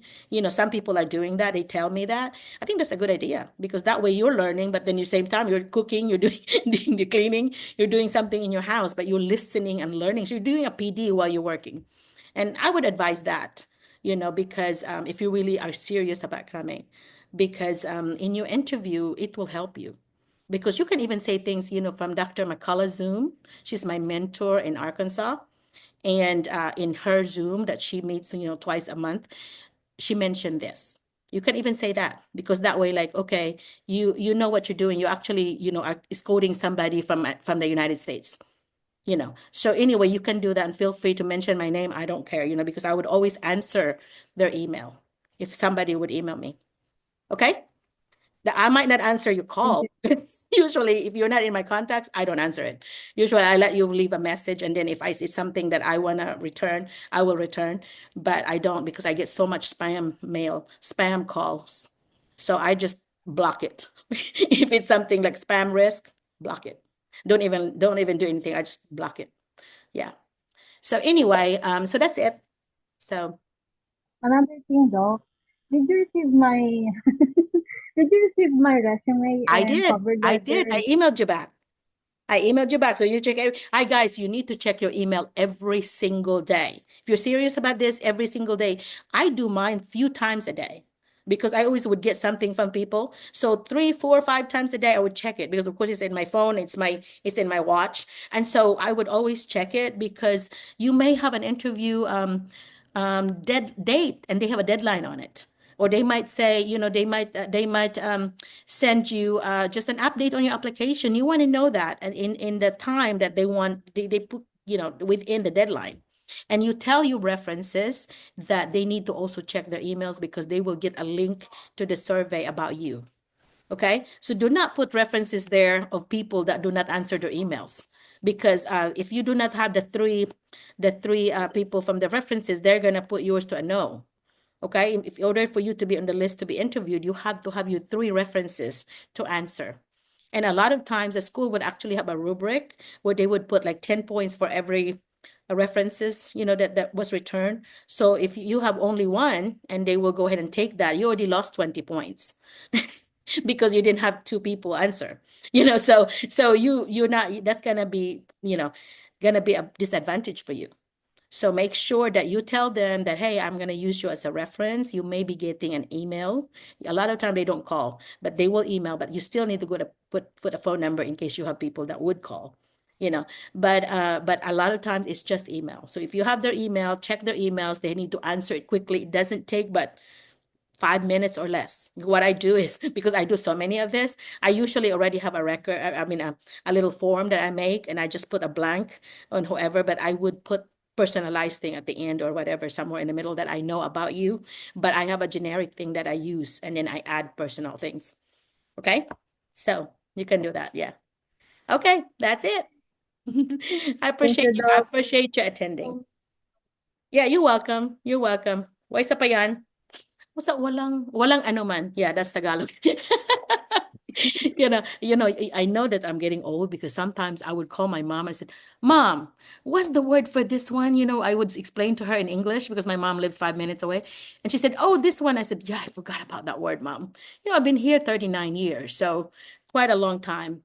All right, Mike, what's it? What is there somebody else? I know there was a lady, there was a female. Yes po, Doc. So, There's are we going to continue because it's I know, seven close minutes to before 11. 11? I haven't gotten a phone call. That's why, like, if she's impatient Ah, with me. okay. Yeah, I'm waiting on my sister to call me and she hasn't. So I'm good. Let me just finish on the list because I feel bad that they could not talk. Yes So, po. I think I'm already done with all of them. okay. So who else? Is there somebody else? Because we would say bye after this. My sister from Texas is here visiting. She doesn't come but 4 or 5 times a year. So my other sister that's here as a teacher, my sister from Texas is a nurse, or she works for immigration now. But my other sister is a teacher, Milet, and she only needs 1 more year to retire. And the three of us are getting together today, and that's why I told Mike, we need to limit it because I want to visit with my sister. They don't stay but one night only usually because they have to work, so 1 or 2 nights. So tonight we're not gonna sleep. The three sisters gonna play cards all night. Or mahjong. Tung its or mahjong. Those are the two things that we do. And so, yeah, we have fun. And at the same time, we're talking about our childhood or what's going on in our lives. So it's a pretty good bonding time for sisters. So anyway, so Mike, who is it?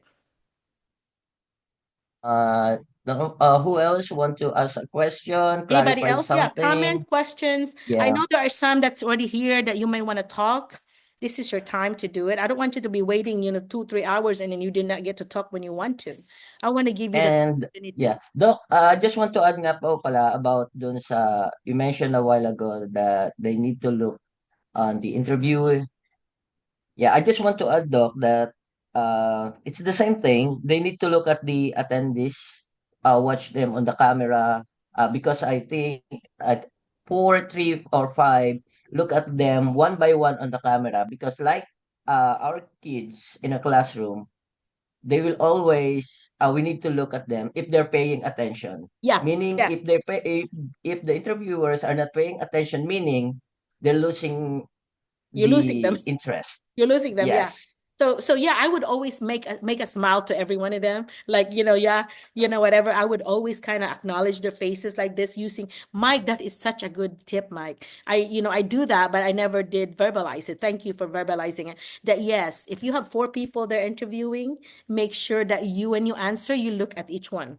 Okay? Because as a person listening to your answer, I'm waiting for your eyes to come to me. Okay. And if it never came to me, you're being rude to me. So make sure that you do that, okay? Just like we do in real life. Perfect tip, Mike. Yes, ma'am. And then one more thing, Doc, is it's similar to validating the others the interviewer's question. For example, you're going to relate what you have said. Okay, for example, Yes. like what I've mentioned to Doc Merlina's question, like what I will add this, that, like that. Okay, that's it. That's called a Meaning you're, conversational yeah. moves, Mike. Yeah, that to add to Dr. Merlina's statement or to add to Mr. Smith's statement, this is then you add what it is. That means it shows that you acknowledge that person and you validated that person because they already shared it. And then you add to it. To add to what so and so said, to add to what Mike said, and then you are acknowledging, that person rather than like say it as if it's your original word when you already heard it. So you have to acknowledge that person. And I think Debbie, this is one of your strengths, Debbie. Debbie always does a good job of this, to do it. She always would give, Debbie would always give credit to somebody that she heard. And then, yeah. And so Mike does the same thing, would always acknowledge it. That Dr. Marlene already said this, so in past Zoom, we already heard this, so connected. Okay. So that would make it a good transition as well to validate somebody. Everybody wants validation, guys. Okay. All right. So that's a good tip, Mike, to conversational moves, what you call it. Conversational moves to add to it in addition. Okay. So what else? That's it? Else have clarification question, Okay. not Yeah. violent reaction. Yeah. Doc, Violent permission to reaction. talk. 10 people already left and went to bed, but it's okay. Sir. What is it? Hello, Yeah, Doc. it's Ma'am Mary Jane. Permission to talk. Yeah, no, yeah, Yeah, yeah, I just Jane. I've talked to you before. yes, Yes, Mary Doc. Jane. Yeah. Uh-huh. So it's really nice once again to attend this meeting. So Thank Doc, I just really want to know. Yeah.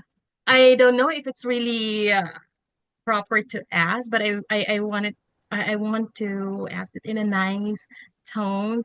Is it really okay, Doc, to clarify something because I've been waiting for. I already had my what's this application submitted online, and Uh-huh. I was actually waiting for for an update.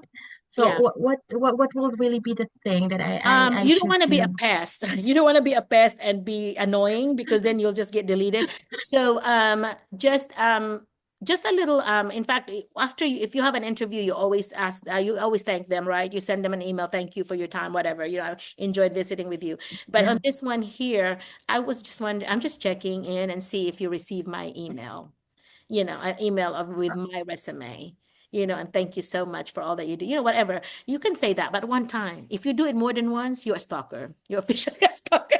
No, I'm kidding. But yeah, you do not want to be that annoying person that emails them all the time, right? Because then you'll be Yeah. off the list. Okay, don't do that. Because if you're annoying in email, you're going to be annoying in person.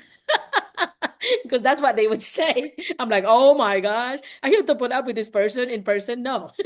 So yeah, just check one time. You can do that. You can just say, but you can also send your email where there's a read receipt. You can set it up where it's read receipt that when they receive it and read it, you will know it. I don't remember how to do that. Mike can tell you, he's a computer person, but you can do that too, so they've read it. Okay. So And one more thing, Doc, I'm confused if it's really nice to fill out because there are really forms and I was actually being asked to, especially for the SSN, the security code something, and I just fill out, entry that has something to do with my TIN number. So I'm really in a doubt if it's some really people proper would to do do some so. people would do the random number, and some people, Yes. the IRS, the International Revenue Services, here would use all nines, I think 999 dash 99 dash 9999. So there's 3 to 4 digits. So there's 9 digits, but you separate Yeah. it that way, 3 and a 2 and a 4. And so, yeah, that's how the format is. But you can do all 9 or all zeros. I don't remember which one, but anyway, Okay. yeah, you can do that. That's a temporary number, which means they're gonna replace it later. So if you do that, that would be better. They know that that's temporary. But if you just make up number randomly, they're gonna think that that's your number, which is not. A lot of times the social security number here start with 429, 430, or 431. That's what I've seen a lot. So it would say All right. 430, and then the second number, and then 4 digits. Yeah, that's what it starts with. So if they see that it doesn't start with 430 or 429 or 431, they're gonna say, okay, this is a made up. Because it doesn't start with those. But All yeah, right. yeah. So that's no big deal though. You just put digits there, and then whenever they interview you later, the human resources would ask, well, can you please update your social security number? And you say, well, when I get there, that's when they would release it, because you have to do it in person. Okay, you cannot get your Yeah. social security number online. If it's your first time of getting it, you have to appear in person with your paperwork. Okay, so if they know about that, they have hired people. They know that is what it All should. right. Okay, because you're not supposed to have Okay. social security number, when you're still in the Philippines. Yeah. Okay. Yeah. Yes, Doc. Yeah. You I bring even your. mentioned your name. I Yeah, don't care. to It's Sir okay. Yeah. Glenn. Yeah. Sir Glenn at Menga, Oh, you Menga did? House. And what did he Yes, say? Doc. And I guess it's been a while that I do communicate with him. Uh-huh. And yeah, just a few weeks ago, I get an email from him, and then he actually gave me some tips, and I also have to work on my application at Hope, Yeah. Arkansas. Uh-huh. And yeah, and then right this time that I'm actually waiting for an update, I still Yeah. didn't get any email Well, yet. we have some people So I here hope that's so. already working in Hope. Mike, who are they that's in Hope Yeah. already? Who are the teachers that are in Hope? Sir Ben po. Sir Sir Ben Ben. is there. There's a 4 or 5 there in Hope. For the Oh, Filipinos, yeah. And the Hope is very strict about 2 administrators and 1 teacher. So make sure you have 2 administrators, okay? In your references in the bottom of your resume, make sure there are 2 yes. administrators, okay? Because that's a big deal to them, to Hope. I knew that Oh, because all right. yeah, I know some administrators there, and they told me that. Yeah. I just can't get time to really speak to my principal though. I guess that's the only thing. Yeah, Mm. I've been I tried to really get in touch with her, but I guess she's really so busy this time. Mm. That's a Yeah, so difference with maybe that's American. Yeah, that's the difference with American and Filipino administrators. We are very much accessible. You know, you can talk to us anytime. You can just come to our office anytime, and so we are very open like that. We are very like I remembered what as a student in the Philippines, I have never seen the superintendent. Like here, it's very common to just see the superintendent. We talk to them every day, you know. But there in the Philippines, you know, I was in Mandaue, and Mandaue had 27 barrios. And I was one of the barrios. We've never seen the superintendent. You know, we've seen the principal, but we have never seen the superintendent. Here in America, you see the superintendent pretty much every day or every week anyway. Okay, because they would always do a self deployment. They will self deploy, make sure they're seen all over. And some good superintendents would actually be in the bus line, and whenever they're picking up the kids in the afternoon, they would actually be there and be seen by the parents. You know, one I remembered visiting this one school, and some of the parents or staff members were grumbling because this superintendent was shaking everybody's hand and was delaying the line. So the line was getting longer for the car because he was shaking or speaking to them. He was so new at that school. It was his first year. So he was wanting to know the parents, but the teachers on duty were like, it's taking us forever to get this line because the superintendent was talking to him. So you kind of have to know as administrators too, like, okay, is this stopping somebody's line because they have to move? The line is all the way to the other side. Yeah. So common sense. But yeah, that's the difference here. Yes. It's the access. Okay, those are good questions, by the way, Mary Jane. Awesome. Yeah. So yeah, Yeah, you can check thank you one so time. much, Doc. Yeah, you're welcome. Yeah. You're welcome. Anybody else that have a question? Mike, I have not been doing, thank you for taking care of the Doc. chat because I have not been doing. Doc, can I ask Okay, go some ahead. question? Yes. Doc, I already got my professional educator license in Illinois. Yeah, as yeah, recommended as ESL from pre-K 1 to K-12. Okay, so that's all you have there. They don't honor the other ones. They don't honor your other degrees. What was it that you said your degree was, Minerva? Bachelor of Secondary Education, major in English. But they call it ESL? Yeah, that's why I actually emailed I forgot the name, Amy Roning about that.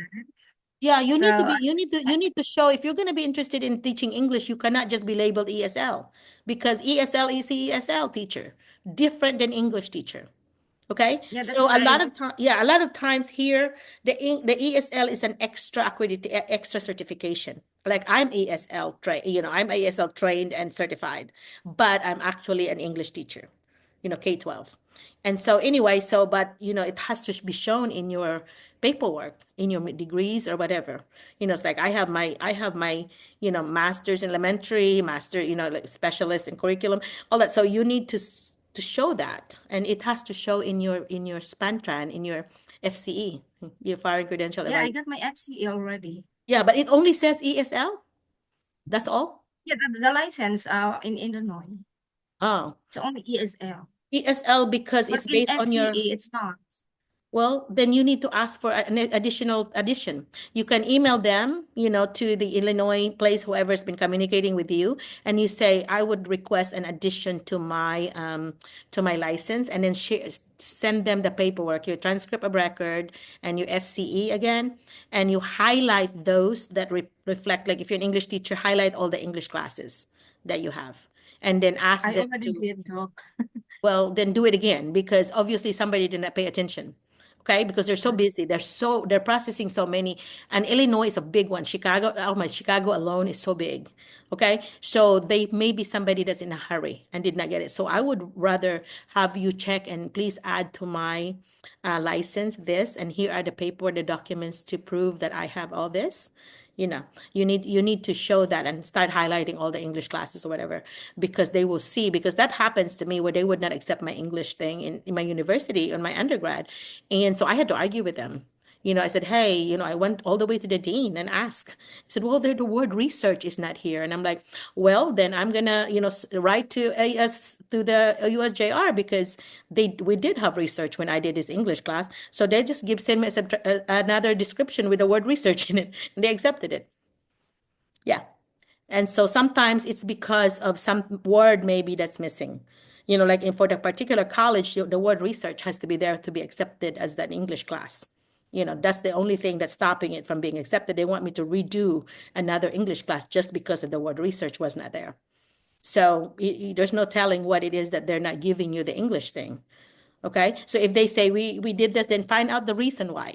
And then, so what are the things missing? Why are they not giving it to you? So you send them a copy of your diploma, your transcript of record, all any paperwork that you have to prove that you have that. Because then what else, what other paperwork do you need? What additional paperwork that you need in order for me to get this endorsement? Because I'm not just an ESL teacher. I have so maybe a letter from a principal or with a letterhead of the school saying that you have this many experience on this teaching English, whatever. You also need to have that. That way they'll know it proves your experience in that area. Okay. So not just your degree, but also your experience. Okay. I see. Okay. Yeah. Thank you very much, Doc. You're welcome. You're welcome.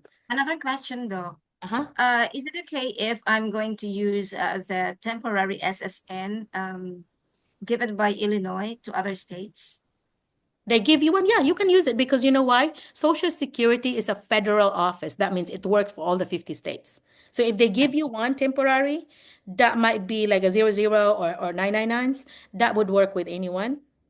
So It's that would be 2529 accepted. Huh? 2529 Okay, so you can put that down, and if they will ask you about that, and they say, well, this was the temporary number given to me when I got my license, you can just say that. Okay? Okay. Yeah, because that's going to Thank be you the very right much. digits. They're going to give Yeah. you the right 9 digits. Yeah. Yeah. Okay, thank you But they very will much, Doc. notice it that it's not official because of how it started. They'll know it's Yeah. temporary. Yeah. Anybody that Thank would you, take. Doc. Yeah, you're welcome. Okay. So Mike, are we saying bye now? 4 hours later. So we have. Yes, probably because it's already 12:10 in the Philippines. Oh yeah, 12:10 people. We a.m. lost already a bunch. Yeah, we lost about 10 people. They went to bed. I don't blame them. Anyway, hi guys. I appreciate Debbie also and Mike. I appreciate you helping me and everybody that spoke. Thank you. It's an advantage when you speak because then sometimes I would ask the administrators, I want you to go back to my 97 Zoom number 97, and this minutes is that person talking. So then I could refer it that you are actually talking. So it's one thing that you don't have to do, because you already have pretty much an introduction. Or do an introduction video for 2 to 3 minutes and send me the link so we could go with your video, with your resume. In fact, do that. When you send some paperwork, add your link so they could listen to you, and that will give you an edge. Okay? Because a lot of times the employer here in the US they're concerned about fluency. Can you be understood? How do you sound like? Okay, without interviewing you, they could actually know, okay, oh, this person is good. Like look at your face and all that. So you already is worth more than 1,000 words. So yeah, I would recommend that. So thank you for getting recorded. All right. So if that's it, we learned a lot today. I've learned from you. It's 11:11 here now. So this is 97. Our next Zoom would be the 17th. So May 17th is our next one. So you always skip out the next Saturday and then that. I want to continue meeting just because everyone needs to really to really work on their application and getting their interview so that even if the visa slots may be about to close, but yet you're ready for the October 1 availability. Okay? Because the schools are now planning for the next school year because it's the end now. Okay? All right. So Mike, again, thank you, and Debbie, and John, and Myrna, and the other people that are already here, and you came and attended. Thank you so much, and all the potential teachers that are coming here. I hope to see you in person soon. Okay, wouldn't that be fun? Yeah, you can come to my house and see us because that's what they do. They would go over their vacation of our place here because it's a totally different place. It's like a province. So clean air. You hear the birds singing. All right. So see you in 2 weeks. Okay. Okay. Goodbye, everyone. You're Bye, making a Doc. Bye, difference in Doc. the Bye. lives Bye, of Dr. people. Merlina. It was nice Okay. hearing from you again. Bye, Monette. Yeah. If you show up Thank and you, talk, you will Doc. show up. You're welcome. Thank you, Mary Jane. Yeah. Thank you, Thank you, Doc. Doc. All Thank you right. Yeah, so Jenny Lynn, thank much. you. Yes, I'm letting Thank you you again, record it. Sir Mike and Miss